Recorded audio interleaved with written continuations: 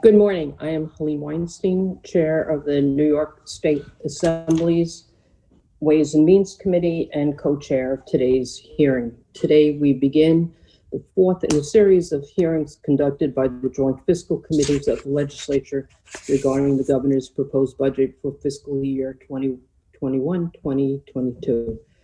Hearings are conducted pursuant to the New York State Constitution and the legislative law. And today, our committees will hear testimony concerning the governor's budget proposal for housing.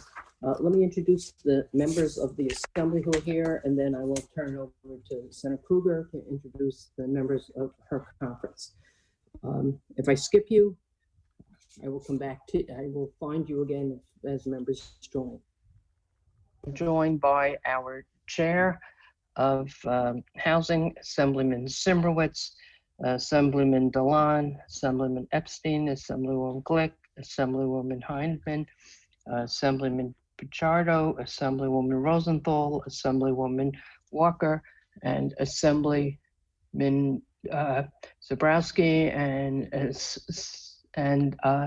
Assemblymember Rivera, and I think for the moment, and Assemblyman Kim.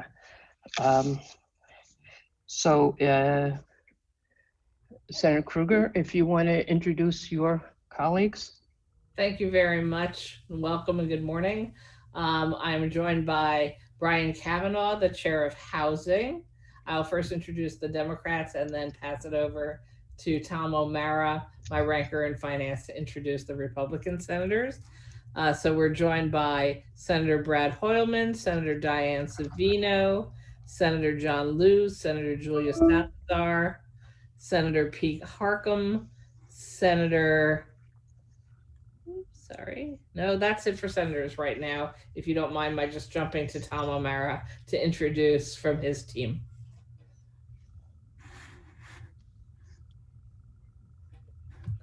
Tom, can you unmute yourself and read off the Republican senators? Yeah, there. I actually muted myself today, Liz. Okay. Thank you. Thank you. We are joined this morning by Senator Martucci with us is all right now. I expect others to join throughout the day. We'll recognize them as they do. So thank you and good morning. Actually, I see Senator Pam Helming, who's your ranker on housing also. Okay, I missed her on the list. Thank you. Thank you. Now we go to, we go to Assemblyman Robb for the members of his conference that are here to introduce. Good morning. We are joined by Assembly members Palmisano, Byrne, and Lawler. Great. So before I introduce our first witness, I just want to remind everybody testifying today to keep your statement within your allotted time limit so everyone can be afforded the opportunity to speak. As I mentioned, Chair, just Barron, you forgot to mention I was here. Okay, Mr. Barron, you weren't here a moment ago,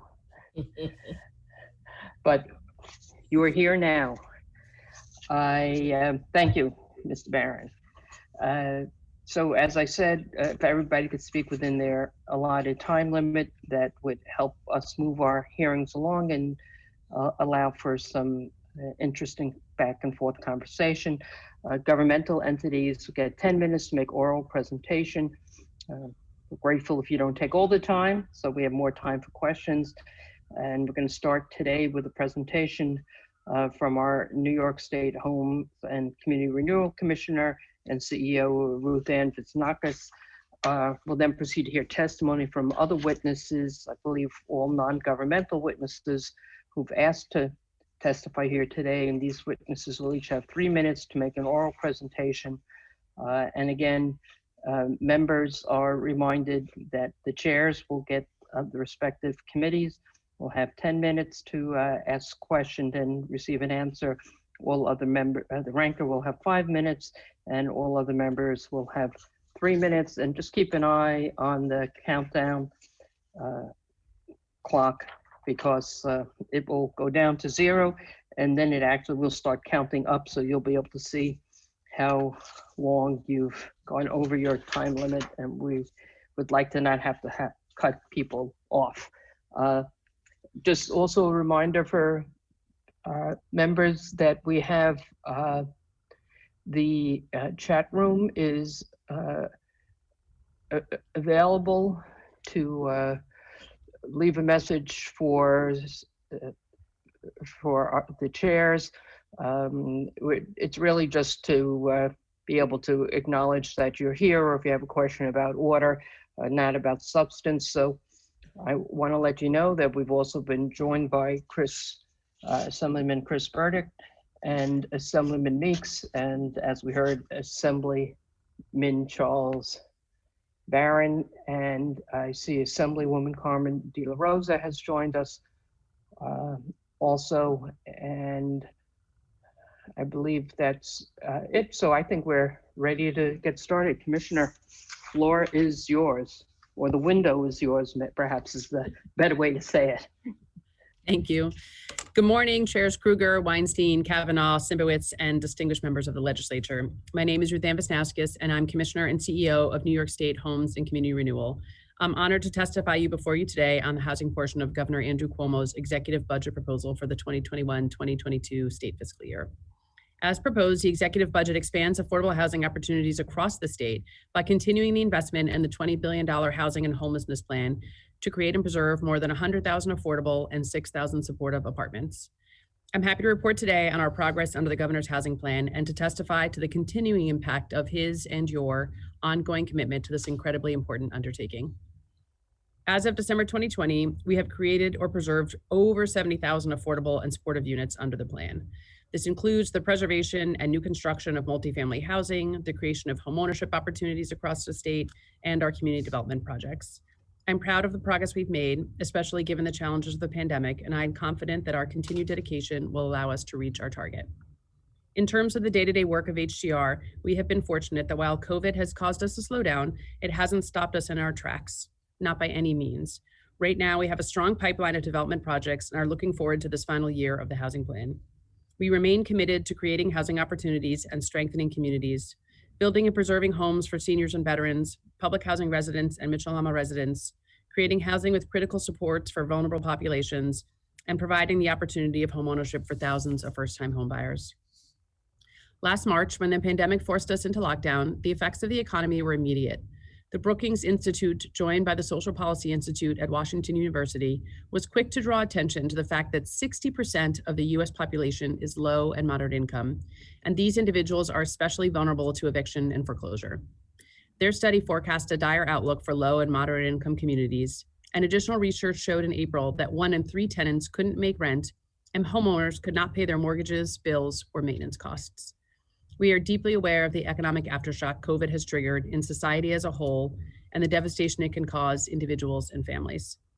That's why the governor was quick to establish the eviction moratorium back in March to allow tenants to use their security deposit as rent and to eliminate fees on rent payments. These efforts were recently extended through this coming May, and it's why my team at HCR has worked day and night to implement the legislature's Emergency Rental Assistance Program, adopted last year to provide a temporary lifeline for households who experienced an increased rent burden and who lost income because they did not receive enhanced unemployment benefits.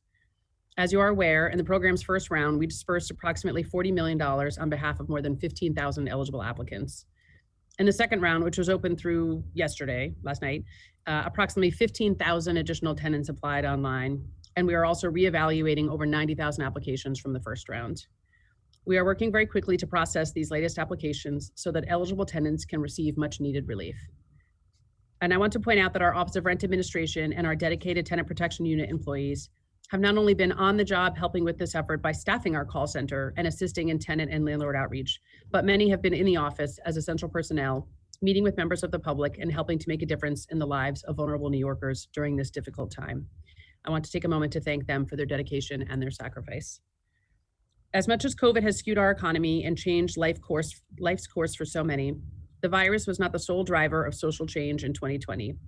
The nation is also reckoning with the systemic racism that plagues every aspect of our society.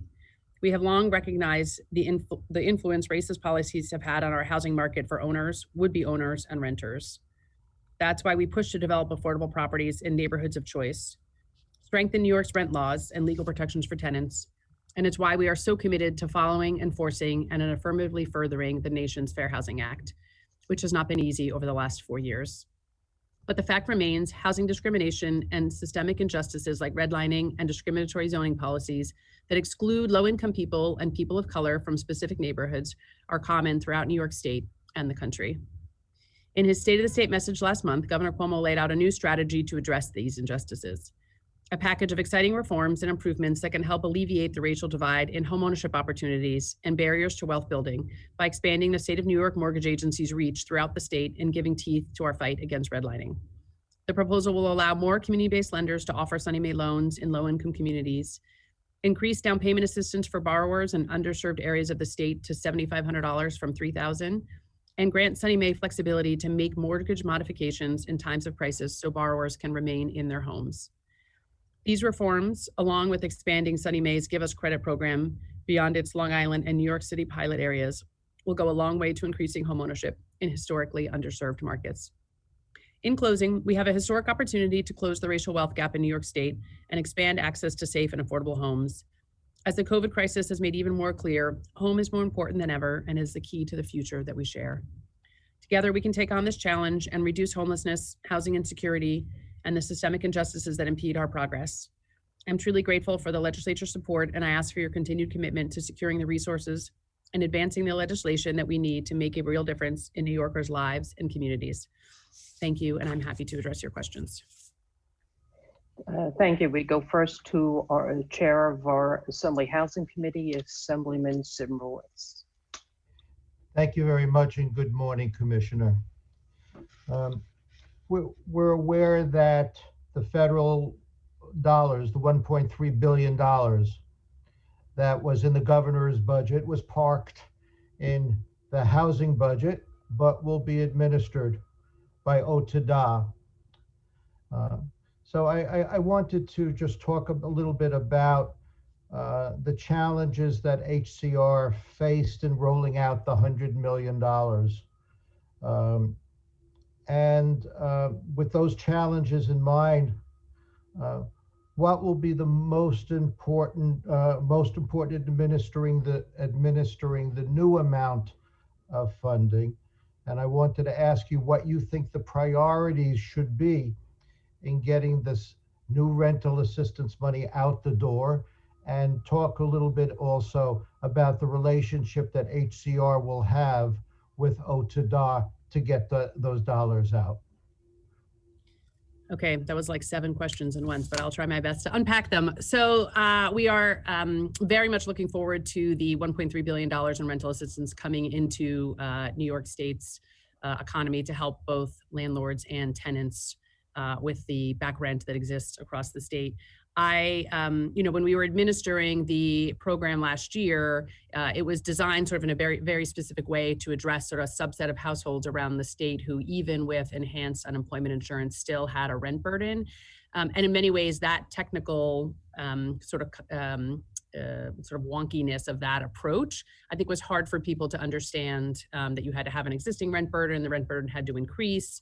And so I think that the goal with the $1.3 billion that OTDA will be administering is to make sure that the program is simple and that people can really understand what it is. There isn't obviously that same rent burden requirement in the federal legislation. So I think that would obviously go a long way to eliminating something that was somewhat confusing for people who thought their entire rent was going to be paid. So I think that OTDA is also very focused on both having a program that is easy to understand, easy to administer, and that can go quickly. That $1.3 billion has a 65% spending deadline by September of this year. So I think we are very focused along with in supporting OTDA to make sure they can meet that deadline. And for our part, we certainly have shared with that team all the lessons we learned from the program, sort of similar to things I've said about making sure that it is very transparent and clear to people so they understand who is eligible and what they're eligible for. And so we will work with them to make sure they are as connected to the landlord and tenant community as they need to be and do as much outreach as we can. One of the things that is being discussed is having landlords apply on their own or apply and then get the permission of the tenant to do that application. Do you think that would have helped if we had done that, or if you had done that in the first round of the $100 million to get it out the door quicker? Well, as you said, the federal legislation allows that, and I think that many landlords would have appreciated that. It's sort of it's a technical thing because you're having two people sort of sign into a single application for a benefit, in this case, a landlord and a tenant. But I do think it will help more people get access to the program having that structure. Localities will be able to apply on their own as well as the state's program. Do you know if there'll be one platform where the localities and the state will be using the same one, so they know that someone applying in a locality would not be applying directly to the state? I'm not sure where OTDA is on that decision, but I do think everyone is cognizant that we want to make sure that it's clear for people where to apply, and there isn't confusion about that, which doesn't really help the tenant, the landlord, or really the state to get the money out the door. Could you talk about the priorities that you think we should be all looking at in order to help those that need the dollars the most, and to make sure that it's done quickly? So the two, as you probably know, the federal program allows the benefit to individuals and families who are under 80% of AMI, but with a preference for those under 50 AMI. So I think that OTDA will be very focused on making sure that those most in need will be prioritized, and also just making sure that the money can get out the door as fast as it can. Any suggestions other than what the feds have put in their regs?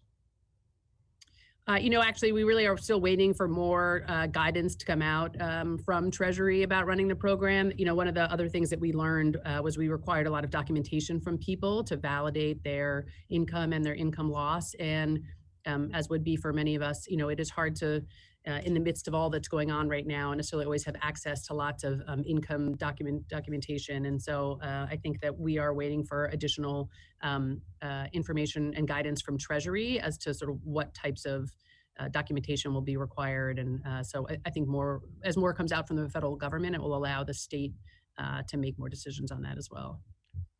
Commissioner, can you talk a little bit about the FTEs that HCR will be losing?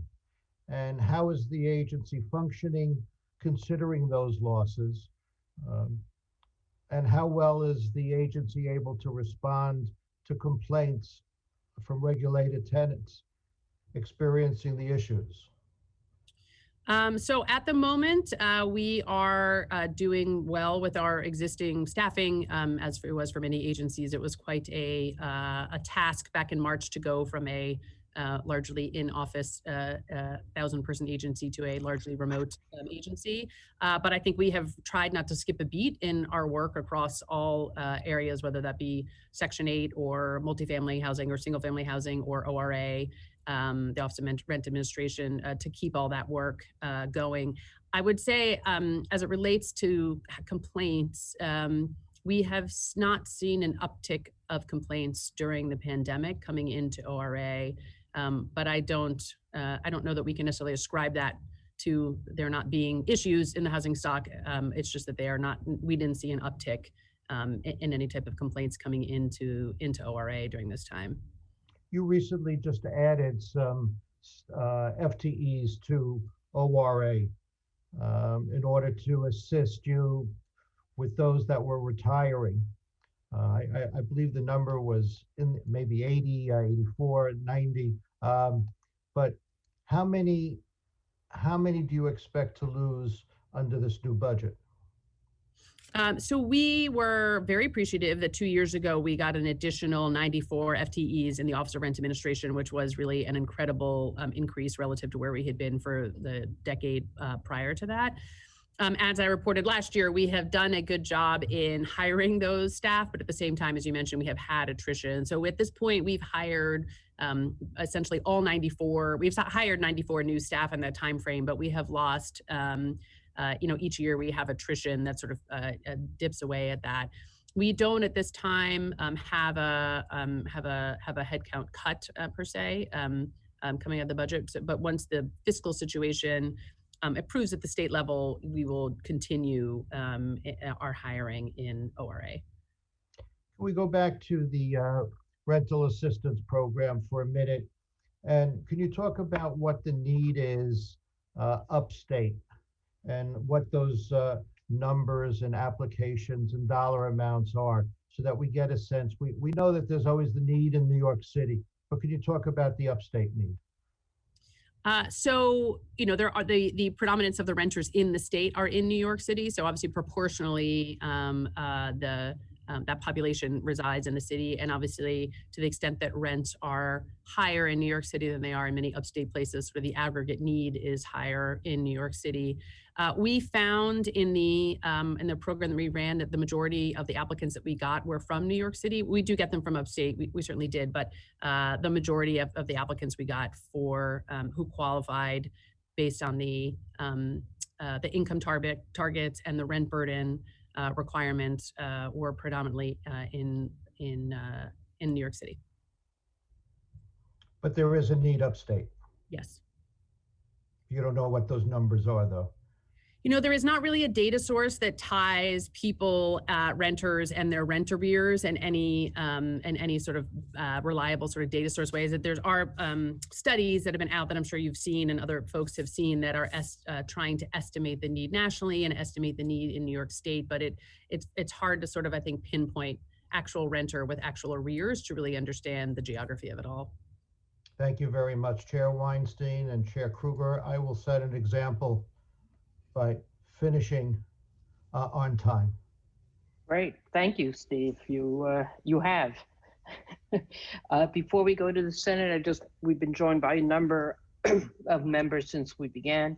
Assemblymember Seawright, Assemblymember New, Assemblyman Aubrey, Assemblymember Devalia, Assemblymember Rodriguez, Assemblymember Fitzpatrick, ranker on housing, and now we go to the Senate for their housing chair. Thank you, and I will also introduce senators who came in since the last time. Senator Sean Ryan, Senator Brisport, Senator Mannion, Senator Tedisco, and Senator Boyle. And with that, I turn it over to our housing chair, Brian Kavanaugh. Great.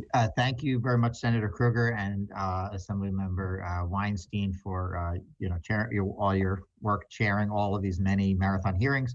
My colleague Steve Simbowitz, who's been a great partner, and colleagues in both houses, including I'll note my local Assembly members, Yulee New and Harvey Epstein, who are here and are great champions on housing issues.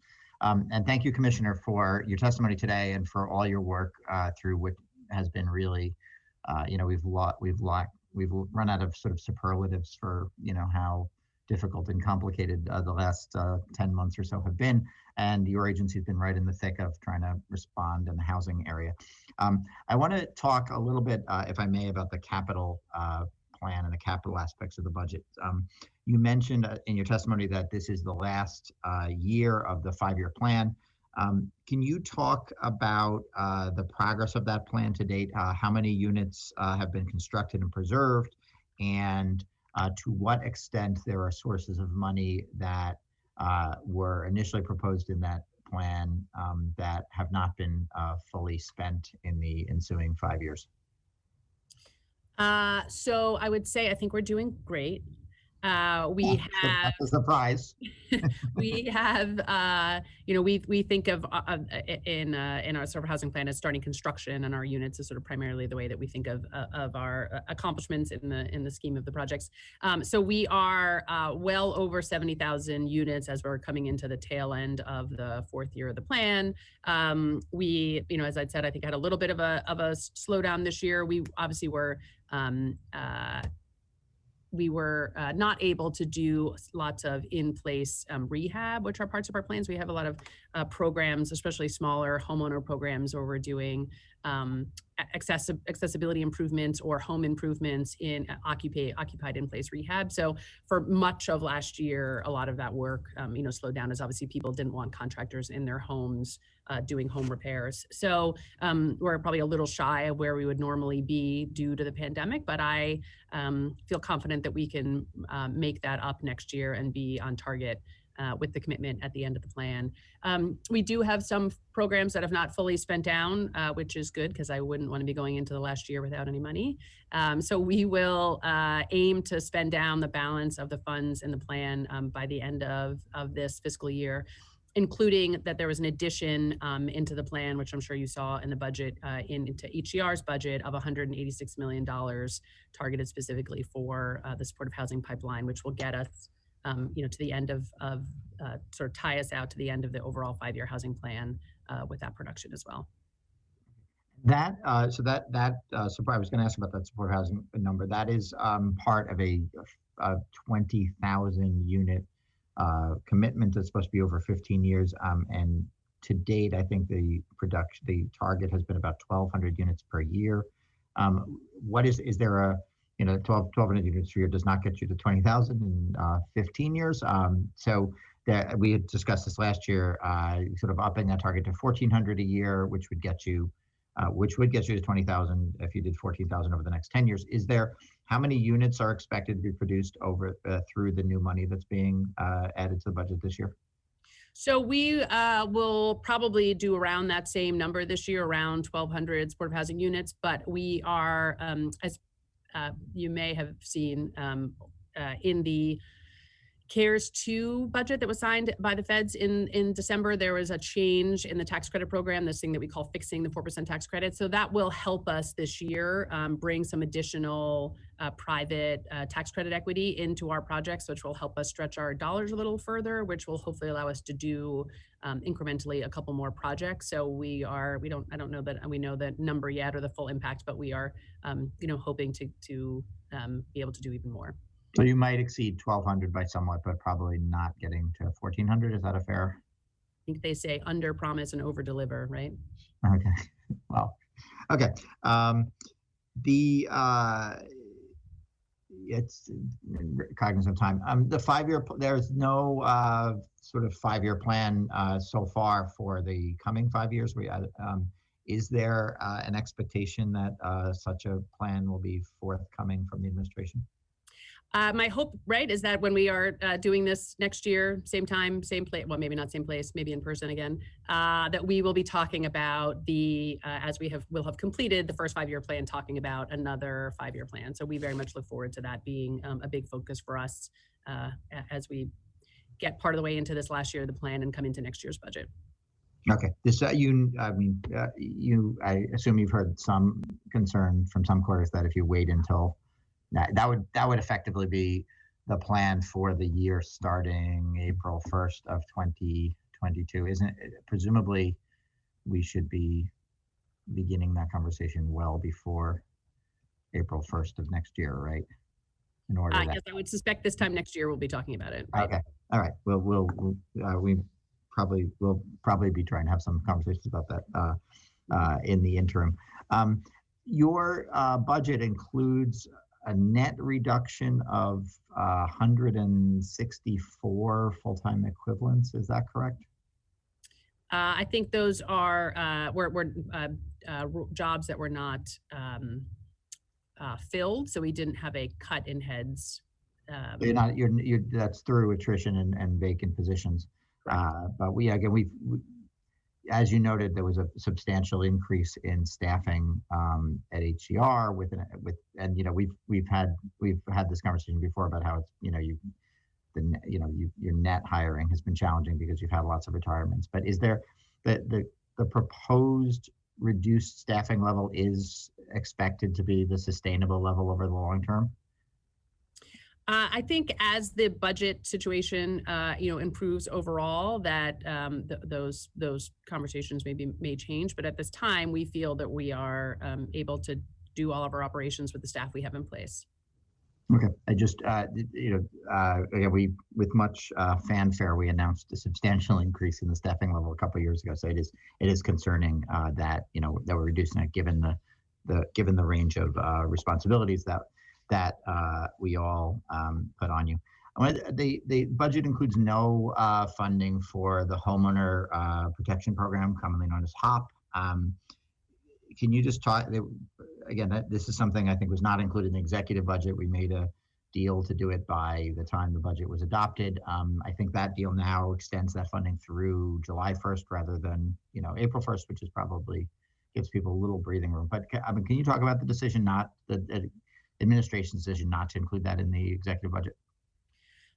I mean, I think it goes back to the probably will be a consistent theme in all questions capital related, that it is a very tight budget this year. And so there were very limited capital infusions. I would mention that we did get an increase. We have a federal foreclosure and eviction prevention counseling funded program that's a pass through to HCR, and we fund about 20 organizations around the state with that. And we received, I think it was maybe a 30 or 40% increase in that from the federal budget this year. So we do have some of that money going out to those organizations for that very important work, and we will have even more of it this year.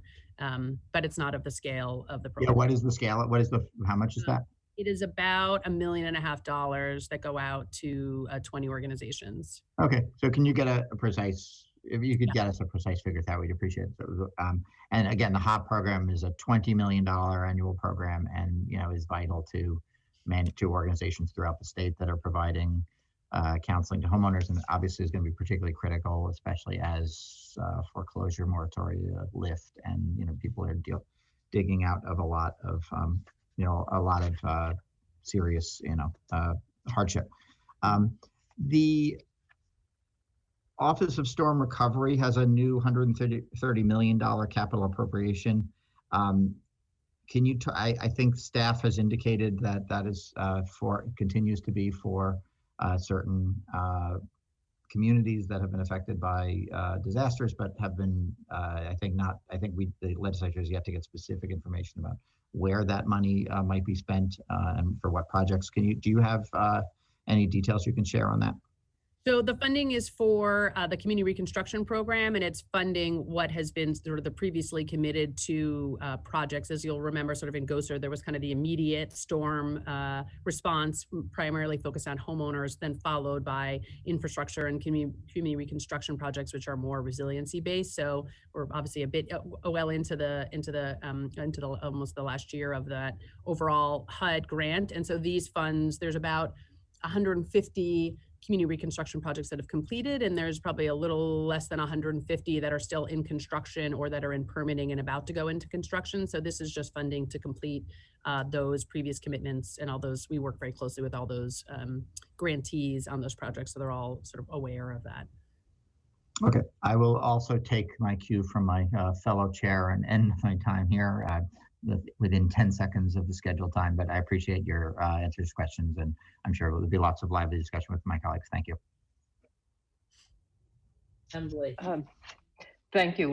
We were joined by Assemblywoman Rodney's Bashart Hermelin, and we go to the ranker on housing, Assemblyman Fitzpatrick. Thank you, Madam Chair. Morning, Commissioner. Just a couple of questions. Just how many more renters have been made eligible for funds from the Emergency Rent Relief Program of 2020 after it was reopened in December? So we are still working through the applications. As I said, the application period actually closed last night, and we got a little over 15,000 additional applications. And we also are re-reviewing people who had previously applied, did not have to reapply to see if they were eligible. So I don't have exact numbers on you. We have to do a fair amount of reaching back to people to get documentation to verify eligibility. So it'll take us another 4 weeks or so to get a better handle on the numbers of how many additional people will qualify. Okay, thank you. Any estimate on the number of tenants who can afford to pay their rent but are choosing not to? Do we have any idea what that might look like? I don't think there's a great data set for that. All right. How about any idea how much money in total will be owed to landlords by May 1st of 21 of this year? You know, there are several studies that are out there that I'm sure you've seen. And again, I think they are, trying to do estimates based on sort of a range of data that don't exactly always tie a renter to their actual arrears. So I think it is hard to know, although I would say that the $1.3 billion that's coming to the state, I would imagine will surely be spent on arrears that exist, across the state. Okay. How about any estimate of the number of landlords, building owners who may be at risk of losing their property from the eviction moratorium? It's interesting. I sort of anecdotally can share that in the rent relief program that we ran, and I imagine this will be true in the federal one, there is an enormous amount of renters who live in very small rental buildings. I think people often think of renters maybe as living in very big, sort of Manhattan, big landlords and big buildings. And really there's a lot of small landlords that perhaps, own a small building even as their occupation or, what have you. And so I think we really are concerned about the vulnerability of small landlords as well as the tenants that are in them. And I think that's why the eviction and foreclosure moratorium that are in place will help stabilize that until this $1.3 billion from the feds can get to landlords and to tenants. Okay, great. And lastly, just does the division have an estimate of the New York City vacancy rate for 21? And what would happen to the rent controls that were passed in 2019 if the vacancy rate exceeds 5%? We don't have the vacancy study will begin this year, I believe. So I don't have a number on what that new number is. So that will come as that process happens. Very good. All right. Thanks very much for your time, and thanks for being here. Thanks. Thank you. Ma'am. Thank you. We go to the Senate now.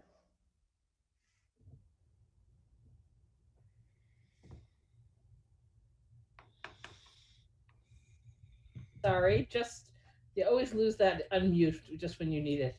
Our next questioner is our ranker, Pam Helming. And sorry, Pam. Also, just to reference that we've also been joined by Senators Jackson and Purcell. Excuse me, Pam. Thank you. Thanks, Senator Krueger. Commissioner, good morning to you. As the ranking member of the Senate Housing Committee, I just want to take a moment to thank you and your team for the incredible work you do to enhance the lives of so many New Yorkers. It's been incredible to see. Specifically, I wanted to mention a project that your department has been involved with in Lyons, which is in Wayne County, New York. We've just had a deplorable living situation there, and the partnership with your team has been incredible and is truly making a difference for people. So I want to thank you for that. You've been asked a number of questions and provided a lot of information about the COVID rent relief extension program. But what I was wondering is, can you tell or share with us the amount of rental subsidies that have been provided to tenant applicants to date from that original $100 million appropriation? So we have, and this was in, I think, the report that we provided in October, that we have provided about $40 million to assist 15,000 applicants from the first round. And now from the second round, as I said, we got an additional 15,000 applicants, as well as we are re-reviewing everybody who applied to see if they would now be eligible. And so we will obviously have additional eligibility coming out of that, but I don't have any early numbers on that yet. Okay. My second question is, one of the bills in the governor's proposed budget is designed to incentivize the conversion of commercial buildings and underutilized hotels into affordable housing. Can you tell me, was there any input from stakeholders in the creation of this proposal? And if so, who? I think there has been some input. I think a lot of people read back in, I'm not sure if it was in November, maybe there was a New York Times article that covered multiple hotel stakeholders, real estate stakeholders, as well as some academic institutions and supportive housing providers, all talking about the opportunity that some vacancy in the commercial and hotel stock could provide for residential housing and for affordable and supportive housing specifically. So I think what's in the budget is sort of an opening framework for that has input from stakeholders, but we certainly are open to additional stakeholders' input. Okay. I wanted to just mention that I was really pleased to see the $20 million in proposed funding for the neighborhood and rural preservation programs. Again, in my district, I've witnessed firsthand how these programs like Bishop Sheen, Better Housing in Tompkins County, and Cuyahoga County Homesite have really provided essential services to seniors, to veterans, people with disabilities, and people with low to moderate incomes. So I'm very grateful to see that funding in there. I wanted to touch on too, Senator Kavanaugh brought up the $130 million flood relief. And I just can't speak positively enough about those resiliency plans and the need to continue to push and complete those ready projects. In the long run, they ultimately are saving the state money, I feel, right, by helping to prevent and mitigate future flood events. So again, I'm very pleased to see that. And my last question is, you and I both know that owning your own home is a big part of our American dream, right? Outside of the neighborhood and rural preservation programs, are there any other proposals in the governor's budget to make home ownership a reality for first-time home buyers?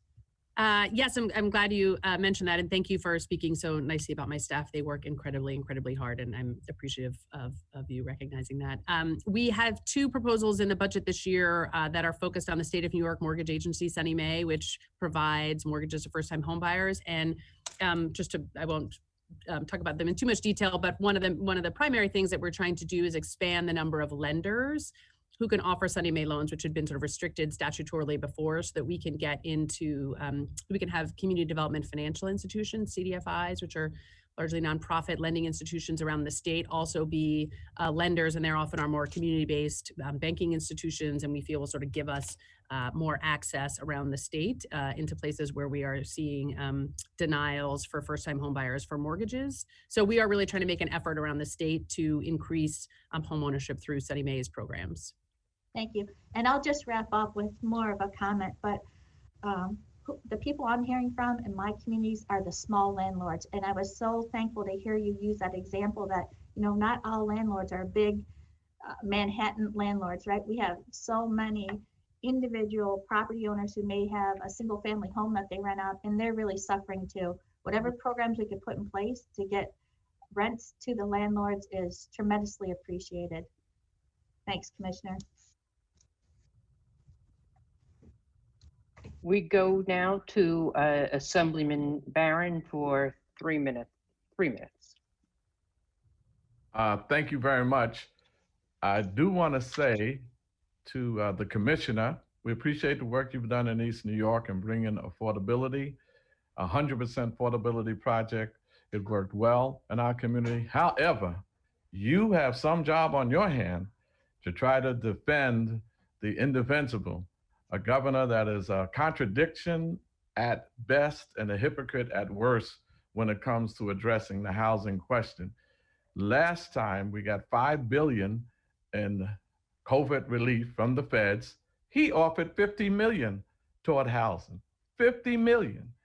We had to fight because we wanted $1 billion. We was gonna settle for $500 million, and then it's reduced to $100 million, and only $40 million of that is given out. And you're talking 15,000 people now, 15,000 maybe in December, when it's 1.3 million people in need. This is woefully inadequate, woefully inadequate. And he keeps putting it on the feds, we're waiting on the feds, when in fact we have a $193 billion state budget, and money needs to be added to the state budget. So when it comes to this money, the 1.3 billion, it should be tied to rent forgiveness. It should be tied to good cause evictions, and it should be tied to renewal and offering of leases. We can't kick the can down the road talking about the moratorium, you know, down to May. You still have the bill to be paid, and it has to be done with state money combined with federal money. The 1.3 billion is not enough. We need close to 2.2 billion to really meet the needs of the people. And as far as affordability is concerned, affordable to who? You know, when you say 80% of the AMI in New York City, the AMI is over $100,000. 80% of that is about $75,000. My East New York AMI is $36,000. And most of our Black and brown communities are from 30 to 50,000 in the AMI area. So affordable to who? And what percentage of the homeless are we going to have in these new housing, so-called affordable housing that we're coming up with? So I would just wanted some of those questions answered. You know, what percentage of the affordability? Can we immediately release this money, not wait till the April budget is passed? We have an immediate need for that. And can this money be released immediately? And I just think overall, it is a shame and it's hypocrisy to have this much money in one state, $193 billion, and an accompanying $16.77 billion capital budget and not do better. Thank you. Thank you, Assemblyman. I think that your statement about the situation for our constituents is noted, and I'm sure the commissioner, as she has other questions, will address some of the issues that you raised. So we're going to go on to the Senate now. So wait a minute, the commissioner's not addressing questions that we asked them, or you're going to let them pile up at the end, or select who you want her to respond to? No, as I mentioned at the beginning of the hearing, there's a 3-minute time clock. So I finished in 3 minutes. I know, but so the commissioner is supposed to answer in 3 minutes. Why don't we just give the commissioner? I didn't know that the answer had. Okay, so let's give the commissioner 1 minute to respond. Okay, can we put 1 minute on the clock? Just 1 minute. Okay, thank you. Commissioner, if you could give a couple of short answers. I think on the 1.3 billion, I would say a couple things. One, I think OTDA is very focused on getting an application open very soon. So I don't think that, I think everyone is very cognizant of the fact that we need to get the money out into people, into renters' hands soon and quickly. So I do think they are focused on that. But I would also say, the 1.3 billion, has to, a couple things, has to be, the 65% of it has to be sent by September. For states across the country that don't meet those spending deadlines, they have to give money back. There's also a lot of states that got a minimum amount that far exceeds the number of renters that they may have arrears for, and that money will go back. And states like New York can then go back and draw down additional money from the 25 billion that was in the December bill. So I don't think the 1.3 is a cap. I think that's, for New York State, we would perceive that as a floor, and that we should be going back to the extent that there's additional money available nationally and pulling that down. And second, I would say also sort of optimistically that there, depending on what gets passed currently in the Biden relief plan, right, there's currently another $25 billion sitting in that $1.9 trillion plan, and where that ends up, none of us really know, but hopefully there will be rental assistance in there too. So I think I hear you that I think the 1.3 billion is not enough, but I am also think that New York will push to get more of the money that was already approved from states that don't spend it. And then we will be going, hopefully getting an additional allocation when this new relief bill is passed, that would be more along the lines of the amount that you're talking about. Thank you. Thank you. Now we go to the Senate. Thank you. And our next questioner is Senator Pete Harckham. Thank you, Madam Chair. Commissioner, good to see you. Very quickly, in my 3 minutes, I have two questions, both follow-ups. Number one, talking about the corporate stock being converted to housing. That plan is limited to Midtown Manhattan. Given the challenges that we face in creating fair and affordable housing in the suburbs and our rural areas where we have a glut of corporate stock, why wouldn't we expand that program beyond Midtown Manhattan? Number two, following up on Chairman Kavanaugh's question, in light of the HOP cut, what is your comprehensive strategy for dealing with the looming foreclosure crisis that many people predict will come once a moratorium is lifted? Thanks. Yeah, I think on the geography, the approach was sort of look at places where there is sort of a large amount of commercial and hotel, and therefore as the vacancies exist right now, it can absorb some conversion. And I think obviously there's still a big need in the state in general for office space and for hotel space, and that industry will come back over time. So I think that was the focus on Midtown as an area where there was sort of a surplus and could benefit from the residential conversion, but I think we are open to, continuing to talk about the geography. On the foreclosure crisis, are you asking specifically about homeowners? Yeah. So, the federal FHA forbearance for federally insured mortgages, as well as the state legislation around state insured mortgages provided by state regulated banks, allows homeowners up to 12 months of forbearance. The federal program, as a state program, has incrementally sort of moved the goal as we've worked our way through the pandemic. That time frame has gotten extended, and now it goes, I think, all the way through the end of February is the time in which homeowners can still ask for forbearance for up to 6 months and then another 6 months. So I think those tools, and this is true, I think for the eviction moratorium also, are trying to be nimble and flexible and keep adjusting as we go. In the case of homeowners, they also have the flexibility to extend their mortgage out, so people don't have to pay it when the pandemic is over in a balloon. They can choose to pay it over time. They can choose to extend their mortgage. Some people can do modifications. So there are a lot of tools there that I think will help stem a foreclosure crisis that obviously none of us want to repeat, things that we saw back in the previous crisis in 08. And so I think that those things will help stem that. Thank you. I would just add on both of those. One, without the legal counseling, it's tough for them to navigate the other aspects. And number two, we should talk about the corporate availabilities. We have former Fortune 500 corporations that have given up their headquarters in Westchester, acres and acres and acres of vacant corporate space that could easily be converted to a lot of units, the kind of scale that we're looking for. Thanks. Thank you. Assembly. We go to Assemblyman Kim for 3 minutes. A reminder to members before the clock starts that because some people joined after we began the hearing, 3 minutes is both for your question and your answer. There are no seconds except for the two chairs of the Housing Committee and the chairs, if needed, of the Ways and Means Committee. Okay, now we go to Assemblyman Kim for 3 minutes. Thank you, Chair Weinstein. Thank you, Commissioner, for your testimony today. And I appreciate the optimism around the 1.3 million federal dollars that's going to come to us. And I think one of the things that we must do is learn from the previous lessons, what we did well and where we fell short. So in your opinion, based on the $100 million that we give for the Emergency Rent Relief Act this past year, what are some of the things that we can improve on immediately? What are the top 2 or 3 things that you think we need to do better to get the $1.3 million to our needy?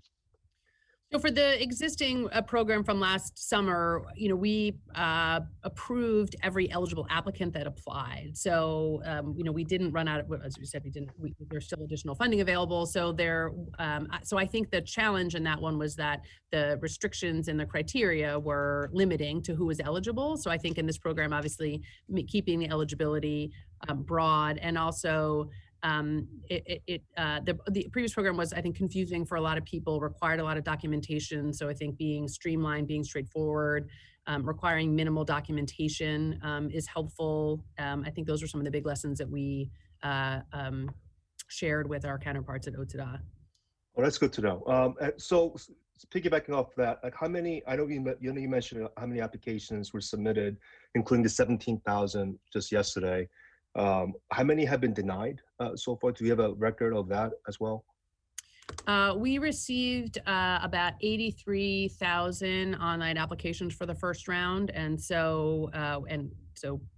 we approved about 15,000 from that. So there was a high number of people who were not eligible, who applied anyway, but in fact, when they provided a income document, the income document showed they were over income, or when they provided a rent statement showed they didn't actually have a rent burden prior to COVID. So lots of people applied who then, when we reviewed their documents, were not eligible, which is, as I was saying, is sort of, it's confusing for people if they don't quite understand it and they apply and are obviously, people are very in a highly stressful situation and very much want to be approved, and then they are not. So I think that was a big challenge in the first program. So speaking of eligibility, so marginalized communities, many undocumented folks, it seems like we're excluded from the $100 million relief fund. What is the plan moving forward for the $1.3 billion to make sure that those informal economy workforce can be taken care of, be included in moving forward? I'm sure the OTDA commissioner can speak probably a little more to this next week, but my understanding is that undocumented families will be served by the federal program. Okay. Thank you so much. Thank you. We go to the Senate.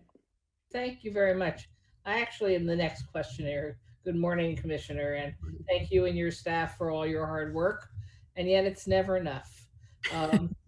Sorry. So given that housing is such a crisis in our entire state. So last year at the budget hearing, we had a discussion about, since the Housing Stability and Tenant Protection Act of 2019, there was a growing problem of building owners keeping apartments vacant so they could eventually combine them with adjacent ones and dramatically increase their rents. And at last year's budget hearing, you said that there would soon be some kind of regulatory change to address this because you agreed it was a serious problem. Has there been any regulatory change and I missed it? So we have been going through the better part of last year through the process of creating the regulations for what we call HETSPA, for the Housing Tenants Stability Protection Act. And we started that process last year. We provided regulations. We received public comment. We responded to that public comment, and we are just about finalized and ready to publish those regulations. So it's a bit of a long process, and we are just on the very tail end of that.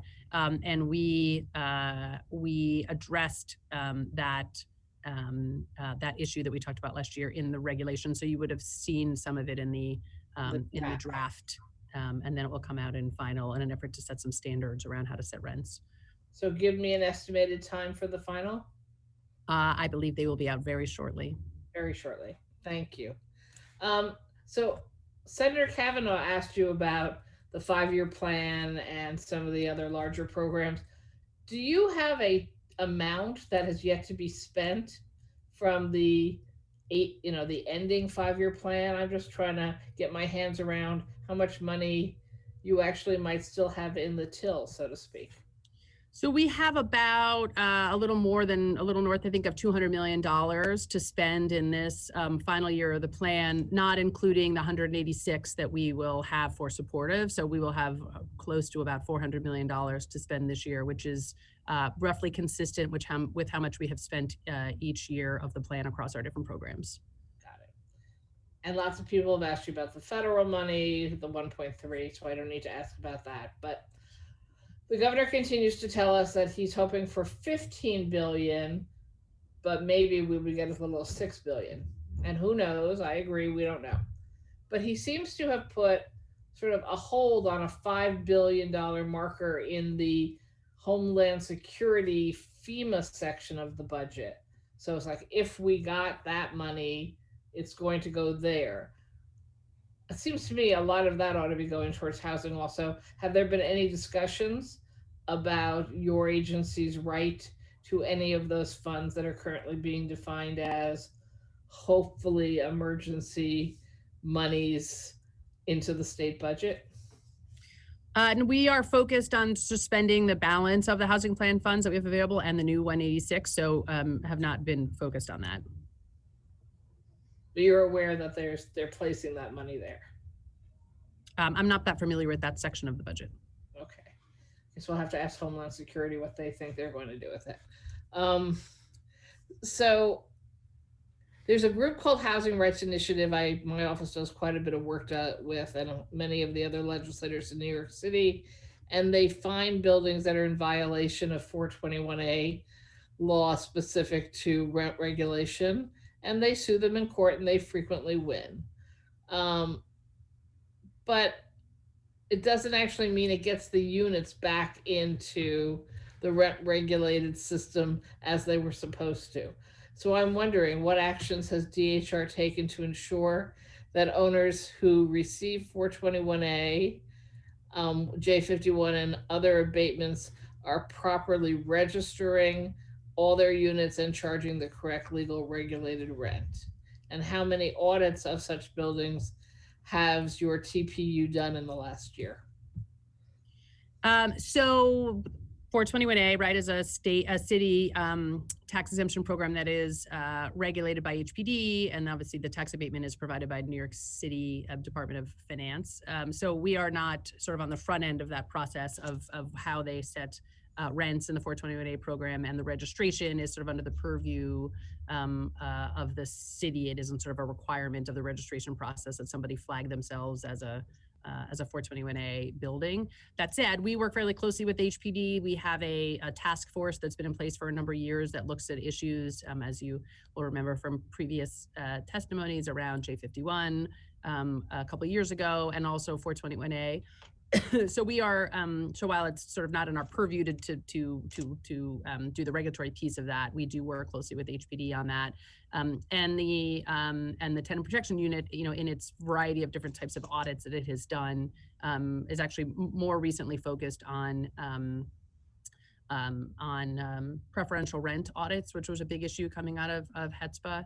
And have been doing a lot of work on that. But we continue to work with HPD to make sure that as they find units that either need to be registered for the first time or are registered incorrectly, that gets done.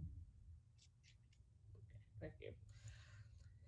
So you also had some questions already about the proposal to facilitate conversion from commercial to hotel to affordable housing that the governor put in his budget.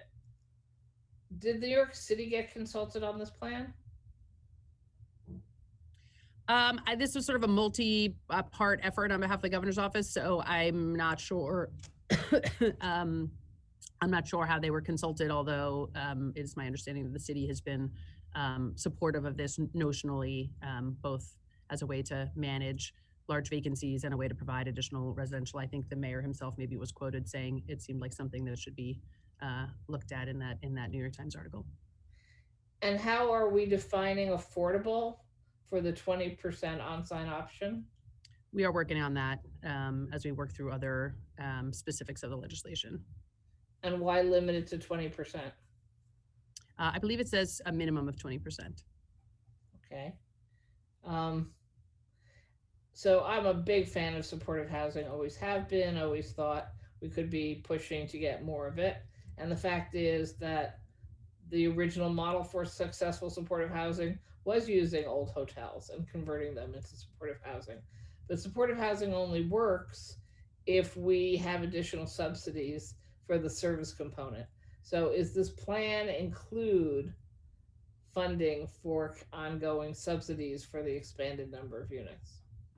Yeah, so as you have heard me probably testify in the past, the Empire State Supportive Housing Initiative, which is the service dollars, that's the companion piece to the capital dollars, that's most commonly in HCR's budget, exists and has been in its, I think maybe in its 5th year now of awarding those service contracts, and that commitment will continue. And in addition to the capital that was in HCR's budget, as you probably know, also OTDA through the Homeless Housing Assistance Corporation also provides capital to those to supportive housing buildings. So both of those resources are available to the extent that providers would like to, and I agree with you 100%, of course, would like to go in, and especially in the case of hotels, and do some conversions to supportive housing. Why is there a payment in lieu of on-site affordable housing option? I think that was put in there to provide an additional tool to the extent that providing it on site is not feasible for whatever reason. Don't we start to walk ourselves down the same path we saw in the older 421A programs when they didn't have to do on-site or in specific geographic area, and then they never really seem to get done? I mean, are we so much more confident we could manage that model in today's world? I think that, yes, I think we could manage a model where people had to pay into a fund, and obviously how you calculate the economics of that are certainly going to be a driver of whether that becomes a option of interest in the economic scheme of these conversions. And what's the formula you would recommend for how much they would need to pay in? We are still looking at that. But one assumes several $100,000 per unit?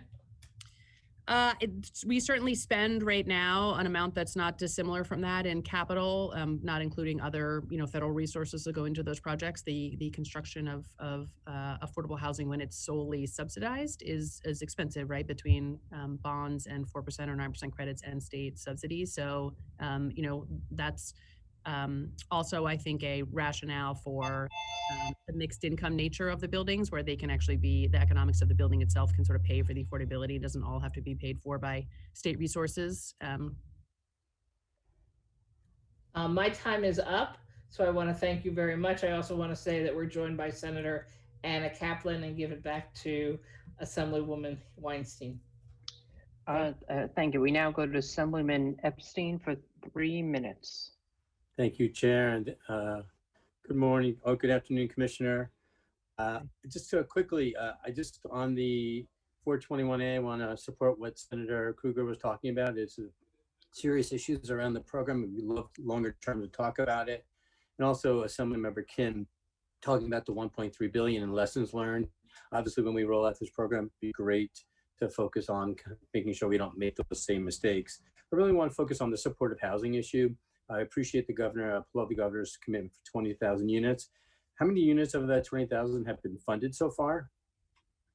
So on HCRs, as part of our housing plan, we've been financing a little over 1,000 units each year to get to the 6,000 over 5 years. So we have both financed ESHI supportive housing units. We've also been financing old New York 3 and other types of supportive housing. So we are, I think we have just at HCR have financed well over 3,000 of the ESHI units, and our history. Of those 3,000, how many of those are occupied at this point?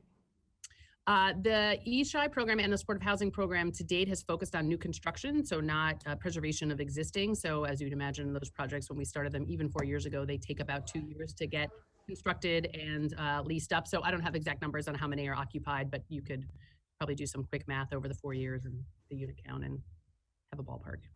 It'd be great to know how many actually beds are in place. So, you know, and then I appreciate the 20,000 commitment, and I appreciate that we're 3,000 units in. Wondering what your timeline is to kind of get to our 20,000 units. And, you know, obviously the need is great, and this has been such a good program as Senator Krueger has expressed. Wondering how realistically we can get there in the foreseeable future. Well, we have another 10 years to get to the balance of the 15,000 units. So I think we probably will be on time and on budget with that. I think that you know, as we come back next year with another 5 years of housing plan, obviously we'll be having a discussion about how many units we are going to be doing each year. As I mentioned earlier to Senator Kavanaugh, we did have a change in the tax credit rules, which are going to allow us to push our dollars to go even further, which will allow us to accelerate more production of supportive housing. We are, you know, certainly laser focused on that part of our pipeline. It is, you know, the majority of our spend in a given year is on the supportive housing projects that we do. Well, and I appreciate that. I just want to make sure that there's a sufficient supportive housing out there. Do you think this commitment the governor's made is sufficient to deal with the crisis in supportive housing that we have in New York State? That's a big question. And I only have 15 seconds, Ruth Ann, so. How long do you want my answer? I think that, you know, Maybe answer 2 parts. The second part is how much of this supportive housing happening outside of New York City as well? Could answer both those pieces. Oh, yeah, sure. Actually, we do a lot of supportive housing outside New York City. Frankly, in some years, I think we may do more outside the city than we do inside the city, although even if the homeless population probably tracks more concentrated in New York City. But of course, New York City is also doing supportive housing, so there's more activity as a whole being done. But for our part, I think, and I could get back to you with numbers, but we have, you know, we might in any given year at least have 50% of our units being done outside New York City. We have a very robust pipeline of supportive housing providers around the state. But we feel very confident that we have been on target since we started, and we will stay on target to meet the commitment. Thank you, Chair. Thank you, Ruth Ann. Thank you. Thank you. Senator Salazar.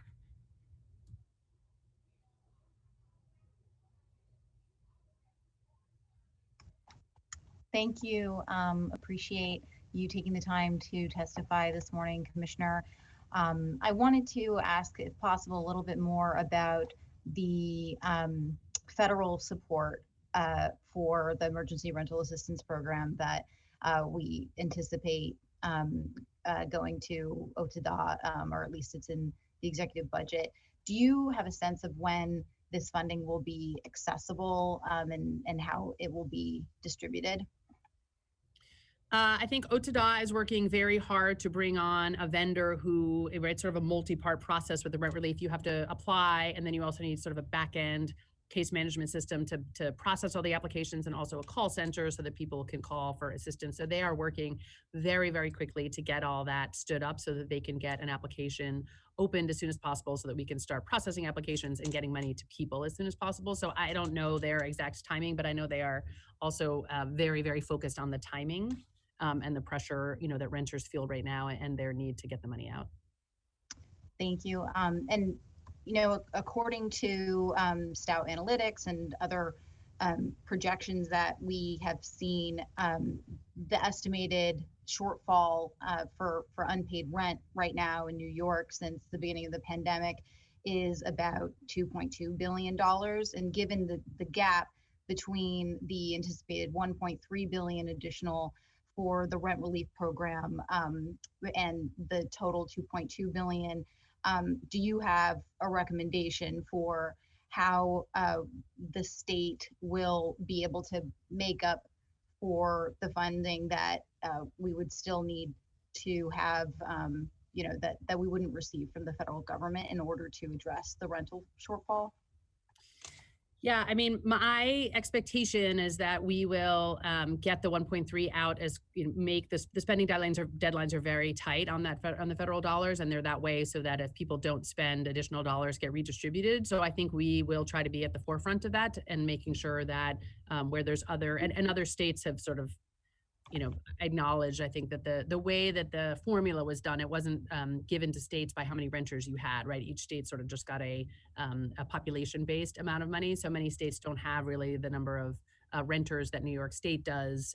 And also, many states received a minimum amount. So even if their population would have given them a lesser amount, they received this $200 million. So our expectation and or hope is that there will be additional dollars that we can bring in addition to the bill that is sitting now being discussed for an additional $25 billion to come behind that, which presumably would bring another $1.3 billion based on the formula, or if they change the formula, could even bring more rental assistance into the state. So I think that is going to go a long way to clearing what is a very, very stressful amount of arrears for landlords and tenants around the state. Thank you. Okay. Thank you. We go to Assemblywoman Rosenthal now.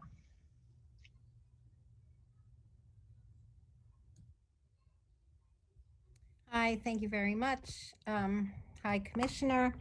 I have a couple of questions. How many people work in the tenant protection unit? 25. For the whole state? Okay, and how many people were dealing with the $100 million rental relief program? Well, it's sort of, I guess, hard to say how many people that would be. We worked with ITS to develop an application. We also had a case management vendor that had staff, and then we used HCR staff also on the call center. So I'm not sure I have an exact number on that. How many is that? I don't have an exact number. Okay, maybe you can get back to me. You said that only 15,000 of all the applicants online were approved. I've had constituents who did not get notice that they could appeal because sometimes they were missing documents they didn't even know they had to submit. So HCR did not inform them that they could appeal. Number two, you probably got over 10,000 snail mail applications. Did you review those as well? Yes, I'm sorry. I should have added the mail applications to that number. We did additionally get upwards of 10,000 applications by mail that we then entered into the system so that they could be processed. So they were reviewed as well? Yes, of course. And what about telling people they had an appeals opportunity? I'd like to check back with you on that. My understanding is that every letter we sent, someone gave them the instructions as to how to appeal the decision. It's not true, actually, because I have constituents who were rejected. They don't know why. So I'd appreciate that. But is HCR didn't approve me a good excuse in court when they're evicted? As I said, I believe everyone had the ability to appeal, and so if they were not eligible for the program as designed by the legislature and signed by the government, they would be able to appeal. They weren't told that, but some of them will be in court being evicted because of government bureaucracy. Let me ask you another question. 421A. So when audits are done and we see that developers have not abided by the rules, does HCR put those units back, and the same with J51, put them back into rent regulation? Yes, when we do audits and we find, well, I'm not sure I understand your question exactly, so let me just say it back to you. When we do audits and find that someone has improperly registered an apartment, we would make them re-register it, or register it if it was not registered, or re-register it properly. Okay, and you can't do that if I send you a list of improperly deregulated, right? The tenant protection unit takes referrals from anybody who provides referrals, so for sure you could do that. Okay, I've done that and been told that HCR can't do that. Let me ask another question. Do you know how much money is lost? Linda, I'm sorry, yeah, the time is up. You can feel free to email me a question. I'll be happy to ask the commissioner. Okay, we're gonna go to the Senate now. Thank you very much. Let's see, we have Senator John Mannion from Syracuse. Thank you.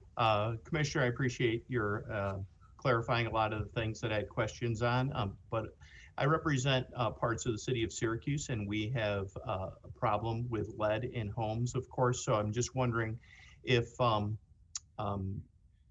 what is being done to assist local governments as far as inspection and potentially remediation, and is there anything in the budget to help address that issue that we have locally? Thank you.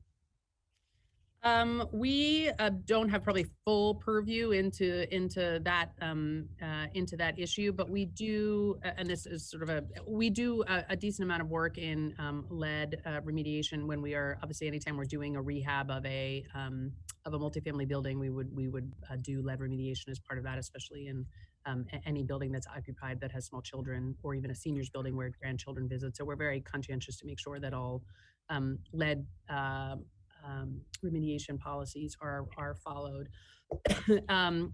We also work closely with the Department of Health, who is focused on lead in children too, and would be happy to sort of follow up if there's sort of a specific programmatic way we could address that in the Syracuse area. I appreciate that. Thank you. I'll let the next questioner move on. Thanks. Oh, hold on. Yes, we go to Assemblywoman New. Thank you. Hello, Commissioner. I just wanted to follow up on a couple of things that was mentioned. And because of the whole micro machine talking person that we are now, I just wanted to go really quickly. But you had mentioned that, that the federal programs should cover marginalized communities, including undocumented folks. And that's just on the record. That's because the current Emergency Rent Relief Act purposefully did not include undocumented folks. I'm sorry, can you ask your question again? I didn't quite follow the tail end of it. So the current program, Emergency Rent Relief Act, actually purposefully left out undocumented folks, right? No, so we served families that were mixed status. So you didn't have to have, if there was a child that had an immigration status, was a citizen or had an immigration status, and parents that were undocumented, we served those. We sought to serve everybody we could. Serving undocumented families with federal dollars is complex, and so in an effort not to run afoul of that, we served families where there was just one member, and it didn't matter who it was, that had an immigration status of some sort for eligibility. I mean, that was not the answer previously, but the Emergency Rent Relief Act and other tenant-based application programs often create barriers, right, for members of marginalized communities, like you just said, and folks who work in the informal economy, like I was when I was a bartender. But what is your plan to ensure that these populations will be included in any rent relief program that comes out with the $1.3 billion? Well, as you know, OTDA is going to run the program, not HCR, but I think they are very focused on making sure that the most vulnerable New Yorkers get the assistance that they need with the federal dollars. The landlord community and the tenant advocacy community actually both agree that a landlord hardship fund is a more cost-effective and streamlined and quick approach to dispersing resources for COVID-19 related arrears.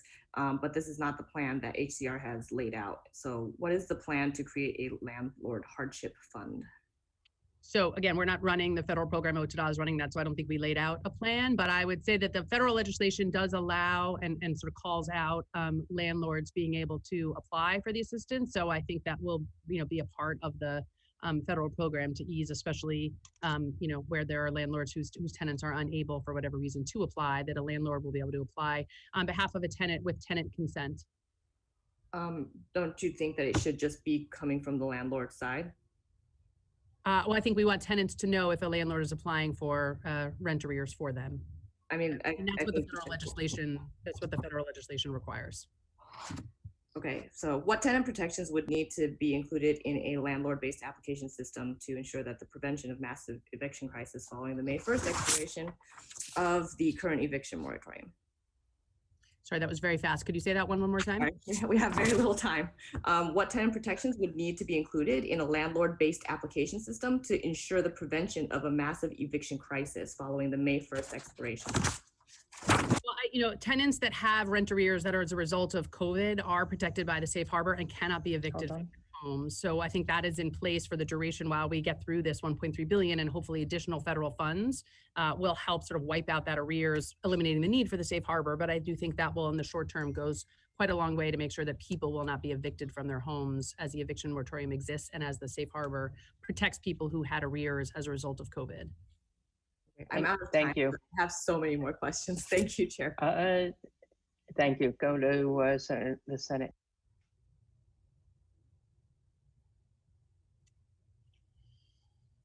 Sorry. Thank you very much. Our next questioner is Senator Brisport from Brooklyn.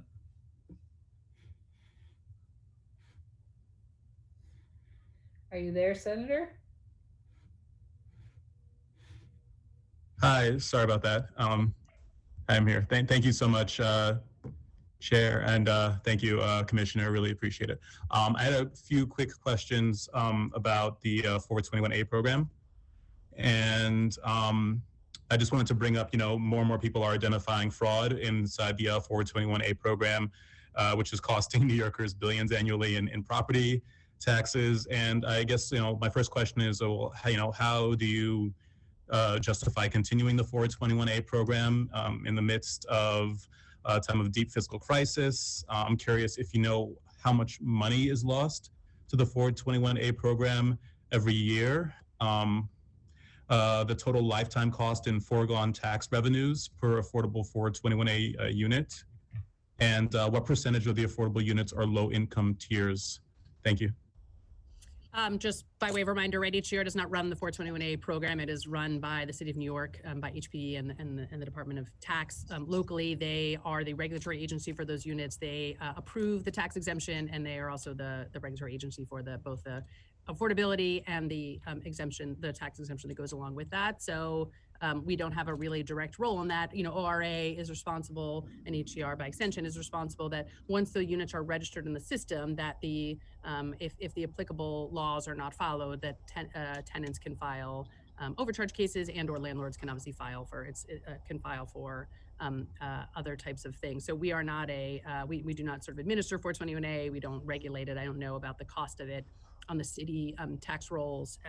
But I would say we do work closely with the city that where it is found that they find that projects that they approved did not properly register the tents according to their regulatory agreement, that we will work with them to make sure that those get corrected and that landlords are re-registering them.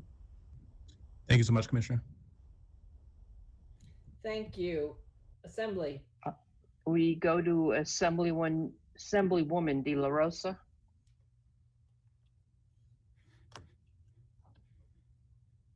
Thank you. Hi, Commissioner. Thank you for being here today. I'm going to follow the same sort of line of questioning some of my colleagues have already done today, but I just want to state before I ask my question that we are concerned about the $2.2 billion approximate rent shortfall that exists in communities like mine that were already at risk of displacement before COVID-19, this is a sure sign that there will be homelessness that will increase in our communities. And so I want to ask about now this shift to the OTDA budget. Will there be coordination between your agency and OTDA to make sure that folks who had already applied for the relief in the first round are able to carry forward their applications if they've been denied or are waiting appeal? We will certainly, and already have been coordinating with OTDA, certainly to give them all of the lessons learned from the previous program, although they will be much different, but just in terms of execution. So we will definitely work closely with them, and also work closely with them on outreach to make sure that, you know, we're getting to landlords and tenants, and then they can understand what they are eligible for. You know, I think our number one job is to try and make sure we get that program up and running and get that money out the door, so that as we have these, you know, eviction moratorium that keep getting extended, that we use all that time to get these rental dollars into people's hands. So we are definitely very coordinated with OTDA.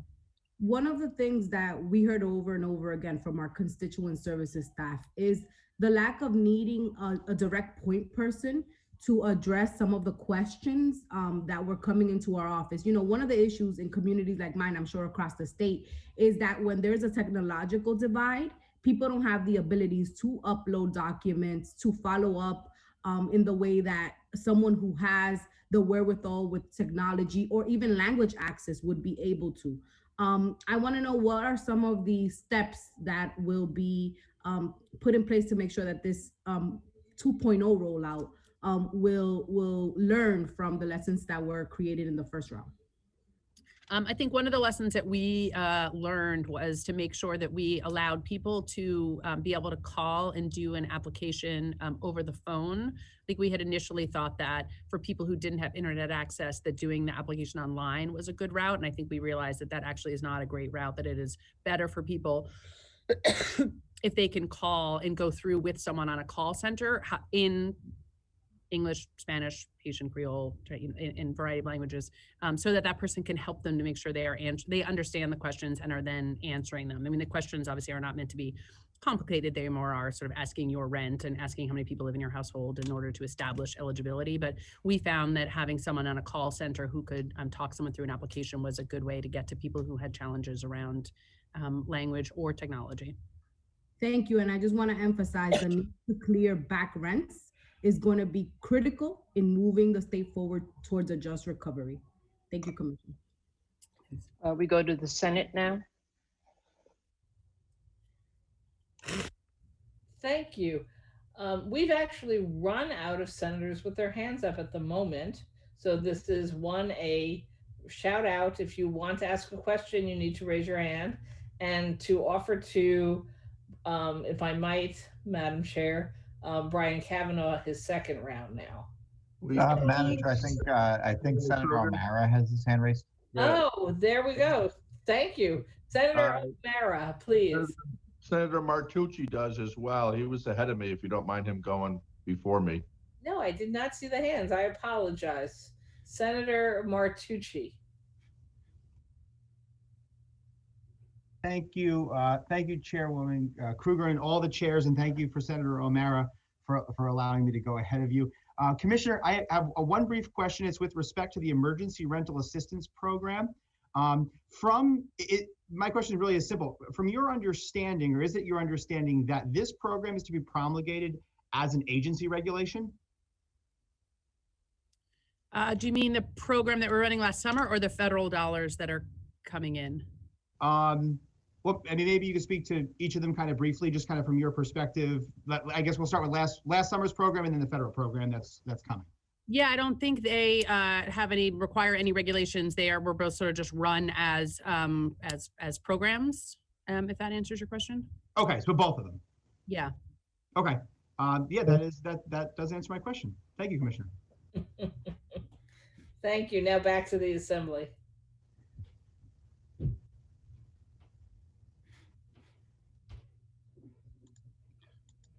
Yes, thanks very much, Chair, and thank you, Commissioner, for your work. I can attest that you're highly regarded in Westchester County, and I'd like to thank you and your staff for helping us with the 12-unit affordable housing project in my hometown of Bedford. You had mentioned that many renters live in small rental buildings. So much in HCR is geared to larger projects. And yes, you get more bang for the dollar, but it does leave out a lot of underserved communities in Westchester and throughout the state. I understand that years back, there was a small building program to provide construction funds, and perhaps that could be funded with unused federal home project funds, projects that don't go forward. I'm wondering if you could address that. Yes, I'd be happy to. We love our small projects as much as our big projects. So we are happy to do every 12-unit rental project around the state that presents us one. I think I actually did a ribbon cutting a week ago for a 7-unit project. So we are very focused on small projects, especially in smaller communities where that's right-sized, and just because every project counts.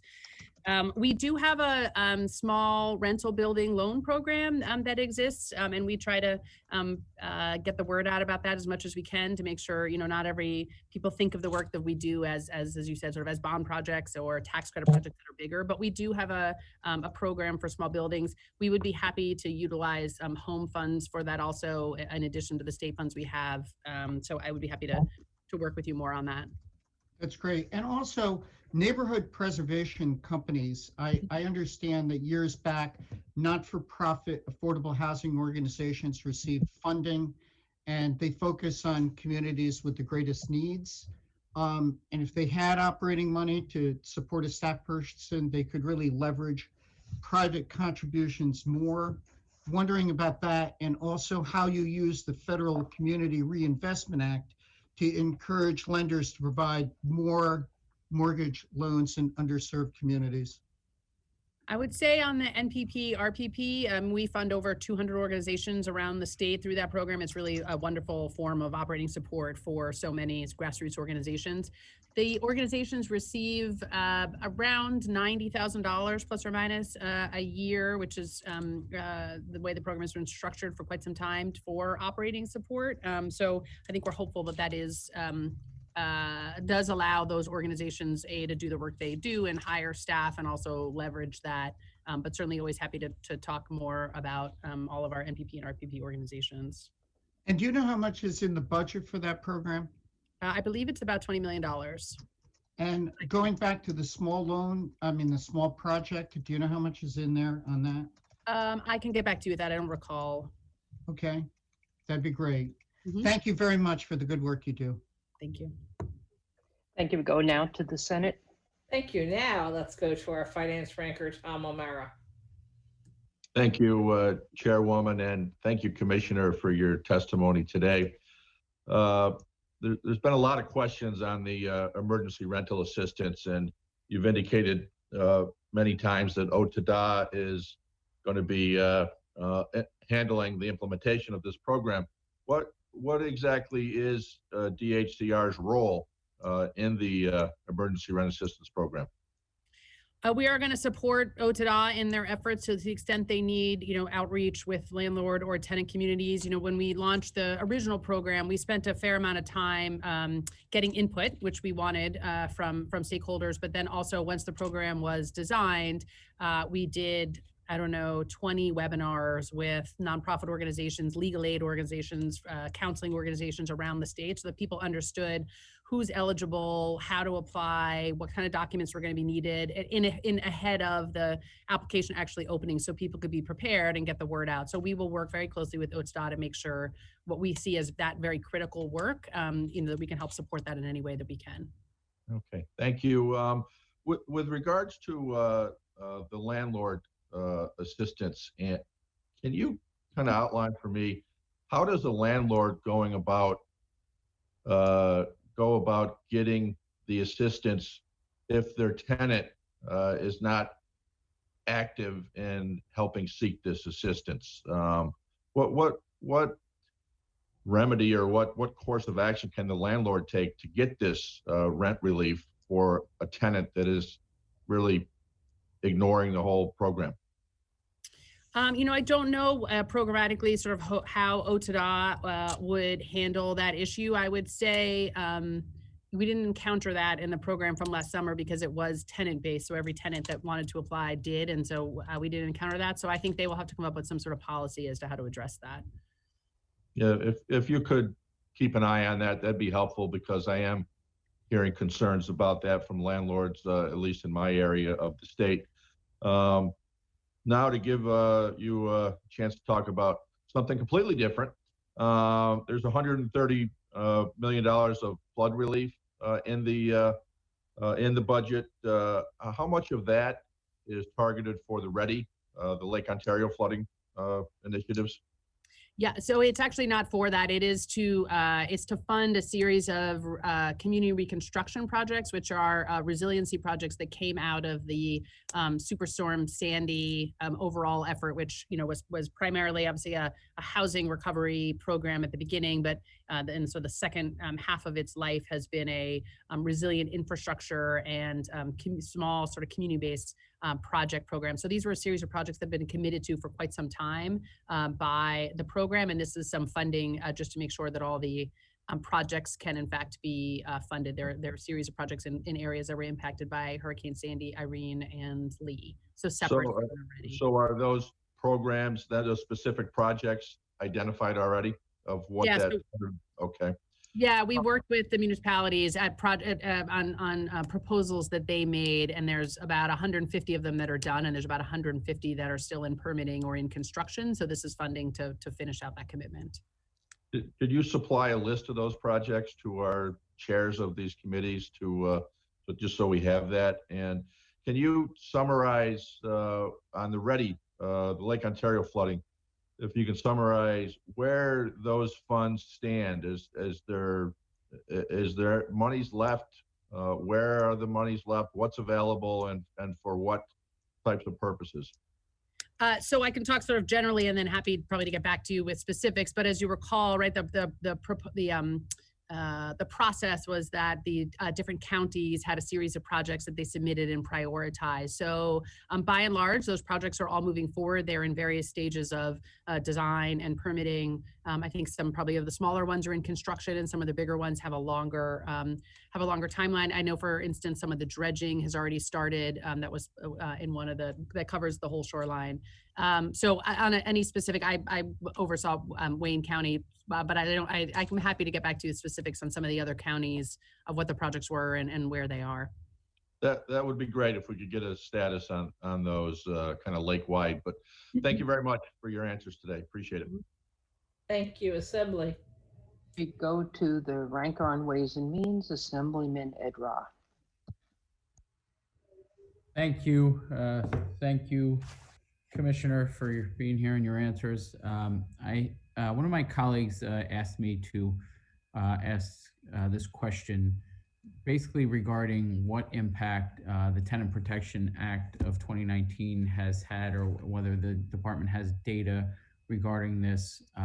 Anecdotally, he's been told by landlords that because they can't any longer take more than a 1-month security deposit, that perhaps they've taken to doing smaller increases to the overall rent to kind of make up for that, and that he's concerned it's having an impact on the housing stock available for low income individuals. This would be in parts of the state that are not rent controlled. I'm just wondering if the department might have any data regarding that. So for sure, the changes that were made to the rent stabilization law in the law that was passed in 2019 were extensive and very comprehensive. So I think people will speak anecdotally about how that is playing out, both for renters and landlords, both.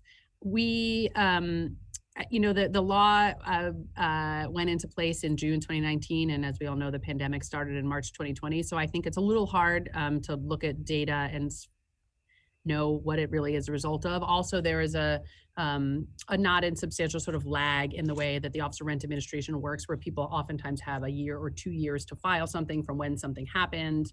And so I think it is and we have I think it will take a little more time to see from a data perspective, sort of the changes of the law, not just because it's only been a year and a half, but also because half of that was at a time where, we had a reduction in kind of activity due to the pandemic. Sure, and certainly it's been, we're going on basically a year that we've been under these circumstances. So obviously that has an impact on both getting information and certainly on, people just staying where they are. So I thank you for that. And just lastly, I know one of my colleagues already raised this, but that issue of where we are in terms of vacancy in New York City and that 5% is certainly something I think we're all keeping an eye on going forward. So thank you. I will yield the rest of my time. Thank you Thank very you. much. Go to the Senate. Yep. Thank you. Senator Brad Hoylman. Good morning, Commissioner. Quick question for you. Well, two quick questions. Last year, as you know, HCR took steps to create a MCI reasonable cost schedule in compliance with our rent reforms. My office and others have voiced concerns with the reasonable cost schedule at the September 9th hearing that was held. In response to the hearing, there are still a number of unresolved issues. For example, concerns of inflated costs were not properly addressed. One example at Stuytown Peter Cooper Village in my district, the Tenants Association has pointed out that the maximum allowed cost for a sidewalk shed under the proposed schedule is nearly 3 times the amount that their landlord claimed for a shed at that location in the past. So advocates and constituents are asking to see the report that was used to make the cost schedule. Could you commit to us today to make that public? So I can tell you what we did, right? We went and got a third party to provide us with a schedule of values. We then looked at that and used our own internal expertise, our own internal data. We talked to other agencies that also do construction type work to vet the cost schedule. The cost schedule obviously is a response to many years of people saying that the costs were inflated, right? And so it was meant to provide a cap on those. It's not a floor. And I think that when we went through the process, obviously there is a variety, a variation in cost based on building type, age of building. I learned about whether sidewalk sheds are 8 feet or 10 feet or 12 feet deep and the differences of the cost of those, and I'm aware of that issue. And so we looked at all that very closely and arrived at what we thought was the appropriate schedule of costs, understanding that it's hard to have a one-size-fits-all cap. That said, each owner that applies has to substantiate their costs. And so it isn't you just apply for the maximum amount. You have to you have to submit for approval and substantiate the cost that you had under that cap. So we're not going to be able to have access to that report? I'd have to get back to you on that. Okay, I would urge you to do that. I don't know if I have any more time, but I did want to ask you about Mitchell Lamas and attempts to seek privatization during the pandemic. Do you have any opinion on that? Are you thinking of issuing any pause orders? Could you issue pause orders? I'm not sure that we've received any requests for privatizations during the pandemic, so I don't think that has caused us to think about whether we would issue a pause, but I'm happy to follow up with you on that too. Thank you very much. Thank you. Assembly. We go to Assemblyman John Rivera. Hi there. Good afternoon, Commissioner. Can you hear me? Hi. Yes. Sorry. Good. That's all right. So I want to talk about a program that hasn't come up yet, and it's the Main Street program. Mm-hmm. Recently, there was an extension that was granted, so I thank you for that, for some of the work that's being done through the program in downtown Buffalo. And prior to coming to the Assembly, I was pretty familiar with this because I was involved in my community and acquiring one of these grants and seeing it through. So can you speak to the scope and the status of the projects, perhaps in downtown Buffalo? And then also, are Main Street aided projects in other localities facing similar obstacles, delays with construction and such? And then lastly, what amount of the Main Street funds will be lost because of projects not being able to be completed because of COVID-19? And what happens with that funding? So the program is funded at about $4.2 million a year and has been at that level for quite some time. We love our Main Street projects. Prior to sort of previous conversations about sort of smaller projects, we understand the value of smaller projects, as especially in Main Street type localities, are as important as sort of the big flashy projects that people are more inclined to associate with the work that we do. So we love the Main Street program. I can't speak specifically to the projects in Buffalo, but I would say we work very closely with the grantees to make sure that they can complete the projects. And if you haven't experienced this, we'd be happy to sit and talk more, but if a project is having a delay as a result of COVID, we would certainly work with them to make sure that they can, to the extent that they can complete it, that we are not the reason why that doesn't happen. I appreciate that. Thank you. And I guess the only other question I've had is, it's been brought up before, and it's not as unique to Buffalo. I think it's pretty common throughout upstate New York, and that's lead in our housing. And, for folks that are, living with this, dealing with this, and then also, and in part perhaps because I come from county government, knowing that county and city governments are sort of all involved in the reduction of this, what do you say are things that we could be doing, or, what are you doing with local governments to kind of move the needle on this? So, we make sure for all the projects that we do, when we're doing in-place rehab, which is would be commonly where we're finding issues of lead, that we are making sure that that lead is being abated or remediated or addressed. And we certainly would never do a renovation project that didn't across all of our portfolio. So I guess I would say, to the extent that there's sort of another sort of programmatic need that we have upstate around how to address that, we certainly are open to talking and figuring out how to tackle that, if there's sort of another way we need to get at it. Thank you. Thank you. Oh, I think Senator Brian Kavanaugh, Chair of Housing, for his second round. I think, if I may, maybe let the assembly members who haven't go if that's not a terrible change in the protocol. So you want to wait until all the assembly members have gone? Yeah, if that's okay, just because I won't ask questions that they're gonna cover. If it's fine with the chair, it's fine with me. It's fine with me, and anything to move the hearing along. We go next to Assemblyman Meeks.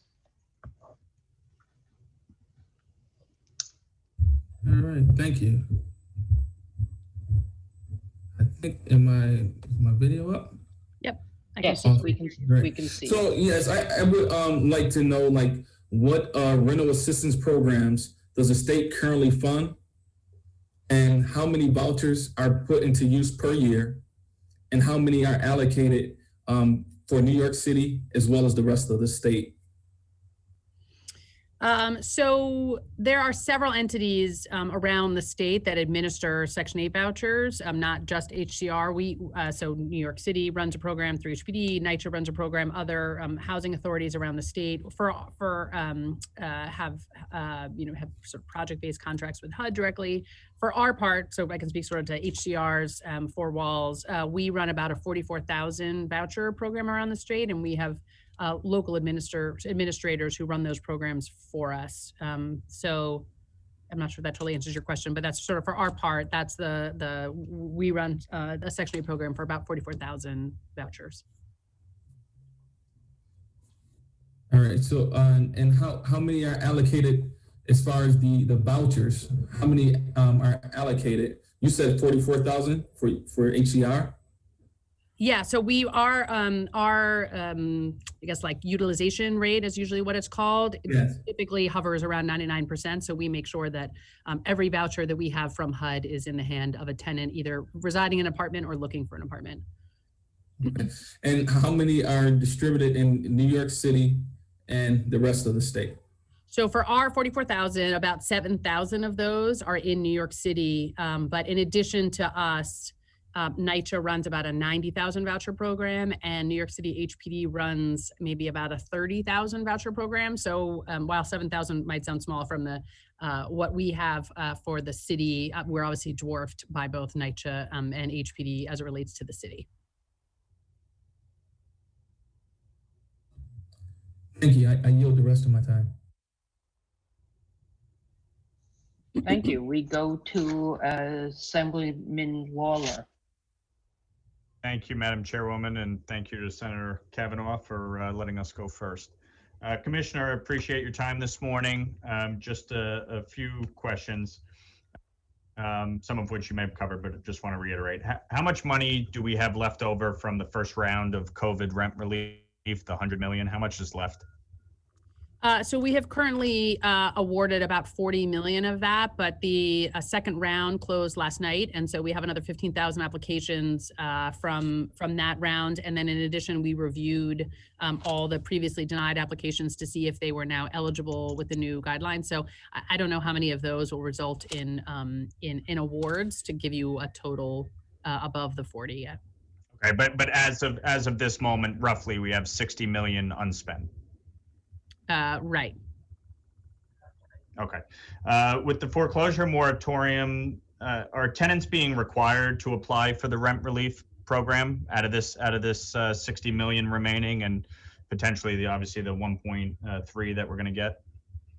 So the application period for the prior program closed last night, so people did have to apply to make sure that they were eligible according to the legislative guidelines, right? There was a bunch of qualifications in order to be eligible. Were they required to, though? I'm sorry, can you ask that again? Were they mandated to apply for it, or is it just if they felt they wanted to apply for it? People were permitted to apply for it. If they wanted to, they were not required. Okay, but they're not mandated. They're not mandated to apply for it. Correct. The legislation did not require people to apply. Okay. Do you think they should be mandated to apply for it? I think that's sort of I think that's a hard thing to legislate. Okay. Why can't the landlord apply with the consent of the tenant?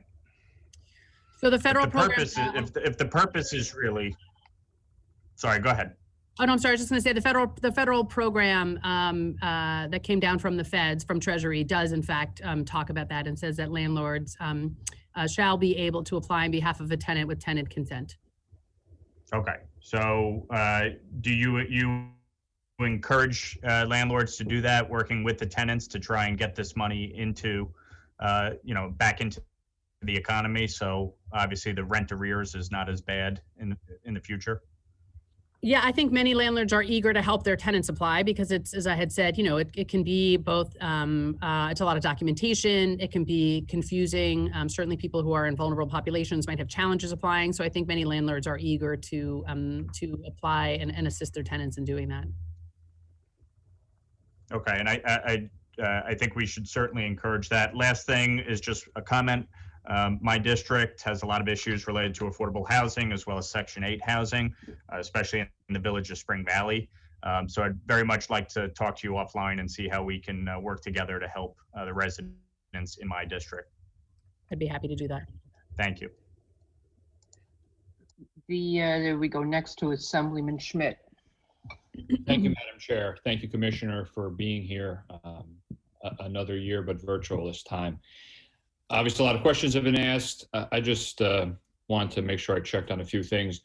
In your opinion, what was the biggest issue with the first round of the emergency rent relief program? Was there one particular issue that stood out in the execution or in the structure of it? I think that the way the first program was designed, it was meant to help people who were worse off during the period of enhanced unemployment insurance. And it basically said if you had a 30% rent burden prior and you had a 40% rent burden now, because your income went down, we would pay the difference. I think many people thought their entire rent was being paid. And so I think that was a big, challenge. But in general, I think the simpler the programs can be for people to understand, am I eligible? And if I am eligible, how much am I going to get is key to sort of managing expectations on the landlord and the tenant side about what they're going to be eligible for and eventually get. Okay, you mentioned the second round closed last night, correct? Yes. Now, do you believe the remaining 60 million will be exhausted after the second round, or how long do you think until you ascertain that? Yeah, I think we need a couple more weeks. We also, we are both reviewing all the original applicants who were denied and had done a lot of outreach to people to get documentation. And we like to give people time to get us documentation because we know people are under a lot of stress in addition to the new applications that we have. So I think it will be a couple weeks before we have a better handle on how many of the current applicants will be eligible. What, I guess, should that occur, that there is money left over, how quickly do you think we could get to a third round, just based administratively in that case?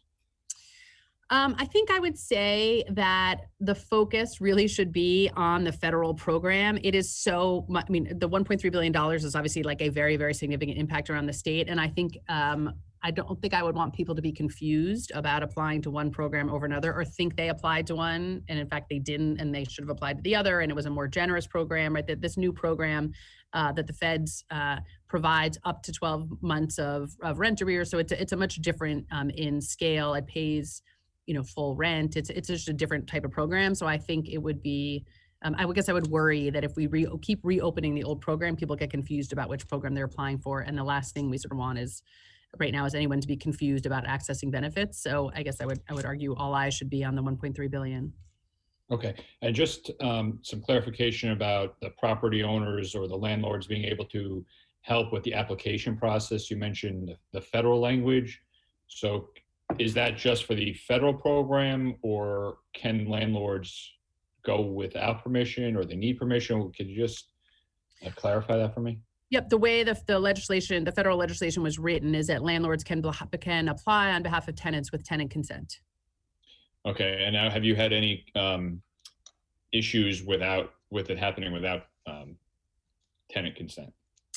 So for the first program, it was only a tenant-based application process, so we didn't really encounter that.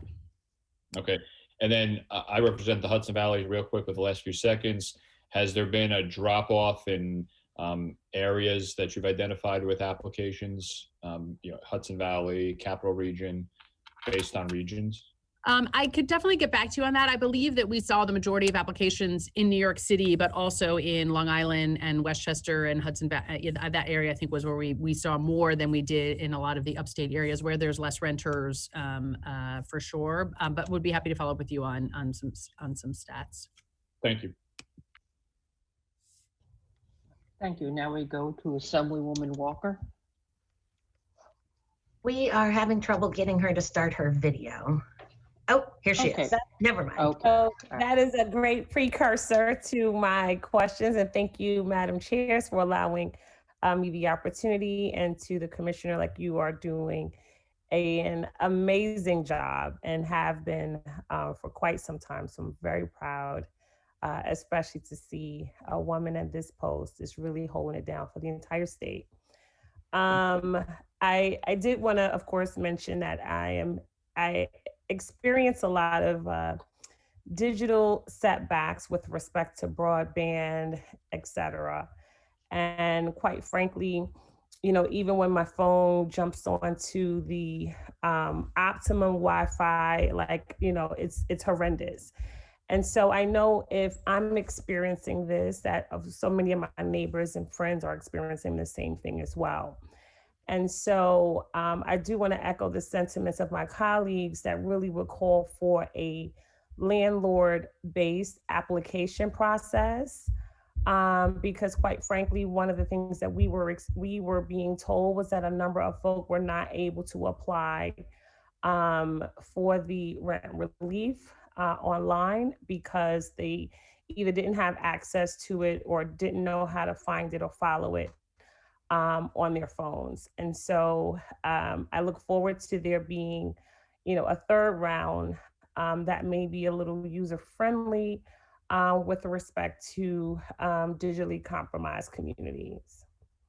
I did want to sort of bring up to another situation with respect to a project that we're working on, which includes reentry housing, which I'm very excited about. We know we have affordable housing, veterans housing, housing for people who are living in homeless shelters. But I was told in 2005 that over the course of 5 years, 25,000 people were returning from the upstate criminal justice system to my community. And housing is a huge component of it. But one of the shortfalls that we saw was that utilizing the supportive housing program, that many of the apartments that were built were either studio or single family, like one person. And we think that it goes against the reunification of families. So can you maybe speak to how we may be able to open up the supportive housing restrictions that so many of the units have to be studios? Yes, I would say we, there's a couple of organizations in New York City who focus on this, and I think it's, and I don't disagree with you that there's not a lot of reentry housing. We certainly, for our part, tried to, we changed our marketing guidelines a year and a half, maybe 2 years ago, to change that we don't allow people to deny someone sort of on the basis of being a reentry population coming into our building. So we're very cognizant of this issue and want to make sure that people coming out of the criminal justice system have access. As it relates to supportive housing, I think we are happy to keep talking about that with you. You've been a great partner for us for all the projects that we're doing in your district. So I think to the extent we need to modify the model a little bit, as you said, supportive housing has often been individuals and not sort of families and a family reunification, but we're happy to keep working with you on that. Thank you. Thank you, Commissioner. We go now to Assemblywoman Rashad Hermelin. Thank 3 you. minutes. The clock will reset, right? Yep. Okay, great. Remember to leave time for the answer. Wait till the clock resets, okay? We have to reset it for 3 minutes. Is it resetting now? No, we need whoever's doing the clock to please reset it. There you go. Okay, Leave great. time for the commissioner. Great. Thank you, Commissioner. Thank you for being here. I have a few questions for you. So in the executive budget, you mentioned for the rental arrears, those that were affected by COVID-19. I wanted to know if the income lower than 80% of AMI included those people who lost their employment due to COVID-19. Yeah, so the federal program, in addition to the 80 AMI income limit, also requires loss of income, either signified by receiving unemployment insurance or also documentation of that loss of income. So yes. Okay, just wanted to make sure. All right, in the also in the executive program, I noticed that $15 million of rental assistance program in the homeless program and supportive housing program was eliminated. Also $5 million for the rest of the state rent cap pilot program was also eliminated, and it said it was due to lack of utilization. What do you mean there is a lack of utilization for New York City rental assistance program? Because I believe that there's a lot of people who need help, probably more so. So what was meant by that? We didn't have reductions in our budget related to that. Are you sure? Were they in our budget? And you said, can you say what they were called again? They were called, it was the $15 million New York City rental assistance program that was reduced from the homeless and supportive housing program. I'd have to get back to you on that. I'm not familiar with that reduction in our budget. Okay. Next question is on the mortgage insurance fund. So I noticed that there was a decrease of $40.5 million that was shifted to general funds. 10 million of that was eliminated from the homeowners protection program. 12 million eliminated from the Albany program. And there's $22 million that's not accounted for. I know you mentioned that the NPP and the RPP, the Neighborhood Preservation Program, are still getting funded, which is like the $18.2 million going to 200 organizations. I have to say organizations like Habitat for Humanity really relies on the mortgage insurance fund to continue their great work in the home ownership program. And organizations in my community, like the Neighborhood Housing Services and Flatbush Development Corporation, also rely on some of those funds. So I wanted to know where were these redirected and why? Especially there was 22 million that, or I'm sorry, 18 million that was not accounted for in the 40.5 million. So the funding that generally comes from the mortgage insurance fund is an excess calculation. So though the funding comes into the mortgage insurance fund is used as insurance for single family, multifamily, and then the net goes to other uses. So I can double check with you, but generally the fluctuation in that is more a reflection of the net amount that's left at the end of each year that can go to other programs and not necessarily a reduction in the program. But if it's okay, I'd be happy to sort of follow up with you on that. Thank you. Thank you. So now we go to Assemblyman Byrne. Are you still there? I'm not sure. There you are. No? He had to leave the hearing. He left. Okay, so we go to Assemblyman Dilan, who we saw for a moment. I'm still here. I don't know if All can you right, guys hear me? there you go. Commissioner, good to see you. I just have some quick questions around the Article 7 portion of the budget, particularly as it relates to the State of New York mortgage agency. Looks like you're seeking to expand authority around your lending practices. Could you maybe elaborate to the committee what you are seeking to do there? So we looked at mortgage data around the state, and we found about 750 census tracts where Black homeowners and minority homeowners were 1.5 times more likely to get rejected for mortgages than their controlling for income than their white and non-minority counterparts. It ended up 750 census tracts. It was about 33 areas around the state.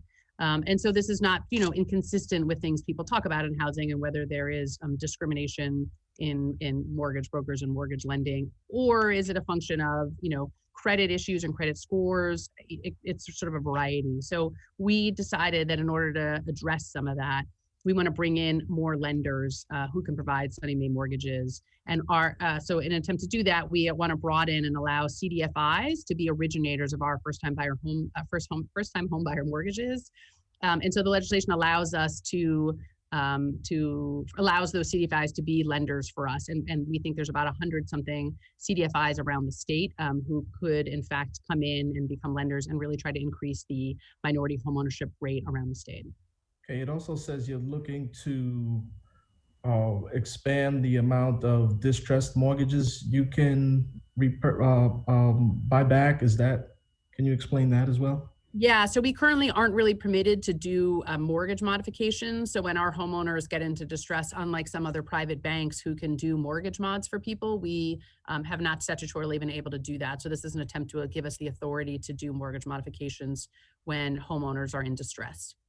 Okay, but the overall scope of the program is going to stay the same, and the size of the mortgage and building that you normally lend to is going to remain the same? Yes, we are just trying to get at more people who we think are currently shut out from first-time home ownership. All right, I'm just checking because there's been a lot of larger speculative units in my district, certainly without the goal of providing affordable housing that are under distress, and I just wanted to make sure the state wasn't in the business of buying those back. Lastly, a question on your FTEs, and I don't know if this was asked and answered, but looking at our budget documents, your FTEs go from 612 positions and there's a reduction of 164. Could you explain where they're coming from within the agency? So those were positions across, a variety of different departments that were not filled. So we didn't have any staff reductions. It's just it's just positions that were not filled. Thank you, Madam Chair. Thank you. So I just have a couple of short questions before we go to back to the Senate. So we have from a couple of members who didn't have an opportunity to, didn't have time to ask a question. And Assemblywoman Rosenthal and as well as other members would like to know, you spoke a little bit about prioritizing about small landlords and the need to have small, make sure that some of this rental assistance money goes to small landlords. How do you think you'll be able to, you and OTDOT together will be able to prioritize that small landlords are receiving monies over corporate landlords when rent subsidies are going out? So from my perspective, I think the key to that is awareness, right? So we need to make sure that we are working with, and there's several trade organizations around the state that represent smaller landlords. So we want to make sure that we are getting to those organizations ahead of time with an explanation of what the program is and how to apply, and that for us, in addition to the tenant side, is sort of equally important on the small landlord side to make sure that they understand it, know that it exists, understand it. And then can get the benefit of it. And also, because I know we've had some discussions about this in terms of other members, Assemblywoman New had wanted to follow up also on the small landlord issue. And I guess really just to emphasize that some of the current barriers have prevented some of these small landlords from being able to have their tenants access it. So the more that landlords are able to apply themselves directly will help ensure that some of these smaller buildings can have funding, and we don't end up losing some of those buildings in foreclosure actions. I've been also had a question. I know Senator Kavanaugh had raised the question of HOP funding. And you mentioned that there was about $1 million of federal money already that you had obviously a lot, that leaves a whole of 19 million. So what would it mean if we don't come up with that extra 19 million in HOP funding? What would it mean for our constituents around the state? I mean, obviously, I think that the importance of counseling services sort of across the board are important. But I think I'd like to hope that in this time where we do have a series of eviction moratoriums, foreclosure moratoriums, and then this infusion, which will happen very quickly given the September spend deadline, of dollars into the system, will help stave a lot of the instability that exists and for which the counseling is obviously so important. So I think the onus is on making sure that we keep those moratoriums in place as long as we need them, and while we're getting the 1.3 billion out the door. Okay, thank you. I'm going to turn back now to the Senate for a second round of thank you very much, Chair of Housing. Thank you, Assembly. So yes, Brian Kavanaugh, if there are any questions left to ask, now's your chance. Yeah, I'm going to, first of all, let me just, thank the Commissioner for all of her time, and again, for all of the work you've done throughout this process. And, there've been a lot of questions about the rent relief program, and I think some of them will be taken up in the Social Services hearing next week, and which I am now a proud new member of the Social Services Committee, so I'll be there also, and I will get to ask some of those questions then. Just one final question for you, a rather particular issue, but the Federal CARES Act provided resources for federal housing authorities to address COVID, including the fact that many of their tenants had difficulties paying rent, so there would be, these rent reductions and also additional expenses that they had. But it does not appear there was any source of funding for state sponsored and state funded public housing agencies. Is there anything the state is doing that you're aware of that would help stabilize the federally funded public housing agencies around the state? I'm sorry, the state funded.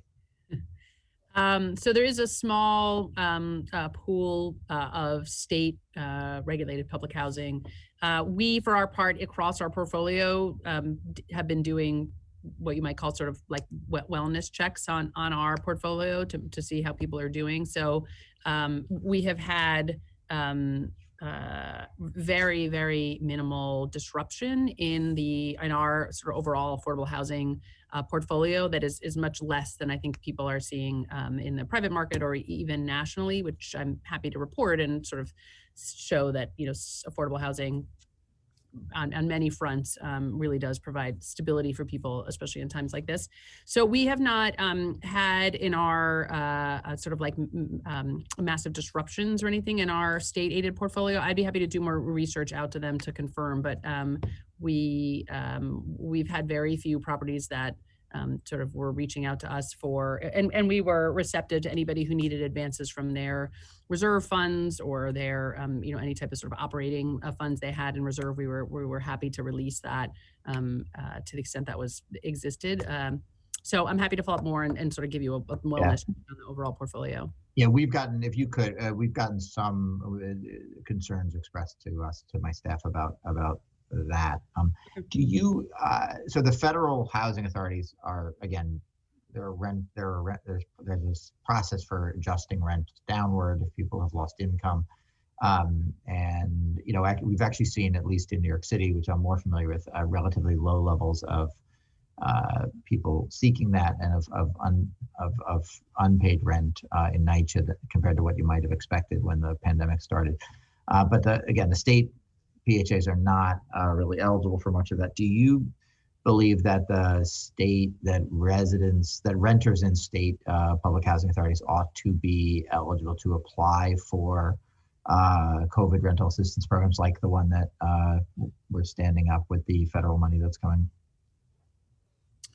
I don't think there's anything in the legislation that prevents the tenants or the landlords from applying. Okay, and policy-wise, that seems like a sensible. I recognize you haven't had much time to think about it, but that seems like a sensible thing to do.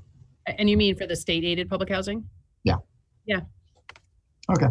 Again, it's been a long day, and we have many more witnesses, so I could ask a bunch more things, but I think we'll leave it there. And again, thank you so much for all your work and your testimony today. Thank you. Happy to be here. Thank you. The Senate's now closed here. So we are going to Assembly Simbrowitz for 5 minutes, and he will be our last questioner. Thank you very much, Chair. Commissioner, thank you for joining us today and spending the time answering everyone's questions. Just a couple of more. Can you just tell us a little bit about the $65 million that the governor is proposing transferring from HFA to reimburse New York City's mandated shelter provisions? And what generated these funds? Were they bonds? Were they fees? Were they repayments? And how long has this money been available? So the Department of Budget often accesses resources that are within the public authorities to meet general fund obligations, and in this case, to meet a housing expense. So that is what that is, and the expenses as outlined in the budget. They are excess revenues that we have at HFA as a result of earnings that we make as a result of business that we do. So if it's excess money, then you and HFA are not going to come to the legislature for additional bond cap since you have money sitting in the till. Well, those funds are operating expenses, not necessarily our capital expenses. I would always like additional bond cap from the federal government anytime anybody would like to offer it. Only the federal government and not the state government? Well, we get it ultimately from the feds, although it does go to the state. But yes, we try to spend every dollar of volume cap that the state gets in a given year between us and New York City. We don't like to leave any on the table when it can be used for affordable housing. So great. As far as low income tax credits, we talked, just a mention about fixing the 4%. Is there currently enough tax credit to meet the needs of the pipeline? Would the proposed increase only cover the pipeline, or would this leave excess available? So the fixing the 4 will give every. Do my best. Rise. Sorry about that. Oh, that's okay. I didn't know if it was actually only me that heard that. Fixing the 4 will give our tax exempt bond and 4% tax credit deals this different sort of multiplier rather than when the tax credit was at 3 and now it's going to be at 4 to provide additional tax credit equity. The market for low income housing tax credit equity is strong, so we don't have any reason to believe that won't help our deals and all of our dollars go further with the addition of that. So we were very excited about the change. Will the application process incentivize MWBE applications and participation? And Yes, how I'm will proud to that be say done? Yeah. last year we achieved about 34.5% MWBE utilization across our agencies and all the work that we do. So we are very focused on that commitment and also on making sure we have MWBE developers in our pipeline, and we have sort of a conscious effort to be reaching those developers wherever we can. Housers believe that the 5-year plan that was proposed 5 years ago is really very good for housing. It allows developers to plan, advocates to put programs together. What do you think, how long will it take to put another 5-year plan together? And more importantly, how much money do you think we need to get this done?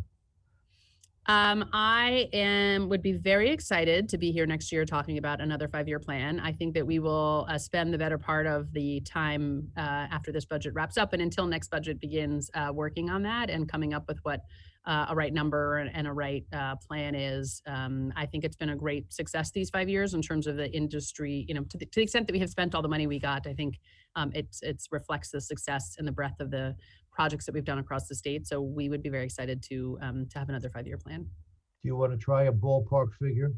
Not today. Okay. Commissioner, thank you so much for being here.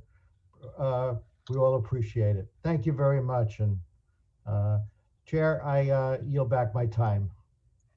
Thank you. So, Commissioner, there may be a few follow-up questions that we'll email you, some members who ran out of time, so we'd appreciate answers, email response, and we'll share it with all the members. But again, thank you for all the work your agency does, and thank you for being here. And we look forward to the implementation of the rental assistance program and federal monies for that. Great. Thank you very much. Thank you very much, Commissioner. So now we will move on to a panel of people who have asked organizations that have requested to appear before the committee. A reminder to the panelists that will be coming that you have 3 minutes to make your presentation. Don't read your written remarks. They've been circulated already, and if you read it, you'll go over the 3 minutes. Then afterwards, we will have the opportunity for members to ask questions. Members, you have 3 minutes to ask a question of the whole panel, not each individual member of the panel. And make sure you leave time for them to answer the question. So with that, let me introduce people we now see before us. Enterprise Community Partners, Lorraine Collins, Supportive Housing Network of New York, Laura Mashuch, New York City Association for Affordable Housing, Jolie Milstein, Association of Neighborhood Housing Development, Emily Goldstein, and New York Housing Conference, Rachel Fee. So Lorraine, if you can start us off, that'd be great. Thank you. Good afternoon. Again, my name is Lorraine Collins, and I'm the Senior Director for Public Policy and External Affairs for the New York Office of Enterprise Community Partners, a national affordable housing nonprofit whose mission is to make home and community places of pride, power, and belonging, and platforms for resilience and upward mobility for all. On behalf of Enterprise, I would like to thank the leadership here for the opportunity to speak at this critical time as the COVID-19 pandemic has exacerbated housing insecurity and further exposed deep inequities in our state. Today, I join our partners in asking you to prioritize affordable housing in this year's budget. Affordable and supportive housing production creates stability for low to middle income New Yorkers at a time when staying safely housed is more important than ever. And production is also a counter-cyclical investment, creating jobs and jumpstarting the economy. A source of continuous funding for affordable housing will be critical to our recovery. We thank Governor Cuomo for fully funding this final year of the existing 5-year housing plan, and we are pleased to see $250 million in capital funding in the governor's executive budget to continue the ESHI program and fund critically needed supportive housing. We call on the state to adopt a new plan, as well as codifying that a capital plan be developed every 5 years. Fair housing has also taken on new meaning amid the pandemic, as New Yorkers dealing with economic and housing instability has also confronted with the lingering legacy of redlining and housing discrimination. We are pleased with several fair housing proposals on the state level, including Senator Kavanaugh's bill to affirmatively further fair housing, and the proposals the governor put forward in his executive budget related to fair housing, including prohibiting discrimination based on citizenship and increasing the number of community-based lenders who offer SONY May in low-income communities in order to expand homeownership opportunities in historically redlined communities. Enterprise administers the Eliminating Barriers to Housing in New York program in partnership with the New York State Attorney General, distributing grant funding to enhance the work of the 6 full-service fair housing organizations across the state, with money going towards systemic testing, enforcement, and education for both fair housing and fair lending. While this program is significant, we urge the state to allocate ongoing funding for fair housing testing and related activities. A major contributing factor to persistent racial segregation is the restriction of new affordable housing through zoning. We are currently exploring a fair share housing plan, which would establish a minimum affordable renter and owner housing goal for every community in the state. We look forward to working with the state as we continue to explore this idea. Lastly, eviction prevention. New York faces an eviction crisis as New Yorkers fall behind on rent.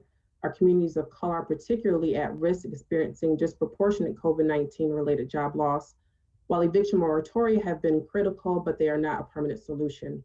Enterprises launched Project Parachute, a coalition of property owners and service providers working to keep vulnerable New Yorkers stay at home through bolstered eviction prevention services. As part of the effort, we convened the New York City Eviction Prevention Roundtable, which has developed a set of recommendations to expand eligibility for and streamline existing rental assistance programs.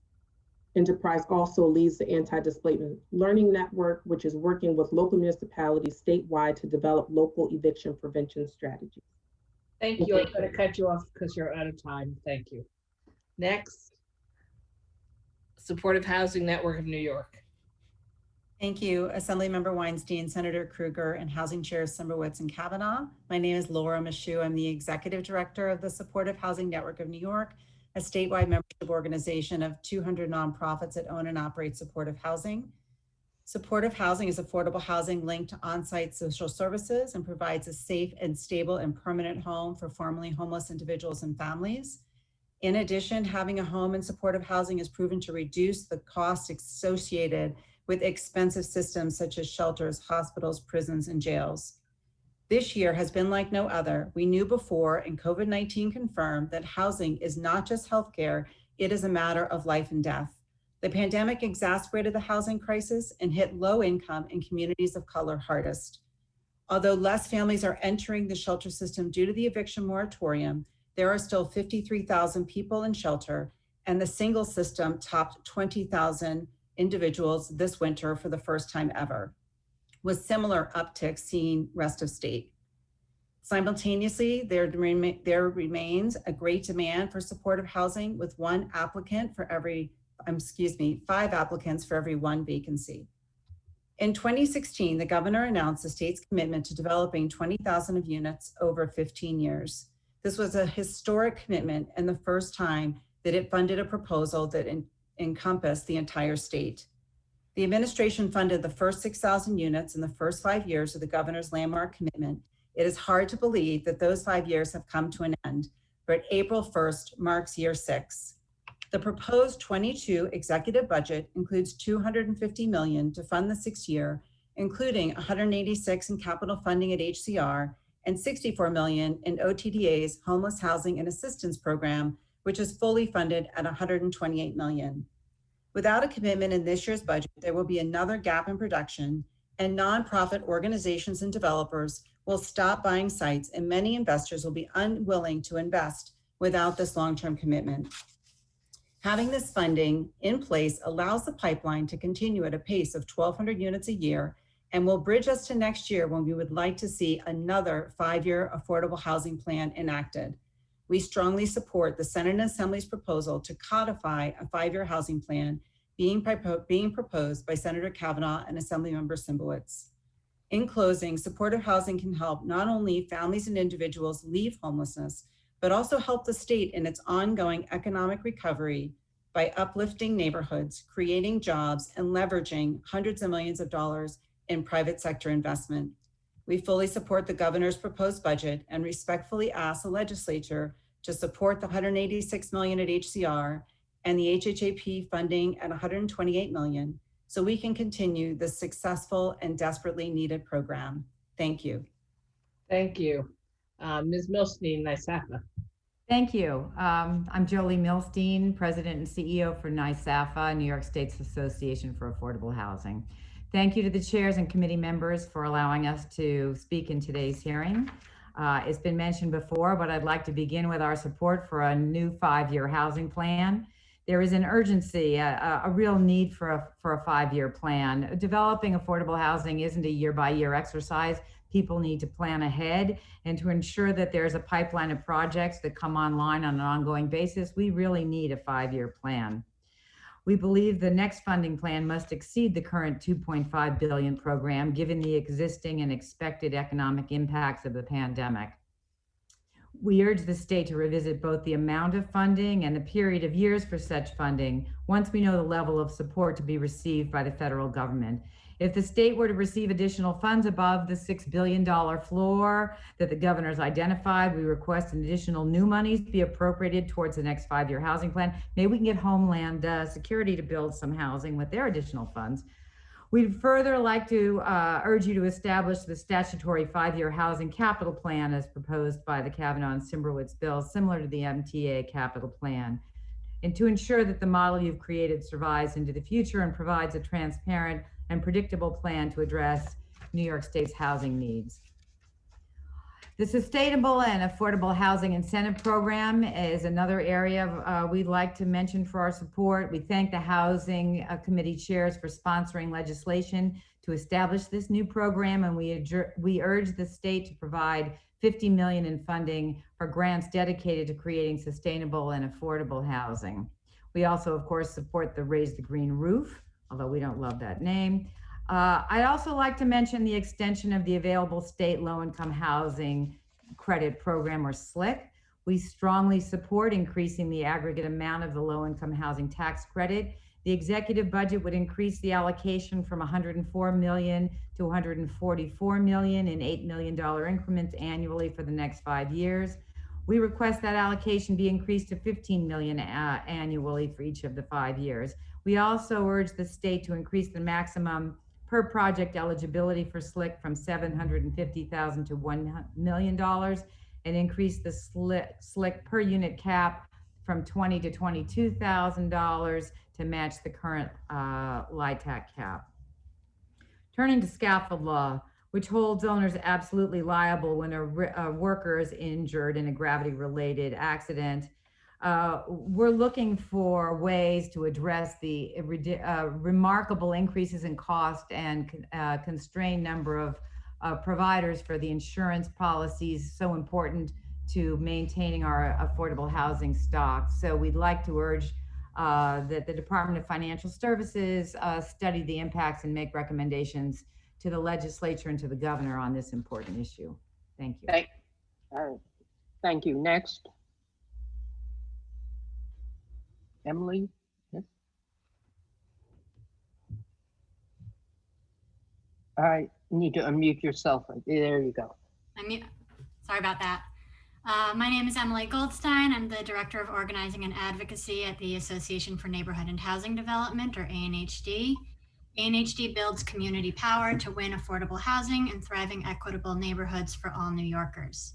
Thank you for the opportunity to testify today. I'll use the speaking time to highlight a few priorities from my written testimony.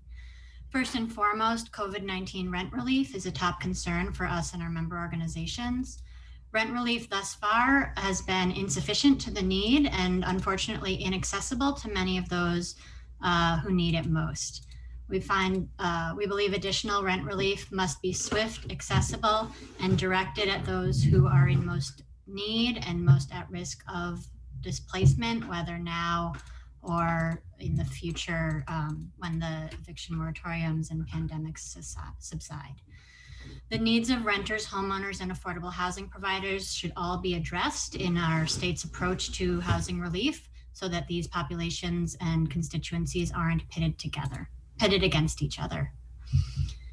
We specifically ask that you ensure that the $1.3 billion that New York is set to receive from the December federal relief package be distributed equitably across our state. Although New York City houses 63% of the state's renters and 3/4 of the state's renters of colors, less than 20% of relief is currently slated to go to the city. This relief must be targeted to renter-dense areas, and in particular to areas where communities are hardest hit by the pandemic. Second, ANHD respectfully requests that the state restore $100,000 in this year's budget for the Displacement Alert Project so we can continue supporting our housing movement with compiled data and unique analysis. During this pandemic, ANHD has leveraged DAP to produce some of the first analyses of how COVID-19 relates to systemic racism and social and economic injustice and the inequitable history of planning and development in New York. We've also been able to support elected officials and their staff to answer specific questions about the displacement threats occurring in their community and release analysis on rapidly accelerating foreclosure filings and housing conditions going uninvestigated.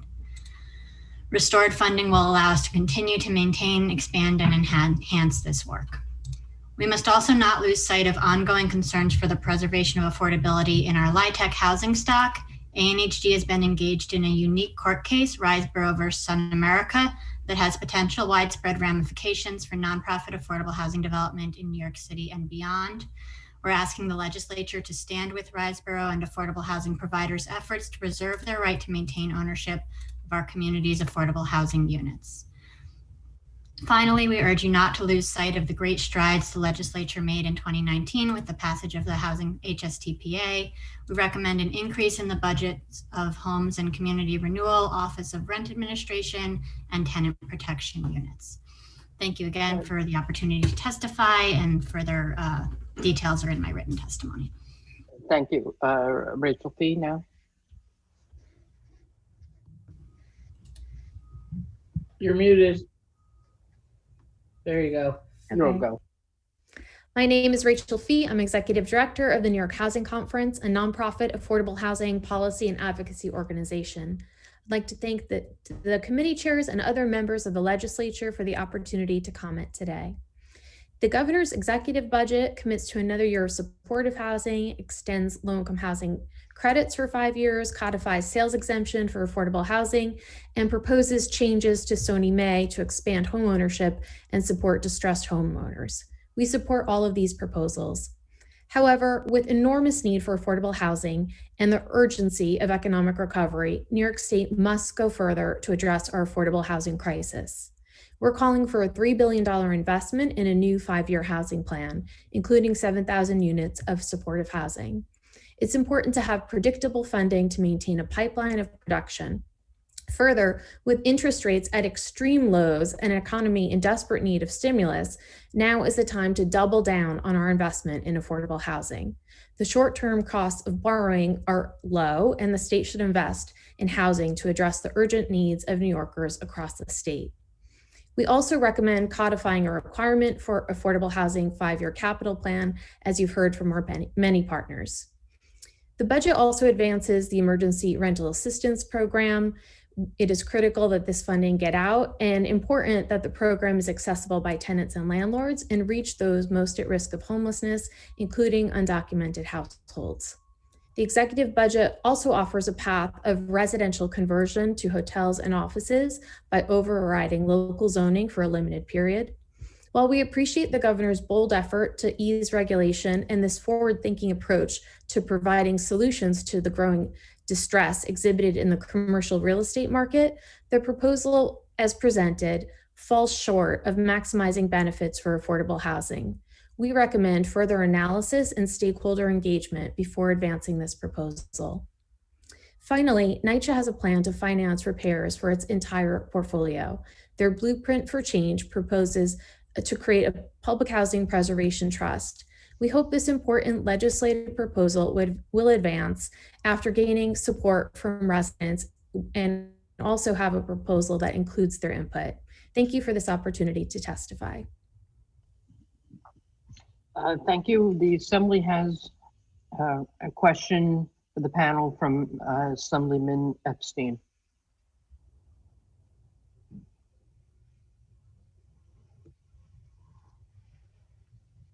Good afternoon. Thank you all for being here. I'm not sure about, great. I just wanted to ask a couple quick questions, and any of the panelists can answer, but one is around the supportive housing, and I mentioned the 1,200 units a year. I understand that without a real plan in place, nonprofit providers may not be able to move forward. What is your timeline to deal with getting real funding in place for supportive housing? And how quickly does HCR need to act? We can actually create the sites that we need to have additional units of supportive housing come online next year. So the plan has been going very well. We've been committing about 1,200 units a year. Conditional awards have been permanently made to the tune of about 4,500 units out of the 6,000 that were initially committed to. And so this 186 million will help us to continue that effort, because we actually have many more projects that are in the pipeline that were stuck waiting for the additional resources. So the 186 million plus the resources at HHAP will help us keep the pipeline going. And then we hope to absolutely get to a 5-year commitment next year so that we can continue that pace of production and reach the 20,000 units. So there's more sites available than funding available, right? Absolutely, absolutely. So, we have many sites in the pipeline that need funding. Great, thank you. Just also, just wanted to hear around so we've seen a lot of source of income discrimination going on around the state, and without real oversight. I'm wondering if you feel like there should be real oversight by HCR to tackle the issues of source of income discrimination that we see across the state, especially people who are getting vouchers and other sources of support of government supported housing. And I can weigh in there. And currently oversight for source of income discrimination rests with the Division of Human Rights, as well as the Office of the Attorney General. And we've been working with both of those agencies. One, just getting resources out to organizations across the state who can work with local residents, to address any issues of housing discrimination. I think the oversight really comes in further resources for the Division of Human Rights. We try to advocate for that to support the legislation that was passed in 2019. But I think the more resources that they have, where they can have the enforcement manpower within the agency to actually do their due diligence. And then it's also supporting the groups on the ground. One of the things that often comes up is what we term— I only got 20 seconds left. So I got sorry, I cut you off. I just wanted to mention, just a few seconds left on my time. So I just wanted to ask ANHD about ending 421A, what their position on is ending 421A, because I'm almost done here, sorry.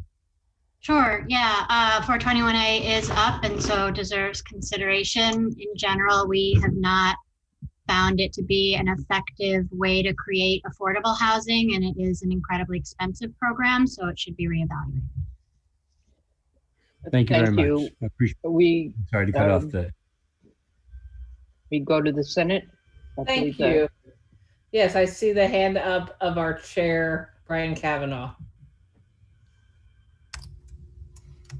Thank you, Madam Chair, and thank you to all the panelists. And I've had the opportunity to speak with most of you, at least relatively recently, about a lot of these issues. But all of you really play a critical role in our understanding of these programs and in making sure they get implemented and people are served and housed well in our state. I want to talk a little more about the 5-year plan and the timing of it, and what Laura referred to as the gap in the pipeline. So we heard the commissioner say that we would like to be discussing the 5-year plan this time next year, presumably for enactment by April 1st. Can any of you speak to how that timeline would work in terms of ensuring continuity and production of affordable housing and supportive housing in the state? Laura, you want to talk about supportive or? Sure. So what it does, if you remember, Senator, we started the supportive commitment a year prior to the remaining part of the affordable housing plan. So for us, it bridges us to when the 5-year plan ends, but it is incredibly important that we get a 5-year housing plan going. And I'm going to turn it to my colleagues to continue the conversation. So real estate, as you well know, is not a year-to-year enterprise. People need to secure a site, pre-development. I was a developer of supportive housing. It took me 5 years in pre-development. And if you don't know that subsequent years of funding are going to be available, you're not going to make that initial investment, put your not-for-profit or even a for-profit business at risk that the funding will disappear next year, that we won't have a 5 years of continuity. So I think the pipeline's an incredibly important concept. We'd like to see institutionalize that 5-year planning process now, beginning in 2022-23, but there's no reason we believe not to institutionalize that mandate now. Right, and as you know, we have legislation, we've discussed that. If it were up to you and there were a sort of proposal for a 5-year plan for the period that begins, and there was a bit of a difference of opinion about when the first 5-year plan started and whether this is year 5 or year 6 that we're approaching. But putting that aside, if you're talking about a plan that's supposed to begin for April 1st of 2022, at what point would it be optimal to see, maybe asking it differently, at what point would it start getting late to be seeing a proposal out of the executive so that people can have the visibility going forward? I mean, should we be seeing something this in the summer, in the fall? Rachel, do you have a point of view? I mean, I think the time has passed when we should have seen a proposal from the governor. I agree. I think something similar to how the city's capital budget works, where the capital plan goes in the background and then you can have a plan on top of that and you can top up the budget. Just to illustrate the problem, I got a call last week from a developer who said, I saw the executive budget, but I don't understand. I'm interested in building senior housing. Is there any funding left for senior housing in this plan? And, how do I understand that? And I can't advise on how you understand that because we really don't know on a program by program basis, what's left. And then, you can't plan around that, as, Jolie mentioned, for developers who need that lead time. Okay, so there's a consensus here that we're actually a bit past time to be talking about the period that begins next April. You're actually past time for your question. I'm a minute. You only get 3 minutes when it's not the commissioner. I wasn't aware of that. I will yield the negative time that I have. Thank you. Despite your negative time, Assemblyman Simbrowitz still gets 3 minutes. But he only gets 2 now because I yielded him. Thank you, Senator. I appreciate that. That's why we work so well together. I wanted to touch on and thank everybody for being here. You do a great job for affordable housing and help us in the Assembly put together programs, and I'm sure for the Senator as well, the Senate. I wanted to talk about the governor's alternative path for vacant hotel and commercial buildings in certain areas of Manhattan. What issues would we need to tackle in order to get something like this done? What do you envision? Do you envision mixed use? Do you envision only supportive housing? Do you envision affordable housing? How do we go forward? What do we do to get this actually more than just a draft proposal from the governor, but how do we go forward in getting something like this done? I can start. We think it's an important idea worth exploring. We had a couple of areas of concern with the current proposal on the table. One is the levels of affordability. We sort of think there should be more targeting towards deeper levels of affordability, which are the people who are most in need of affordable housing and often underserved by existing programs. We also have some concerns about potentially needing to narrow where the new program would be applied in order to ensure that we don't exacerbate the problem of losing space for industrial and manufacturing purposes, which are important sources of good paying jobs throughout New York. And I would just like to add, Assembly Member, that we need additional resources to do this above what's already on the table. So given those very long pipelines, this new initiative, although it's great to take a look at alternative ways to build affordable and supportive housing, we need more money on the table. And the affordability definitely needs to be defined, as does supportive. And also a robust pipeline, is going to keep us pretty busy, so we can't get distracted from what we're doing already. What do you think the cost per unit would be, whether it's in a hotel or obviously it's different in a hotel than a commercial building? Look, it depends on what real estate you're working with. Obviously, translation of a residential unit, whether it's a commercial residential unit or something else, into affordable housing is a lot more easily accomplished than something with a giant floor plate that looks like a manufacturing space or a trading floor. It's expensive, and I think it's a great idea to look at incentivizing the marketplace to build affordable, almost like an MIH program. But I think we have a lot of work to do to figure out what are we really trying to accomplish and what are the tools we have given the financial state we're all in. But we'd be happy to work with the state, with the city, with REBNY, I think we all have to sit down and try and identify what the specific goals are here and what are the resources to get it done. Okay, thank you very much. So we have one more Assembly questioner, Assemblyman Rodriguez. Thank you, Chair Weinstein, and it's good to see everybody. And this question is for Rachel. I know Chair Kavanaugh and myself are probably aware of the details, but you have done tremendous work in terms of generating ideas for future revenues, and in particular, focusing on how we provide much needed revenues to NYCHA. So you mentioned earlier the blueprint conversation that's happening, but I think one of the things that folks may not be aware of is the opportunities to generate revenue by limiting the condo and co-op abatement for units above 300,000 assessed value. So Rachel, if you could talk a little bit about that and that potential opportunity and your organization's thoughts around that. Sure, I'd be happy to. Yesterday NYCHA announced that 6 of their developments had no heat during that blizzard, and another 2 had no hot water.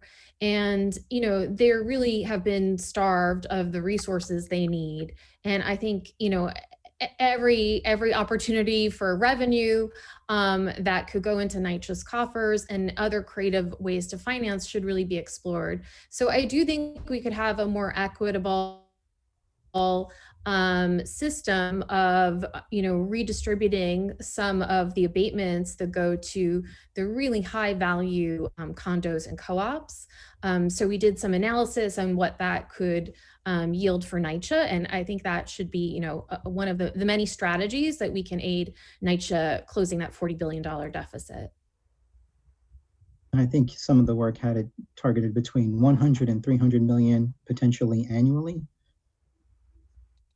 And how does that potentially change in reference to the 421A conversation as we talk about that program either being expanded or, potentially folks who were previously participating, looking to participate in the abatement? What does that do for us in the future? Sorry, I'm not sure I understood your question. Does the amount that we as taxpayers have to continue to abate continue to grow as either 421 units or folks move out of that program and into the abatement program? Okay. What does that look like in terms of costs? Yeah, I see. So, I think for the abatements at the extremely, high end of, luxury real estate, you're right that the amount taxpayers are giving in abatements every year to luxury real estate will increase as as owners who are getting the 421A benefit now, that kind of wears off. So yeah, I think it's an equity issue and it should be revisited for sure. Thank you, Rachel. I look forward to continuing on that path. Thank you. I want to thank the panel for being here today, and we're going to move on to panel B, Neighborhood Preservation Coalition of New York State, Inc., Mark Streb, New York State Rural Advocates, Blair Sebastian, Director, Community Action for Safe Apartments, Anita Long, and New York State Public Housing Authorities Director Association, William Simmons. So if we can go in that order, so beginning with Mark Streb, please proceed. Thank you. My name is Mark Streb, and I'm the Executive Director of the Neighborhood Preservation Coalition. The Neighborhood Preservation Coalition consists of more than 135 grassroots, community-based, not-for-profit groups known as neighborhood preservation companies, or NPCs. The Neighborhood Preservation Program was created by the legislature to provide resources to these NPCs. NPCs around the state provide a variety of services, including eviction protection, homelessness prevention, workforce development, plus youth and senior citizen programs, and more. These community leaders work every day to make sure safe and affordable housing is a reality for low to moderate income residents. In the world of COVID and the ensuing housing crisis, these services are needed now more than ever. The Neighborhood Preservation Coalition was formed to provide technical assistance, training on relevant subjects, and to give the NPCs a unified voice. For the last few years, the Neighborhood Preservation Program has been funded at $12.8 million, and the Neighborhood Preservation Coalition has been funded at $150,000. Funding the NPCs and the coalition is a sound investment in the state, as appropriated dollars spur economic development and maximize the state's funding commitment to create and maintain affordable housing. Historically, the annual return on investment in this program is 30 to 1. Yes, 30 to 1. That equates to over a $350 million public-private investment. One would be hard-pressed to find a state program that surpasses this incredible return. But affordable housing isn't merely an investment in economic capital. Its true benefit is an investment in human capital. The research clearly shows that the number of individuals and families who are cost burdened and severely cost burdened is increasing for both owners and renters. COVID only amplifies the struggle. The work of the NPCs is becoming more and more critical. While we are grateful for last year's funding level of $12.8 million for the Neighborhood Preservation Program, the reality is that the NPCs have been operating at a triage level for years. As of now, the coalition has no allocated funding in the executive budget.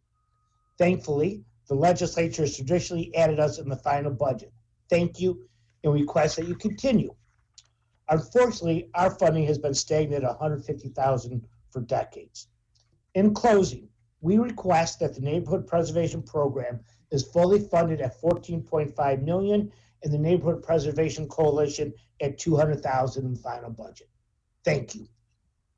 Thank you. Now, could we go to Blair Sebastian? 3 minutes. Good afternoon, everyone, and thank you again for this opportunity to talk about the impact of the state budget on our affordable housing and community development efforts in New York's small towns and rural places.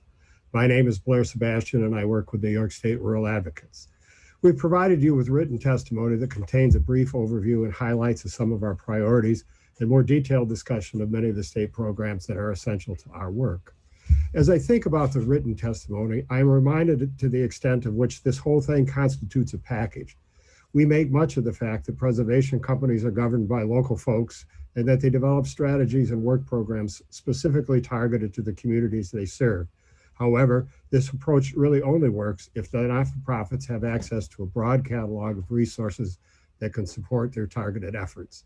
The preservation companies are incredibly flexible, and they provide an organizational infrastructure that allows them to rapidly gear up to address unforeseen events, whether it's devastation left in the wake of hurricanes or microbursts or even high water on Lake Ontario. RPCs have been first on the scene and continue to provide assistance long after emergency crews are gone. A prime example is the many of RPCs that have responded to the foreclosure crisis in their communities by engaging in the homeowner protection program to help save families from being displaced from homes that they treasure. Programs like HOP need consistent and predictable funding to allow these organizations to do their work. It's a package. The package also includes the statewide umbrella provided by the Rural Housing Coalition. Once upon a time, HCR was blessed with a whole cadre of field reps and contract managers who worked with RPCs. In addition to providing contract oversight, these folks were partners, coaches, and advocates for local organizations. Those days are gone, and now it has fallen on the Rural Housing Coalition to provide the technical assistance, training, and program support that helps keep RPCs up to date and relevant. One of the most dangerous times for not-for-profits comes at a time of leadership transition, either at the staff or board level. The Rural Housing Coalition has the capacity to guide organizations through these scary times. The RPC directors we work with agree that additional investment in both the rural and neighborhood coalitions would be money well spent.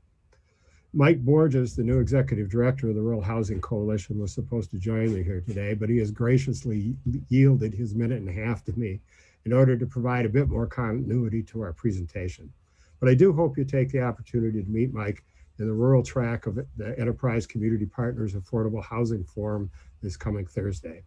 With that, on behalf of the boards and staff of rural preservation companies, we want to thank you for your ongoing support of our efforts to make rural New York an even better place to live. And we look forward to working with you through this difficult budget year. Thank you. Thank you. Next, Anita Long. Good afternoon, everyone. My name is Anita Long. I reside on the Grand Concourse in the Bronx. I am a volunteer leader at Community Action for a Safe Apartment, also known as CASA, who organize for tenants' rights in the Southwest Bronx. CASA is part of Housing Justice for All, a statewide coalition. The Tenants Coalition had been at the discussion table with HCR since 2015 in an attempt to develop a dialogue with the agency on how to better serve struggling low-income renters throughout New York through administrative and policy reforms that pertained to major capital improvement program. Then that legacy was then continued through the work of the HCR Working Group of Housing Justice for All and our campaign for a just implementation of the historic HSTPA 2019 legislation.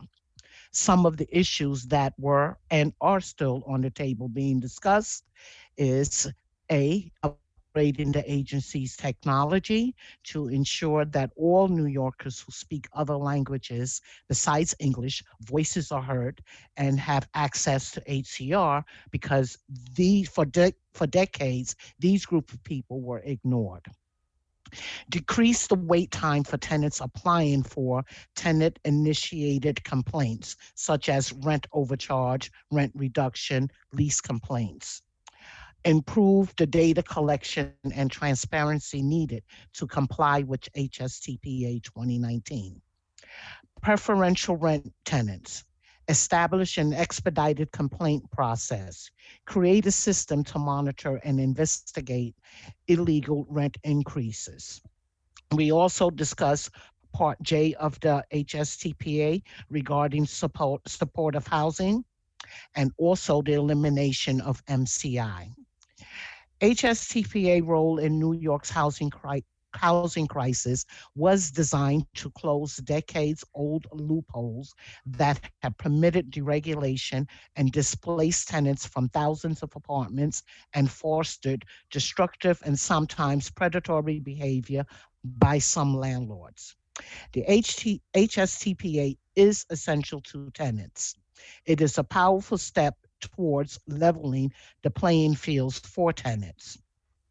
During this COVID-19 pandemic that has created an unprecedented situation situation in which thousands of renters across the state of New York are forced to agonize over the thought of next month's rent payment, the constant confrontation with imminent eviction and homelessness, and the massive back rent debt, which was all abruptly forced upon them. Even with the COVID-19 devastation within our communities, the renters' experience with HCR is very dispiriting. With no regards to the tenants whom have become economically unstable, our state government agency still continue to behave as business as usual. They never wavered or paused from granting the landlord's request for rental increase through the major capital improvement during this entire COVID-19 pandemic. And then in July, thank you. Can you just summarize the rest, because you've gone over the time? Thank you. Okay, this is a clear example on why $500 million increase in HCR's budget needs to be directed towards HCR for needed technology upgrades to make data collection transparent with other city and state agencies and prioritize its enforcement and tenants protection services to protect the most vulnerable New Yorkers and fully implement the HSTPA 2019. Thank you. Thank you. And now we'll go to William Simmons.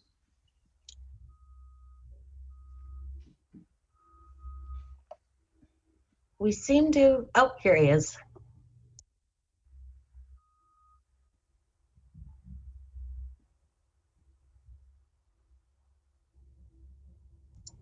Mr. Simmons, you are muted. Yeah, can you hear me now?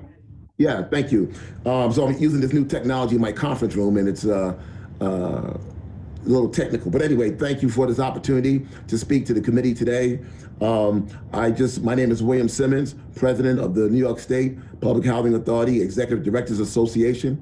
We have 77 members that represent small, large, and medium housing authorities throughout New York State, and represents approximately 70,000 affordable and public housing homes.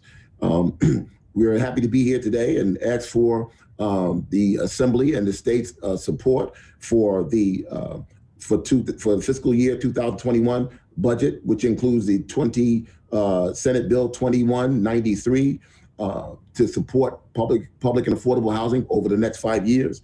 We have been very, very supportive and grateful for the Assembly and their support for upstate public housing authorities over the past 5 years in carving out dollars specifically for our budgets as we go to preserve public housing and reposition ourselves through the rental assistance demonstration program. Much of those dollars that you provided in the past provided for a lot of new projects that you see in your own communities and And we have a lot more projects coming forward, specifically in Syracuse. We have a great deal of repositioning to do, and having those monies going forward, over the next 5 years, is going to go a long ways towards preserving public housing in upstate New York. I also wanted to talk a little bit about the public housing, New York State, what we consider New York State public housing. There are about 7 to 9 of those housing authorities in New York State that are considered public, but they do not receive federal funding, and they were hit with the same burden that those of us who do receive federal dollars. And so they had to go out and buy PPEs for their residents and tenants and employees. They had to go out and buy steam cleaners and have staff working overtime to prep apartments and provide equipment for their staff to work at home. But they did not receive the kind of CARES Act dollars that the housing authorities that are federally funded received. So we want to keep them in mind. And also in the COVID Relief Act, even for public housing authorities, we received the COVID dollars, but those dollars cannot be used for deficits in terms of rent relief for so many of our tenants who haven't been able to may have lost a job. Now, you might say, well, in public housing, if you lose your income, that they adjust your income and you get that additional subsidy. However, the problem is that if you have one person who is working 2 jobs and they lose one, or you maybe have 2 people in the household working and one member lose their income, that rent does not go down to 0. And so even though they may have some income, they still will have problems paying the rent because there are other expenses in the household they're trying to pay, such as medical expenses and those kinds of things. So we would like to have some of that rent relief still be applied to public housing going forward. But yeah, and just in closing, I just wanted to say that we're very, very appreciative of the Senate Assembly and the administration in the past for supporting public housing, and looking forward to your support in the future. Thank you. We have a question for the panel from our Housing Chair, Assemblyman Steve Cymbrowitz. Good afternoon, and thank you all for being here today. I wanted to ask what role have the MPPs and RPPs and community-based organizations had in administering the COVID rental relief so far? As you know, the HCR has had difficulty in getting the money out. How, have you been able to help them, and what role could you play? I'll start with that, Blair. Thank you, Assemblyman. Good question. We've had our NPCs assist with actually some of the call for the call center in multiple languages, because a lot of our NPCs represent various individuals in different languages, and we've actually been helping individuals with the paperwork and the application for the program. And Assemblyman, on the rural side, I don't believe there's been a lot of connection to the state rental assistance program. HCR did free up some federal home block grant dollars to be made available for actually converted from owner-occupied rehab programs to make it available for tenant-based rental assistance. So we did work with the state on rental assistance issues in that subset of the program.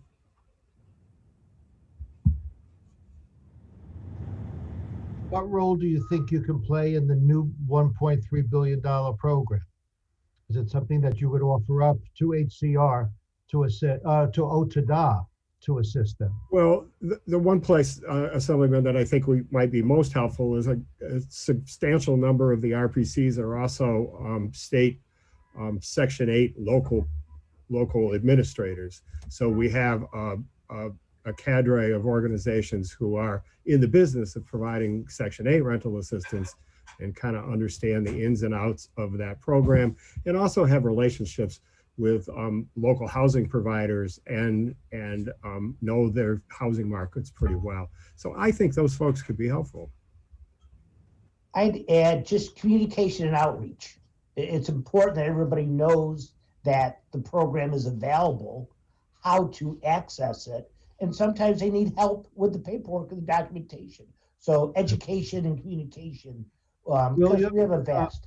Okay. William, I wanted to ask you about the $50 million capital request. Is there a pipeline for projects that are out there right now?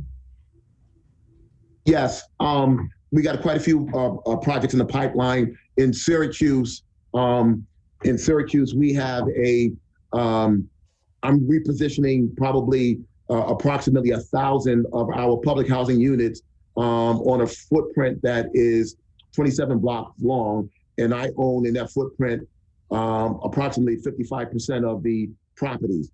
What we're looking to do is build upon that footprint and include more affordable housing, preserve the existing public housing, and have mixed income housing, because this footprint falls right next to Upstate Hospital, Syracuse University, and downtown. So the area is very marketable. We got a very unique and ambitious project that we will need some of those dollars to demolish some housing and preserve and build some new housing on the footprint, so we can help with the relocation of residents and stay on the footprint that we have in place. There are a number of my colleagues who called me this week who are doing deals in Schenectady and throughout the state and saying, hey, Bill, those monies are drying up that have been provided for us for gap financing over the past 5 years. We need more. I said, I'm aware, and I'll be meeting with the Assembly and the Senate over the next couple of months to replace those dollars. And so, as Jolene said earlier, knowing that those dollars will be in place, whether this year or next, will allow us to go forward with our planning, getting our contractors in place, doing marketing surveys, environmentals, and all the things that we need to do now to make sure that these projects are shovel ready when we can get them in the budget.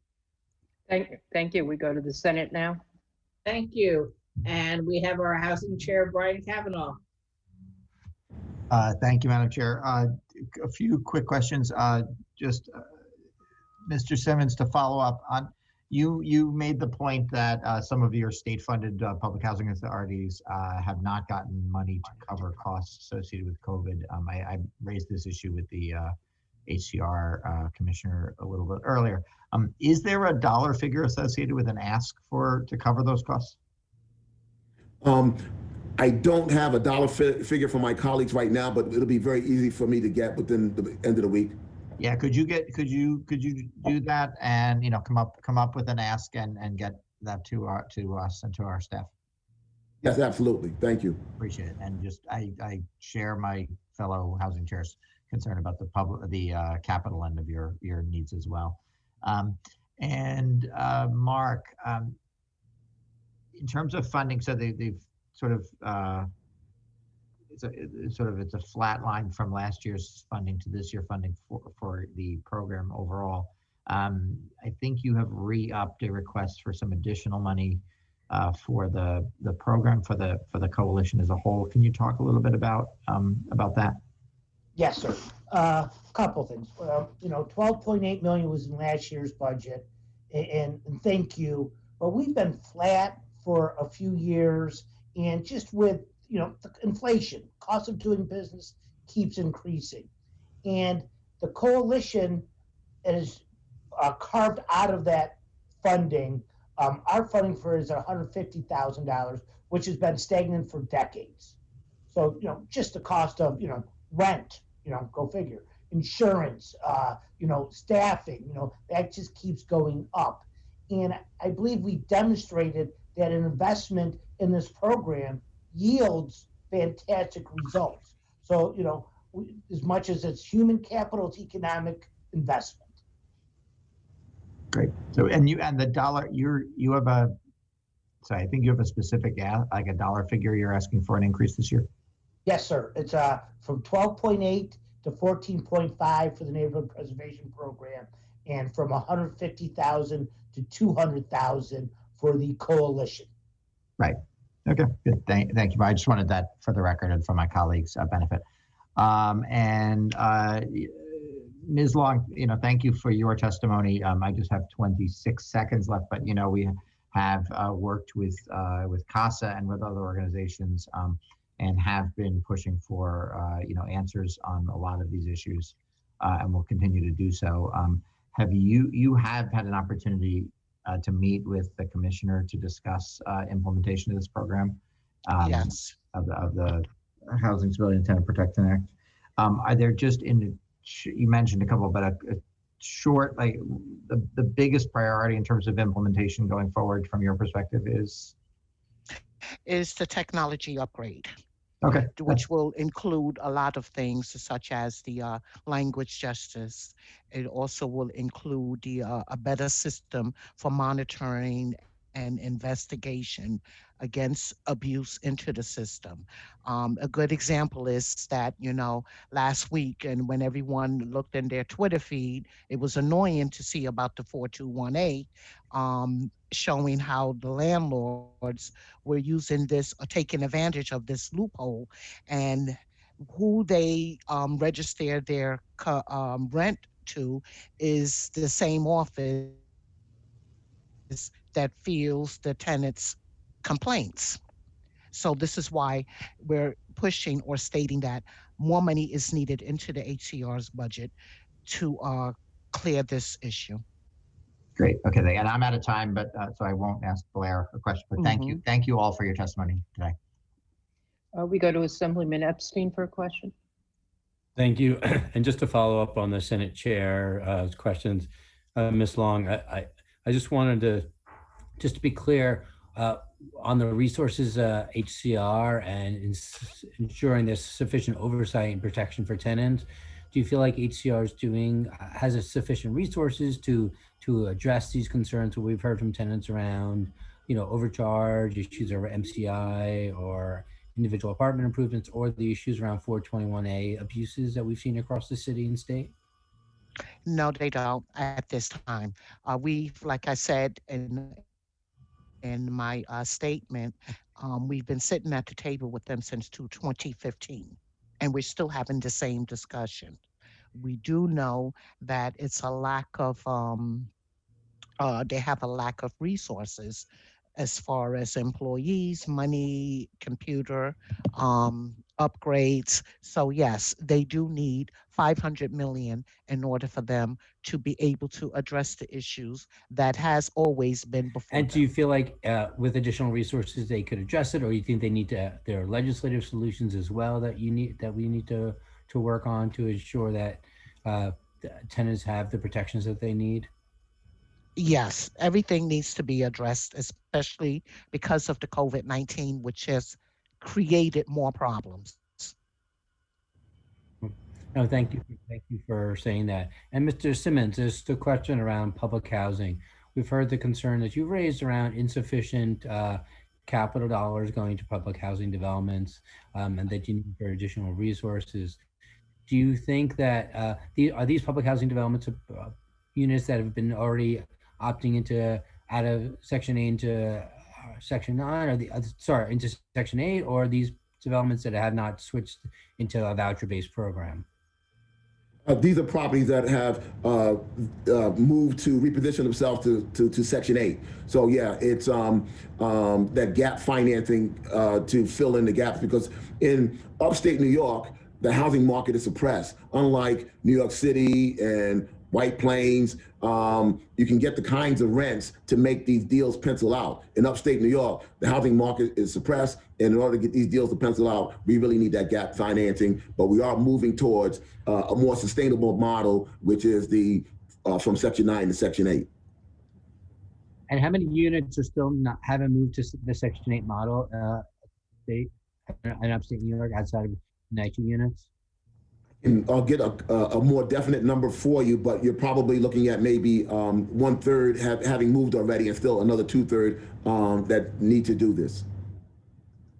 And it's a financing issue, or is it they don't have the systems and structures in place to do it? I think now it's more of a financing issue, because in the past 5 years that we've been working with New York State, most of it was educational.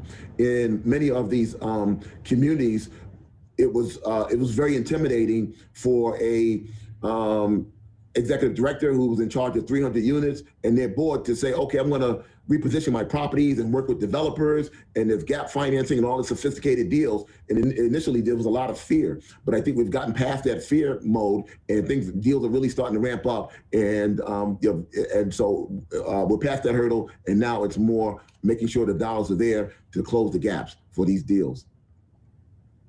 Thank you. Sorry I went over my time, Madam Chair. Thank you. I believe that is all for this panel. Thank you all for being here. And we'll move on to panel C now. Thank you. Legal Aid Society of Mid-New York. Thank you. Jay Flemmer, Staff Attorney, Citizens Action New York. Rebecca Gerard, Tenant Political Action Committee, Michael McKee. Empire Justice Center, Kirsten Keefe. As soon as they are up, we will be able to move on. Good afternoon, everyone, and thank you very much once again for allowing me to testify. It's been 4 years since we last spoke, and I would start by thanking you for answering the clarion call so admirably back in 2017. It's rare that we face an issue so universal to each and every one of you, and yet is such an existential threat to the peace, prosperity, and financial security of every one of your constituents. The foreclosure crisis cut a devastating swath across everyone, no matter who they were and what they looked like. Now, as Kirsten Keefe of EJC will portray admirably in her written and oral testimony in a few moments, the crisis is hitting the most vulnerable and protected classes the hardest. I will echo Senator Hartmanis's words when I say that without attorneys, these poor people are lost. Foreclosure law is too complicated, too Byzantine, too confusing, and there are too many against these people to be forced to represent themselves. Banks with huge slush funds for litigation and attorneys' fees that will be charged against the homeowners, no matter what happens. As Shakespeare said in Henry VI, if you want to foment chaos, well, the first thing you do is get rid of the lawyers. The economic crisis is going to be even worse post-pandemic, and the potential damage to the housing market could trigger a second crisis. Without the assistance of legal aid and other service providers such as housing counselors, I foresee a massive redistribution of real property ownership from ordinary people to corporations or to governments. And this could possibly result in the most significant collapse of the American housing market that we've seen to date. Now, I can also report to you that from the front lines as an attorney, I am seeing no drop in the number of scams that I've had to stop, whether they're deed theft scams through violations of the Home Equity Theft Protection Act or other type of scams. Tax foreclosures are continuing to proceed apace, even though there was temporary stoppage of redemption dates. They were held off for a bit. There are still some foreclosure sales that have gone on. And finally, every single day, I catch plaintiffs' attorneys cheating on attorneys' fees. And otherwise, without the ability of having a lawyer or a housing counselor experienced in these areas, there's going to be no way for your constituents to defend themselves. I'll reserve the rest of my time for questions. Thank you. Thank you, Rebecca. Thank you. Thank you for the opportunity to testify. My name is Rebecca Gerard. I am the campaigns manager for Housing Justice with Citizen Action of New York. So today you will hear and have already heard vital testimony on the housing budgetary needs in this state. These include the formation of a landlord hardship fund to address the rental crisis within the state, deep investment in supportive housing and public housing, the allotment of significant resources towards the creation of social housing programs such as community land trusts, residential cooperatives, and programs which give tenants the resources and right of purchase when their buildings go up for sale. All of these are crucial in this moment and could and should be funded through raising revenue on the wealthiest New Yorkers, as outlined in the platform of the Invest in Our New York Coalition.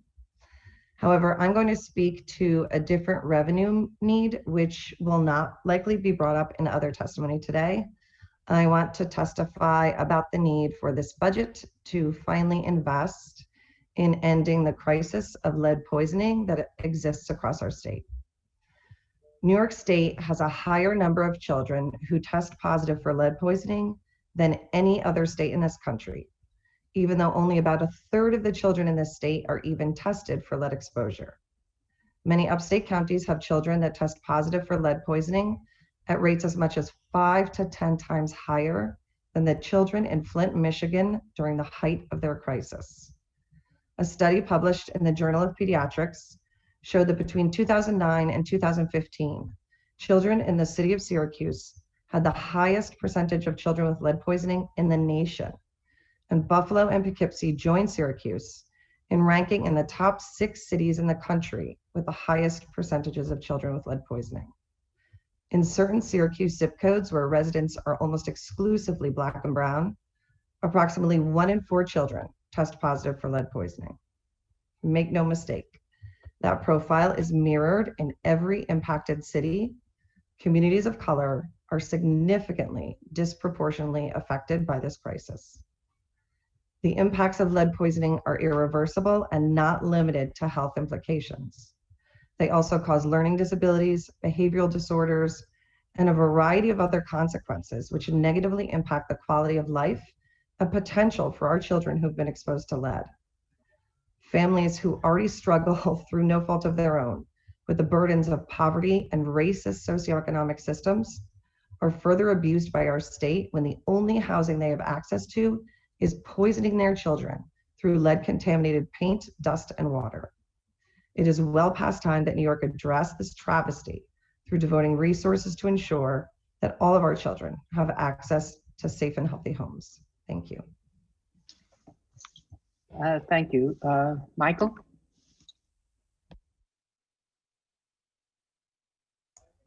Good afternoon, Chairs Weinstein and Kruger, Chairs Simbrowitz and Kavanaugh, members of the legislature. Thank you for the opportunity to testify. My name is Michael McKee. I'm the treasurer of the Tennis Political Action Committee. Tennis PAC is a proud member of the Upstate Downstate Housing Allowance, otherwise known as Housing Justice for All. I want to first thank you for the moratorium on evictions that you enacted on December 28th. This gives us some breathing room to figure out what to do about back rent. I'll get to that in a minute. But I want to point out to you that we have had reports of upstate judges ignoring the moratorium on evictions and allowing eviction proceedings to move forward, just as they ignored the Tenant Safe Harbor Act beginning in October when Governor Cuomo lifted the moratorium on evictions. And that's why we had hundreds of evictions in upstate New York in October, November, and December, and a few in New York City, including, I want to point out, the arrest of Assemblymember Damon Minks by the Rochester police. On the issue of rent relief, whether you call it cancel rent, whether you call it a landlord hardship fund, don't follow the governor's model, don't follow the legislation that you enacted last year, which we said at the time was not going to work, and I believe we were proven right. We urge you to follow the model that's laid out in the bill sponsored by Senator Julia Salazar and Assemblymember Yulene New. We think this is a much better model, and I urge you to use it. My basic message to you is that you must finally, once and for all, tax the rich. You've got to get away from this "we can't afford it" syndrome that the state has been stuck in for decades. And we have to have some structural balance in the state budget. The federal money, whatever else you can say about it, will not be enough. And it's also a one-shot. We're not going to get that every year. So you really need to deal with the state budget. And the only way we're ever going to be able to have a civilized society in this state is with a much larger budget. And you can't do that. And you can't do all of these things that people are talking about, including lead remediation, which I share Rebecca's comments very strongly, without more money. You have new powers. I'm pleased to say that Tennis PAC played a role last year in terms of giving the Senate new powers with a greater majority. You need to use those powers. A couple of years ago, Andrew Cuomo said he would change his name to Amazon Cuomo if they built their headquarters in Queens. Well, I think he should change his name to Austerity Cuomo, because that's who he is, and it starts with an A. Thank you very much.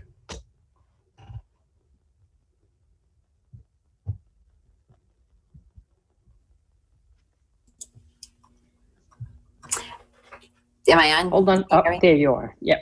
Okay, great. Thanks.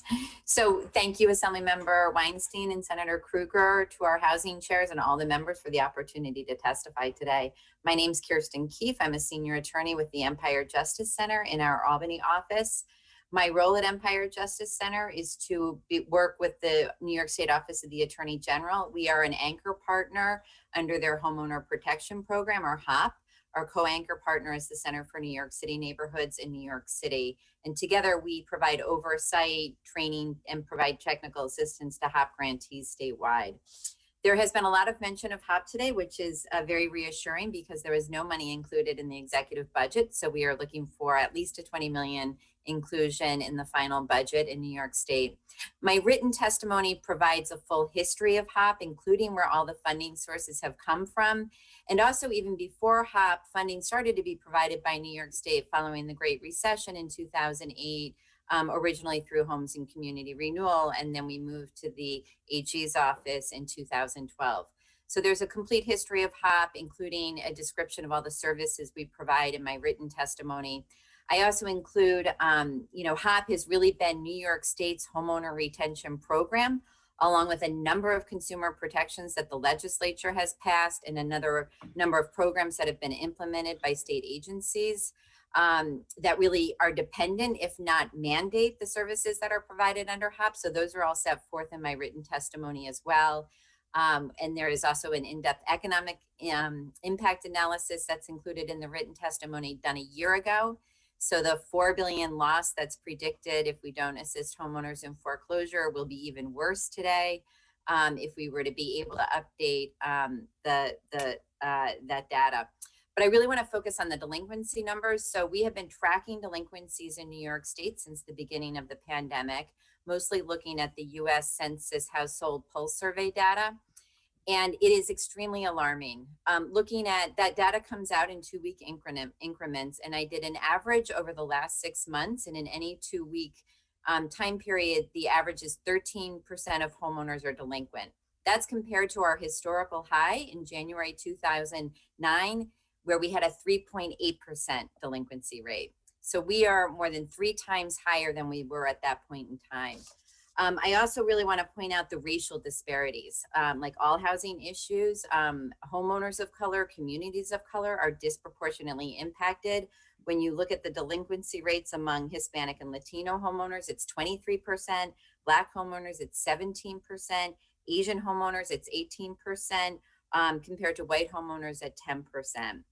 HOP services, statewide, 43% of our clients are homeowners of color. And in New York City alone, 75% of the homeowners that we serve are homeowners of color.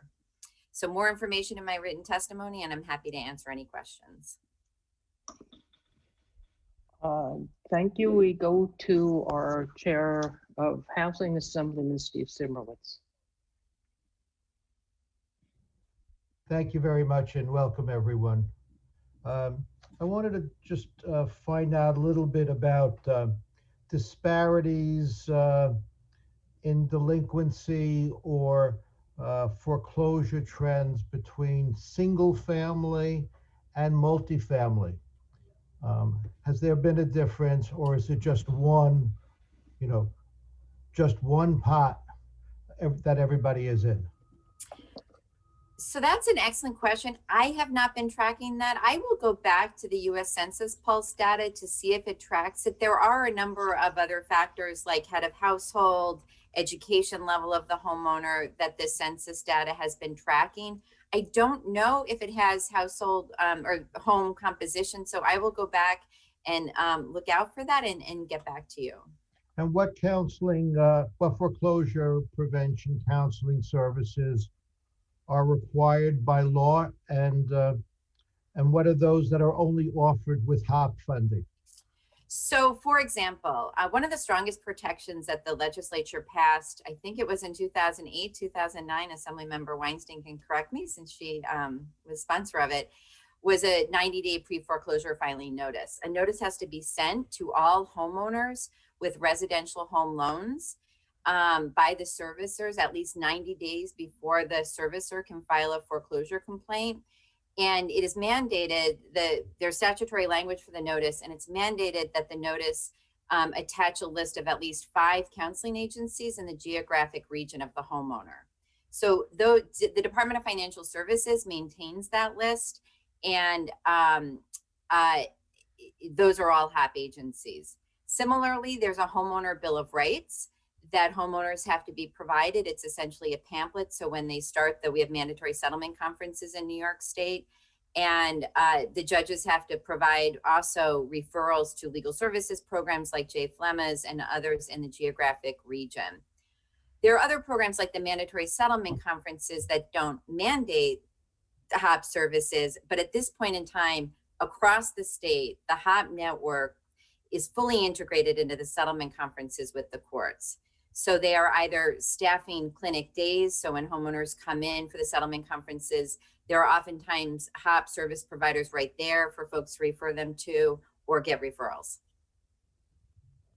I wanted to just get in a very quick question based on the first tranche of federal funds, the 1.3 billion, which I don't think will be the last. what priorities do you think we should be looking at other than what the feds mandate? Is there someone, other than the 50%, those that are unemployed, do you have anything that you would want us to consider when we put the program together? Are you asking Rebecca or me, or who are you asking? Well, either one. Well, I think one thing you need to look at is there's some question as to whether undocumented New Yorkers can be covered by the federal funds. My understanding is that the Treasury Department has said no, but that there's a federal judge in Arizona who said yes. But you might want to consider putting in, you need to put in state money anyway, because the federal money is not going to be enough. But you might want to put in some state money for that specific purpose. Rebecca, I don't know if I... Yeah, I would add on to that I anticipate that we'll have tenants who are in need of assistance with the rent that's in arrears that don't fall within the 80% AMI criteria set forth and connected to the federal funds. And so state resources need to be allocated to address that issue. Thank you. I don't believe there are any questions from members of the Senate, so No, we just want to thank you for your work. Well, thank you, but I want to go, we still have a couple of members, Assemblyman Meeks first, and then Epstein. Yes, this question is for Rebecca. You brought up lead, issues with lead levels, and that has been a challenge here in this Rochester community for some time. I remember growing up in the early 80s and having a family member with extremely high lead levels. And then just as recently as, early 2000s, dealing with a nephew with high lead levels. And it continues to be a challenge. So what do you believe are the reasons that the lead crisis in New York State has not been comprehensively addressed up to this point? Thank you, Assemblymember Meeks. Yes, I think it's a combination of a couple of things. One is that there is no uniform system for inspections and oversight in upstate communities.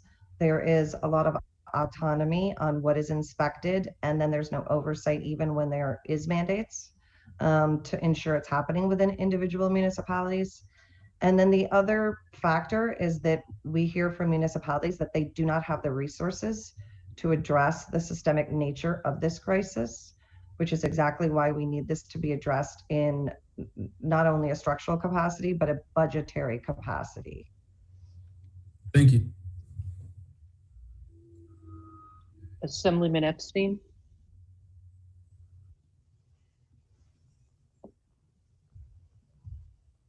I also see Senator Kavanaugh did put his hand up. You can go first. All right. Kristen, just on what happens if the $20 million in foreclosure prevention money doesn't come back? What happens to homeowners across the state? So services will virtually go away across the state. This has been really the only dedicated source for funding. So in talking about, for example, legal services in particular, there are no other dedicated sources, and even the general funding for civil legal services would not allow most organizations to provide assistance to homeowners, because homeowners tend to be typically above the income limits. So it's really critical that we have this dedicated source, so that the services would just go away. There are moratorium in place, but they will, they're a double-edged sword, first of all, because it just means the amounts are accruing and it's going to be tougher for people to get out of it. There are many programs, but as Jay pointed out, it's a very complicated process, and it really depends on who owns your mortgage and what program you might be eligible for. And so the services, the housing counseling agencies and the legal services know these programs, and it takes somebody like that to make sure homeowners have access to those programs. If I can add, Assemblyman Epstein, I conservatively estimate that without attorneys and housing counselors, and in particular attorneys to assist homeowners getting through the legal morass, that 2 out of every 3 houses that we ordinarily would have saved will be lost. I've practiced complex litigation for 20 of my 26 years, including patent, copyright, internet law. I specialize in areas of law, and they brought me specifically to legal aid because I practice areas of law in which it changes every day. And I have never seen a more complicated or larger body of sources of law or more intricate laws than in the practice of mortgage foreclosure law. The average layman stands zero chance of being able to negotiate effectively against the banks or deal with the legal ramifications of what the banks will be doing to them. Okay. Thank you. And I know I'm almost out of time. If I can I just, one quick question just on rent relief to Rebecca and Michael of, what, like, I know you mentioned it earlier, if there's specific things that, someone with news bill, but ensuring that landlords can apply, are there other really critical pieces of that you think we need to do? Yeah, I think it's, I'll jump in, Michael, feel free, but I think it's vital that we set up an application process for landlords. I think what we saw in May and what I fear we will see from this latest round is that these tenant application processes do not result in tenants being able to access relief. And we cannot end up with a crisis of epic proportions like we are headed towards. And if you read what's being written in newspaper stories in the last couple of weeks, apparently the real estate lobby agrees with us that this is the better approach. And we told you last spring that what you were doing would not work. And I think we were proven right. So I think you need a new model. You need to go back to the drawing board. I strongly urge you to look at the legislation sponsored by Senator Salazar and Assembly Member New, because that's the model you should be using. Thank you. Thank you. We go to the Senate, Senator Kavanaugh. Thank you, and sorry to go out of turn here. Okay, yeah, the clock's up. Great. So just very briefly, Rebecca, I just want to make sure, clarify for colleagues, and you're talking about there are two distinct needs you're talking about. You're talking about a need for additional funding, which would basically be expense funding for localities to do code enforcement, and then an additional need to do the kind of money that would be necessary to make capital expenditures or subsidies for abatement and remediation of lead? That's correct. And I think, as I said, and thank you for following up, this time limit is deeply challenging. I think the primary problem is that we don't have a system right now where we can identify where the lead exposure is, and that is just the first and foremost problem. Right now, our children are our testing strips. We do not know when a property has lead until a child tests positive for lead poisoning. And I can certainly hope that we would all agree that that is not a humane system for identifying those points of exposure. And so in order to start with what is the most minimum of steps, right, which is identifying where the contamination is, we need a system of oversight that doesn't exist, and municipalities are going to need resources to implement that system in terms of staffing, and then also providing assistance for remediation. And I'll just jump in, take a 10-second banner ad here, but the Senate did a big investigation of local code enforcement and found it wanting in many respects, and also found that there was additional need for resources, financial resources for localities to do their job. We passed that package just before COVID set in. We will be revisiting it this year, and I've had the opportunity to speak with Rebecca and Citizen Action about making sure lead is a part of those conversations. Just very briefly, Jay, first of all, that's the most compelling version of why we need this kind of counseling I've ever heard. So thank you. And I've done a few complicated areas of law myself. Just the commission, this is a very specific question. The commissioner mentioned previously I don't know if you were here, but I mentioned a federal funding source for work on foreclosure. Are you aware of that and what that money is being spent on and whether it meets the need? May I please defer that to Kirsten? She has the expert analysis. Yeah, that was for both of you, actually. Yeah, go ahead, Kirsten. I don't know. It was my understanding that funding was going to some agencies potentially around rent, providing assistance around tenants and rent. but I'm not entirely sure. So I did hear that piece of her testimony and wrote it down to try to look up who those 20 agencies are. It's not, I have not heard of any agencies getting significant money from HCR to do foreclosure prevention work. Okay, we'll be following up with her, but if you discern anything about that in your research and can share that with us, we'd appreciate it. And I will just, I guess I'll leave it there. Just, I'm going to ask, and I would encourage folks to think about, there's been a lot of focus on the question of how much rent is due, the scale of arrears and all that. I think there's been less focus. We focus a lot on counseling, foreclosure prevention, all that sort of stuff. I think a little less focus on what the financial need would be to address some of these housing costs that have arisen in the homeowner side. And I would urge, I'd like to, if you can offline follow up, and if we could talk a little bit more about that, I'd appreciate it. Certainly, Senator. Thank you all. Thank you. We have a question from Assemblywoman New. Hi, sorry, I'm joining by phone and on with the session on my computer, so I apologize for the strange screen. But I wanted to say thank you for all of your testimonies. I also wanted to ask a couple of questions. I wanted to see what your thoughts were on public housing, and what do you think the budget should be for public housing within our state?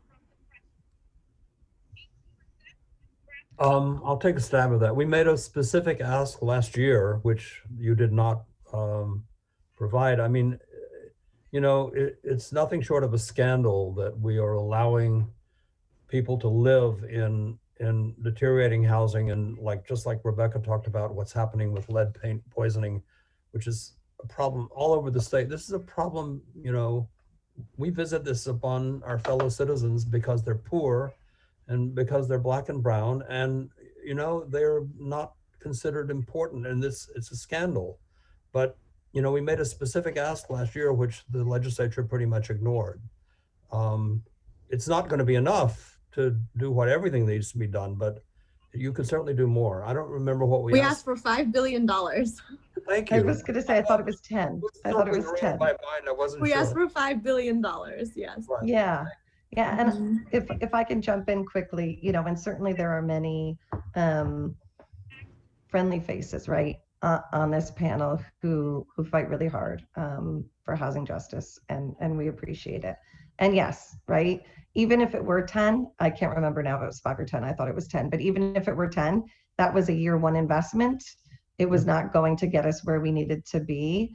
And so if I could use this moment to sort of bump up what was part of my testimony, and that this could be framed as a year of austerity by our governor, and yet it should be framed as a year of opportunity, where we have a package of 6 bills which could raise $50 billion on the wealthiest New Yorkers, and instead of not only failing to address the chronic disinvestment that has happened in New York for decades, we could reverse the proposals that are taking that one step further and actually suggesting that we should cut further from those who are most impacted during a pandemic.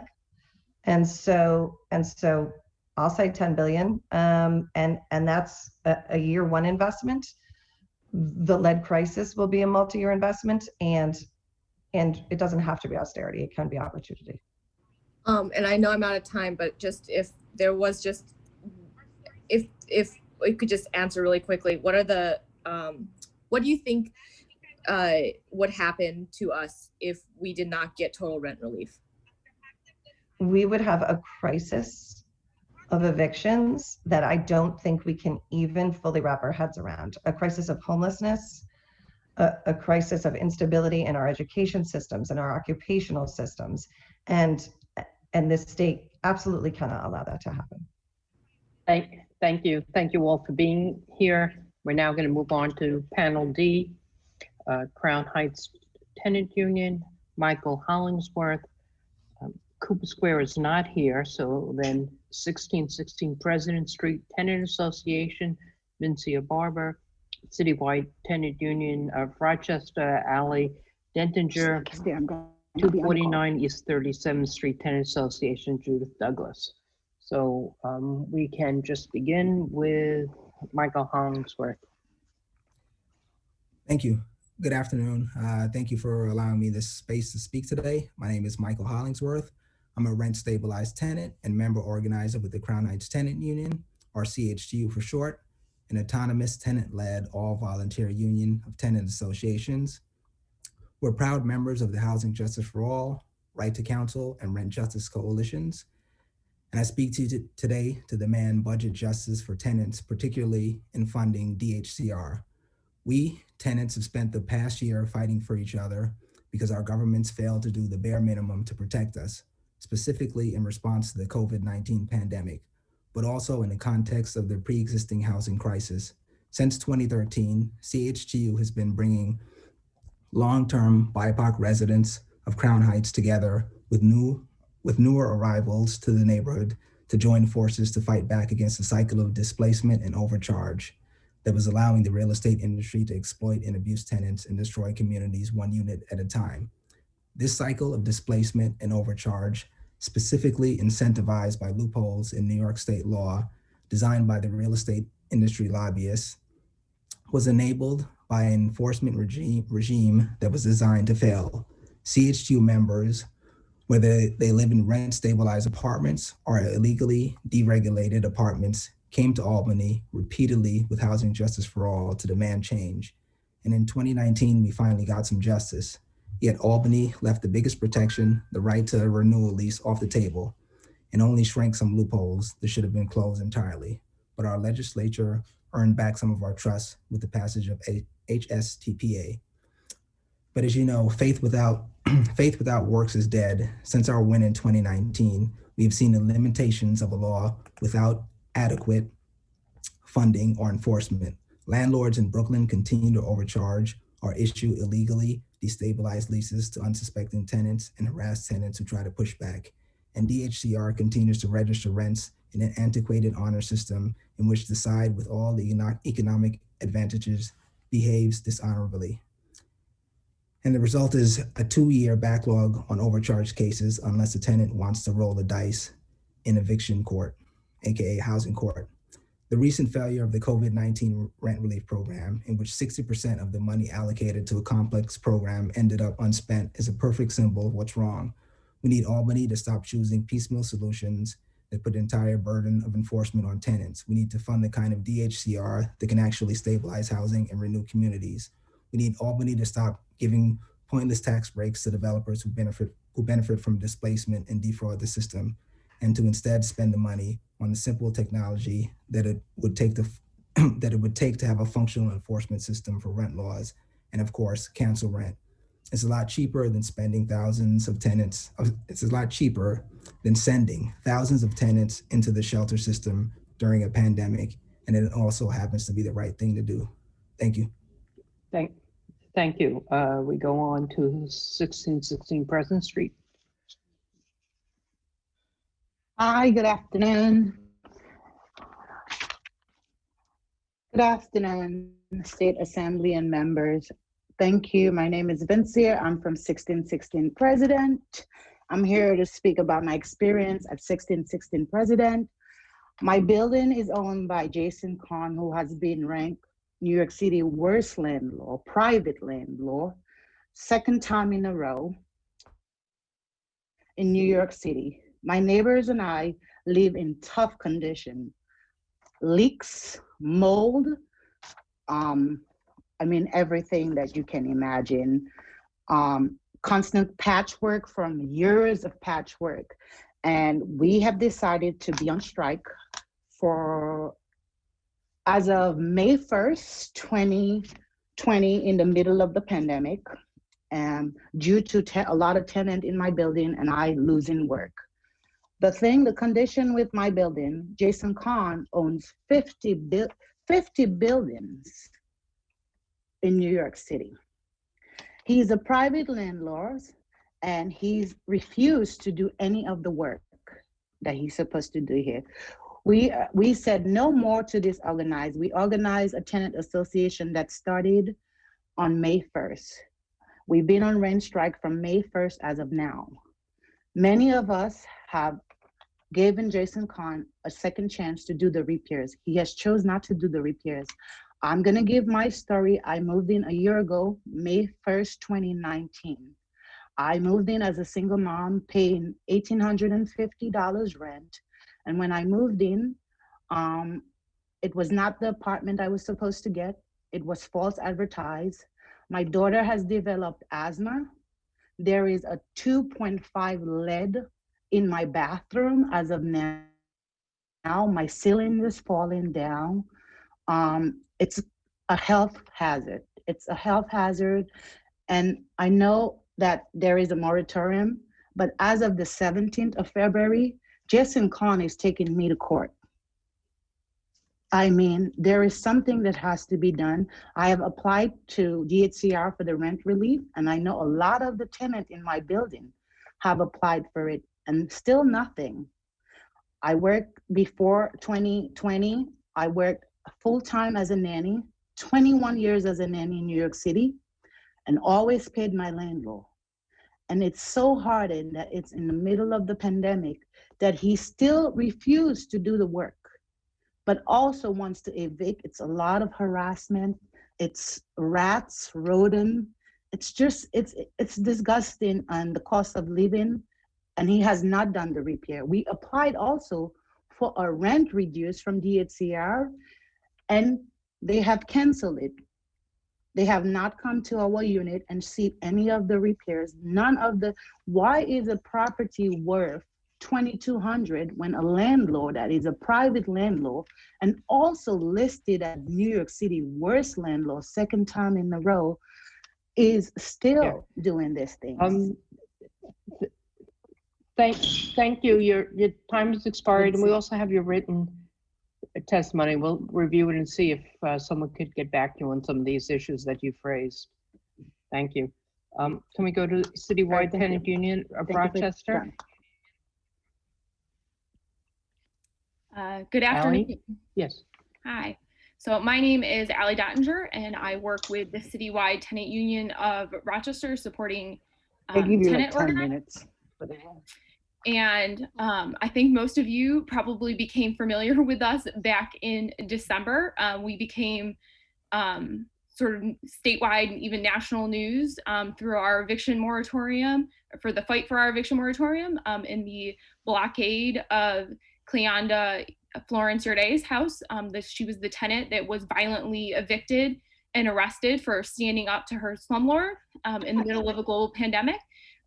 Followed by the arrest of our brand new Assemblymember Meeks. And I want to thank the New York State Legislature for that eviction moratorium and for the upwards of 20,000 people in the Rochester area that are behind on rent. It's life-changing to have just a little bit of protection, to know that right here and right now, they're not headed to the streets.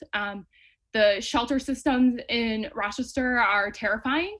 COVID is currently going through them. So to tell this single mother of 3 kids that she's homeless now, by the way, she still hasn't found housing. I did want to make that fact known, but that her kids are at risk for COVID because of this crisis. And I really want to walk through some of what my day looks like. Pre the moratorium being lifted back in the fall, I worked with hundreds and hundreds of tenants along with my other team members to try and get rental assistance to people, to try and get folks plugged into legal assistance. And it was a disaster, an absolute disaster. We don't have broadband in a lot of areas of this area. 4 out of 10 residents in Rochester only have access to internet on their phone. 2 out of 10 don't have access to internet at all. And those are staggering numbers. And the language barrier, I'm going to be honest, most people couldn't even tell you what HCR is in Rochester or what that means for them. And it's terrifying, the idea that in a matter of potentially months, we are going to see the biggest spike in homelessness that this city has ever seen, that this state, this nation And the idea that tenants are going to be responsible for applying for their own rental assistance is nauseating. I beg you to look deeply at the proposal from Senator Salazar and Assemblymember New that puts the burden on the landlords. And I promise you, I trust that there's small landlords that need this, and I know that's an absolute truthful statement, but the means testing of tenants applying for it themselves is going to leave so many people out, and way more people are going to fall through the cracks that way than if we don't allow the landlords that truly need the assistance to just apply for it and get it. We can do this. I ask you to raise taxes on the ultra wealthy and to stand up to Governor Cuomo. We elected a supermajority because we trust that this legislature is going to make the right chance. Once again, thank you for your time. Thank you. And now Judith Douglas.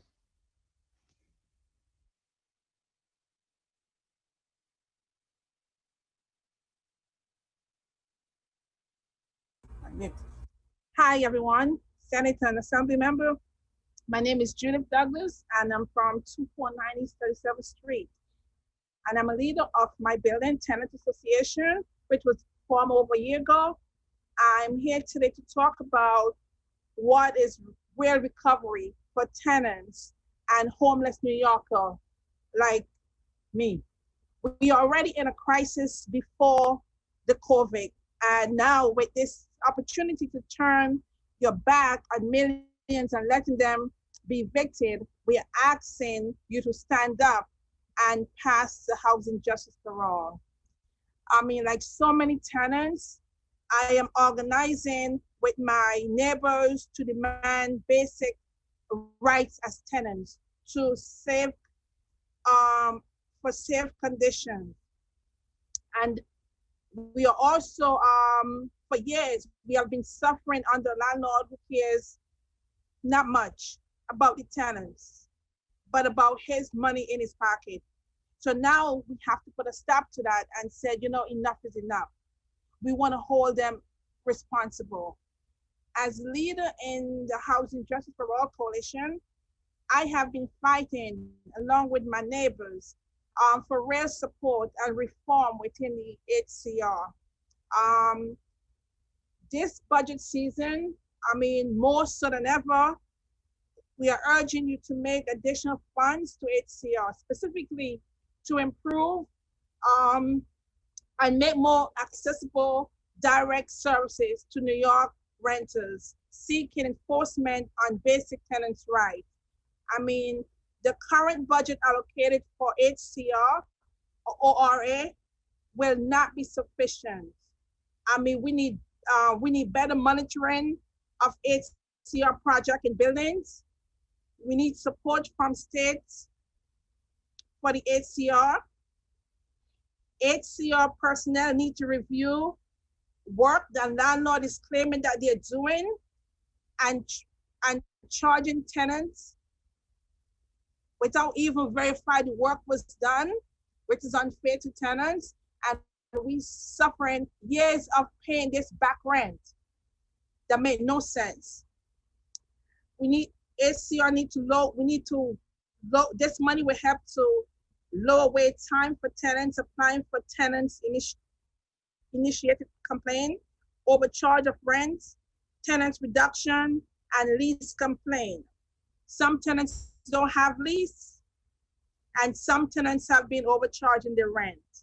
I mean, this money will help to make the necessary technology because HCR needs to upgrade the technology to serve New Yorkers, especially those who have a second language, example, Spanish.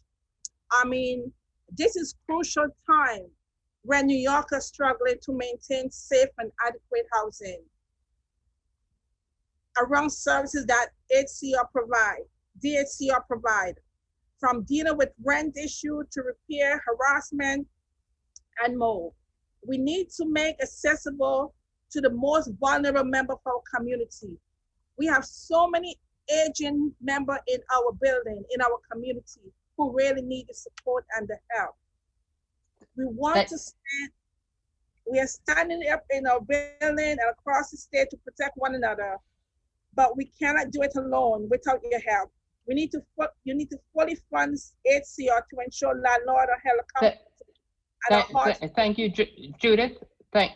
Judith, I'm going to need to cut you off. We gave you a little bit of extra time, but we do have the testimony submitted, and we have a couple of questions, so they may go to, may have an opportunity. We're going to go first to Assemblyman Epstein, and then to the Senate. Thank you, Madam Chair. I really appreciate the time here. And I really want to thank all the witnesses who've spoken. I just want to know, how hard, it sounds like you've experienced some concerns about the current rent relief program that we didn't put into place. How do you feel about the landlords being the applicant instead of the tenant? And have you, for the tenants or the advocates for tenants here, to have people have serious rent arrears? What are you hearing out there that would be helpful as we move forward on trying to create a program for this 1.3 billion now and potentially other federal dollars coming together and state dollars coming together? Thank you, Assembly Member Epstein. I'll try to be quick so maybe some of my fellow tenants can chime in. But yeah, I think we feel that the landlords should be the ones that have to approve hardship, not the tenants. So that's something that we'd like to see. And in terms of the rent relief program from last year, CHGU has a pretty big membership, and we had exactly 0 tenants able to receive assistance from that program. Thank you.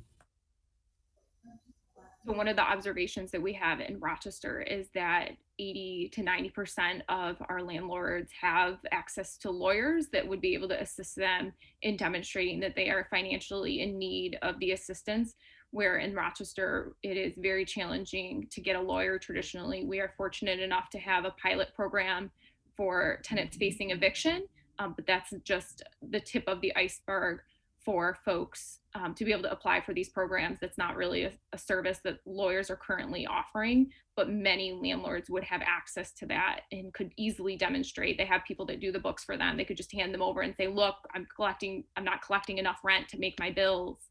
Please assist me. It's just really not an option for a lot of the tenants in our city.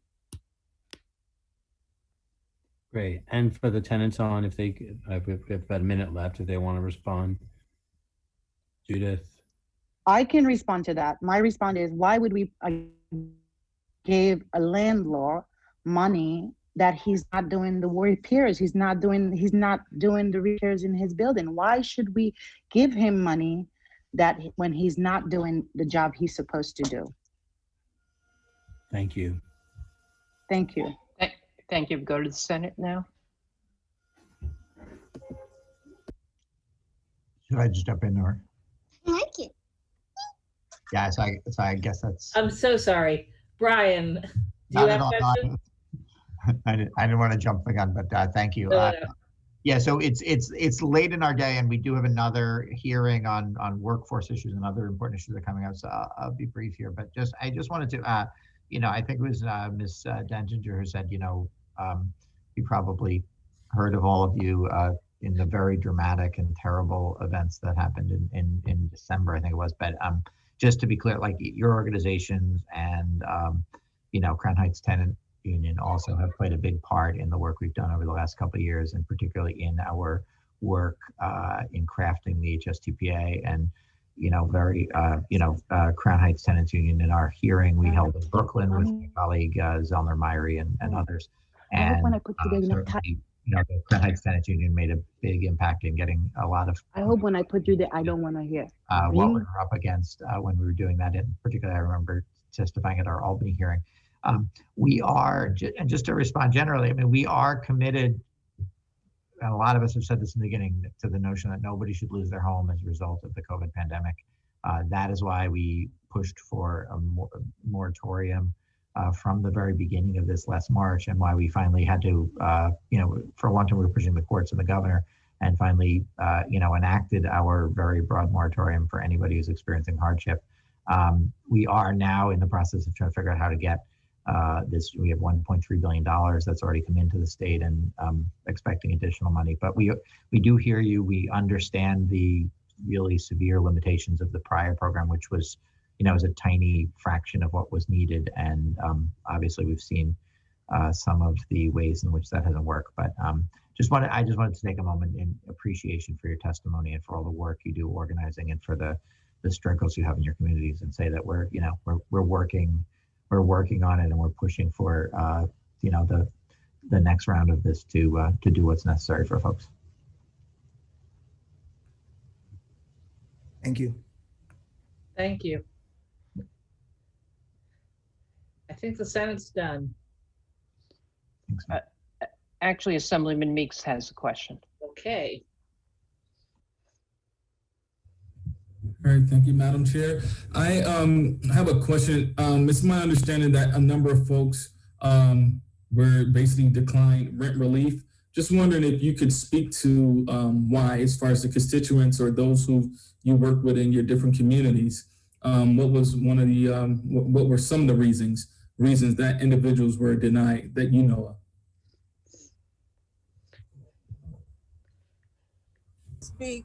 I did apply for the rent relief from HCR, and one of the questions that they asked, there's a pre-screening on the question, and one of the questions they asked, if you don't have a job initially, they said you're not qualified, so you could not go on further on in terms of the questionnaire. The second time I applied, they said I wasn't qualified because I was making more money under the unemployment than before the unemployment. So that's another way you're being disqualified. And like a lot of other people who are in the Housing Justice for All campaign, many of them applied and they never heard one word from the agency to say whether or not they were qualified or disqualified. But recently, they had opened up the books because the past president said, I'm not giving New York any more money because you have money in your books and you're not using it. So they were able to open it up again, and I reapplied, so I'm still waiting. But many people were not that lucky to get anything. So I have applied twice to the rent relief due to me losing my job in last year when the pandemic started. And I am a single mom, single household income, and I just reapplied when it reopened, and it told me I was not eligible when I put in the information of everything. So this is my third time applying for the rent relief and still getting denied. I don't know why. There was no response of why they deny me. I think I am qualified for it, but still there was nothing. And I have not received any kind of money from the government. It's just, there's nothing. It's just DHCR rent relief did not work for us. And I know many of my tenants at 1616 President Street applied and still did not get it. Also, thank you. Thank you. So this is the end of this panel. Thank you for being here. And we go on to our last panel, which is Housing Organizers for People Empowered in East Brooklyn. Viola Bibbins, member. Vocal New York is not here. And then from Make the Road New York, we have Sonia Perez, who is a member and has with her translator, Julian Gomez. So we are ready for Viola. If you are, I have to just have some of the people from the last panel leave, and I think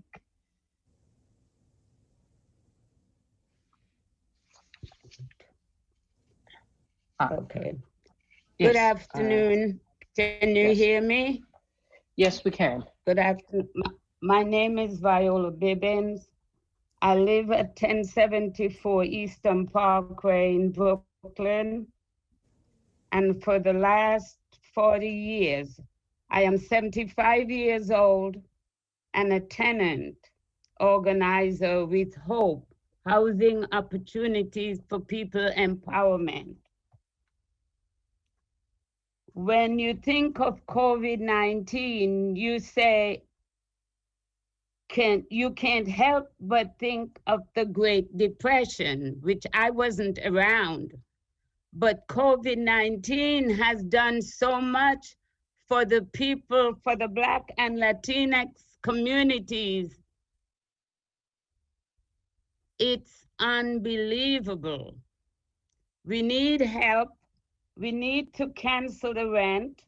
We would like a bill like that of Senator Salazar and Assemblyman New.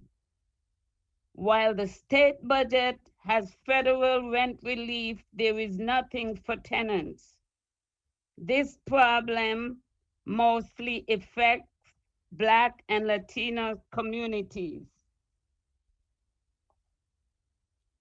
Research shows that 1.2 million households won't be able to pay their rent, and they will also owe $2.2 billion in rent. If you are undocumented, that makes it worse because you cannot get a stimulus. You don't receive anything from the government.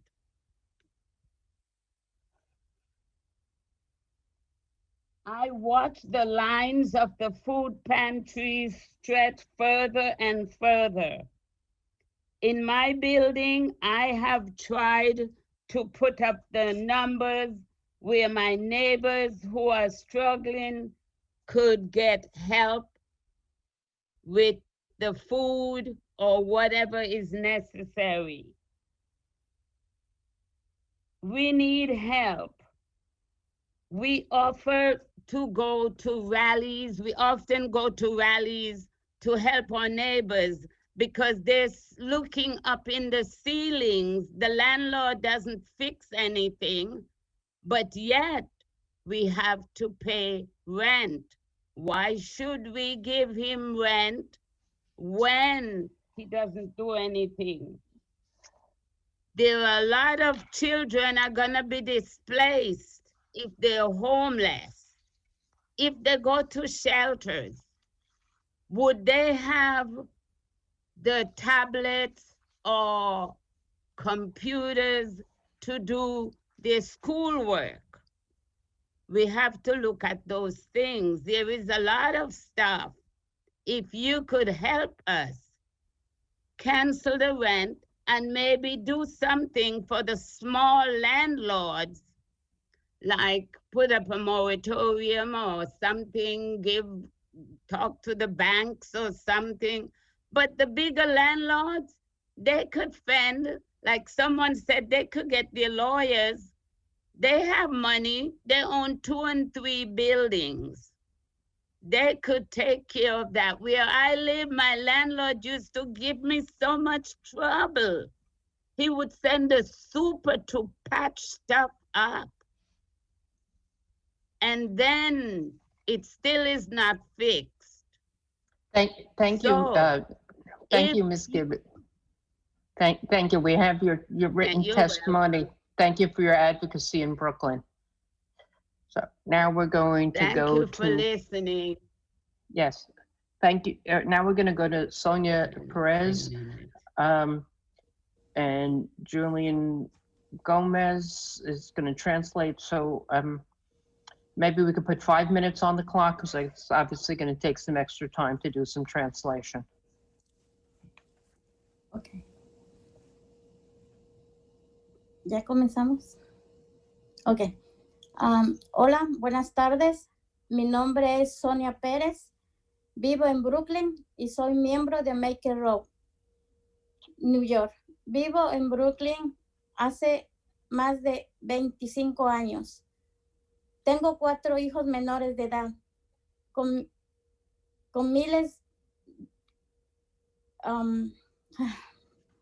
nuestro estado ha sido afectado financieramente por el COVID-19. Soy una vendedora ambulante y por lo tanto una trabajadora excluida, ya que no he podido solicitar el desempleo debido a la pandemia del coronavirus. Mis ventas cayeron durante los primeros meses y luego no puedo vender nada debido a las restricciones y porque tengo el riesgo de contraer el COVID. Soy diabética. El padre de mis hijos, que me estaba ayudando a mantenerlos económicamente, falleció por el COVID-19. Eso ha empeorado las cosas. Soy madre soltera y lo que más me preocupa es el pago de mi alquiler. Aunque ahora tenemos una moratoria de desalojo, no sé qué haré cuando termine. Y si no hay apoyo económico del gobierno del estado para las personas como yo y los inmigrantes indocumentados, mi familia y yo terminaremos viviendo en la calle. Necesitamos ayuda para cancelar nuestras deudas que se han ido acumulando sin poder trabajar. No podré pagar todo lo que debo en este momento. Llevo casi un año sin ingresos. Mi arrendador me ha enviado varias cartas de solicitud de pago de renta y me ha negado el programa de alivio de alquiler. Sé que esto no solo me está pasando a mí, hay miles de personas en esta situación porque no tenemos forma de pagar. Lo hemos perdido todo y no sabemos cuándo vamos a salir del COVID. Somos personas trabajadoras y responsables, pero en este momento no podemos hacer más. No es porque no queremos pagar y no estamos aprovechándonos.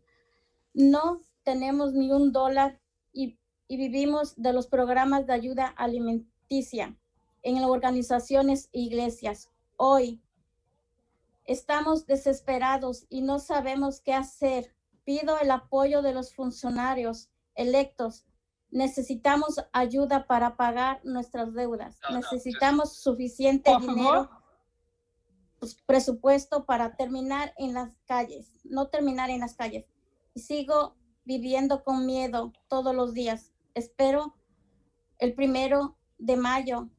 ¿A dónde iré con mis hijos? No sé qué voy a hacer. Ayúdenos y asegúrenos de que pasemos esto sin desalojos. Gracias. Julian, can you assist in? Sure, yeah, it take me 1 minute. So, hello, my name is Sonia Perez. I'm a Make the Road New York member, and I live in Brooklyn with my 4 kids. As thousands in our state, I have been affected financially by COVID-19. I'm a street vendor and therefore an excluded worker, since I can apply for unemployment. Due to a coronavirus pandemic, my sales fell for the first few months, and then I couldn't sell anything due to restrictions and because I'm high risk due to having diabetes. The father of my children, who was helping me sustain them financially, was away from COVID-19, and that has made things worse. I'm a single mother, and what worries me the most is the rent payment. Although we have an eviction moratorium now, I don't know what I'll do when that ends. If there is no financial support from the state government for people like me and undocumented immigrants, my family and I will end up living on the street. We need help to cancel our debts that have been accumulating without being able to work. I will not be able to pay all I owe at this point, and I'm going on almost a year of no income. My landlord has sent me multiple rent request letters, and I have been denied from the rent relief program. I know that is not only happening to me. There are thousands of people in this situation because we do not have a way to pay. We have lost everything, and we don't know when we're going to get out of COVID. We're hardworking and responsible people, but at this time, we cannot do more. It is not that we do not want to pay or we are not taking advantage. We don't have a single dollar. We're living off food aid programs in organizations and churches. Today we're desperate and we don't know what to do. I ask for the support of the elected officials. We need help to pay our debts. We need enough money in this budget not to end up on the streets. I continue to live in fear every day and waiting for the 1st of May, where I will go with my children. I don't know what I'm gonna do. Please help us make sure we see this through without evictions. Thank you. Thank you, gracias, Ms. Perez. Thank you, Julian, for translating. I want to thank all the members who are here and the panelists who are sharing their stories. This is going to conclude the. Before we conclude, I know Senator Kavanaugh has a question, I believe. Senator Kavanaugh? Brian, do you have a question? Yeah, just a comment, but again, particularly to Ms. Bivens' point about this being particularly a hardship for people who are who have been disqualified from a lot of programs because of immigration status issues. That is one area where we do expect a different response in a new administration in Washington. There was a difference of opinion about whether the original emergency rent relief money could have been used for that purpose, but there was a great concern that an administration in Washington that had the ability to make regs would shut down any effort to do that. We are getting all signals that the current federal money, the $1.3 billion that's been mentioned a few times today, is available regardless of immigration status, and a lot of us are committed to making sure that that remains the case. So, and May 1st was the date that we chose in the end of December as a period for people to be protected and get on their feet and hopefully get past the worst of the COVID epidemic. But obviously we will need to continue to revisit that date. And again, as I said before, each of you work with great organizations that advocate on your behalf. And we are really committed to making sure that no one loses their home as a result of the COVID-19 pandemic. And so just thank you all for your testimony and for your work. And I also want to thank everyone on the last panel and all the testifiers here today. And Helene, I think you get to close us out. Thank you. So we are, again, thank everybody who's been here today. Thank the members for their participation. This is going to close the housing hearing. People can still submit testimony today. Everything that was submitted to us is part of the official record. I think, Senator Krueger, we should take like a 5-minute. Oh, wait, I have Mr. Epstein waving. No, go away, Mr. Epstein. Yes, you didn't raise your hand, but you're waving your hand. Real hand. Oh, no, he's saying goodbye. Oh, okay. He's Yes, just saying goodbye, not a question. Give us So, as all I about said, 5 or 6 minutes, and then you can tune back into the next budget hearing. So we just on need time for workforce members issues. to leave and the workforce people to come. So for the Ways and Means member, you can stay in this Zoom, and you'll just be, we'll be moving on to workforce, but everybody stretch your legs for a few minutes. Thank you, Madam Chairs, for your work. Appreciate it. Thank you, everyone. Thank you.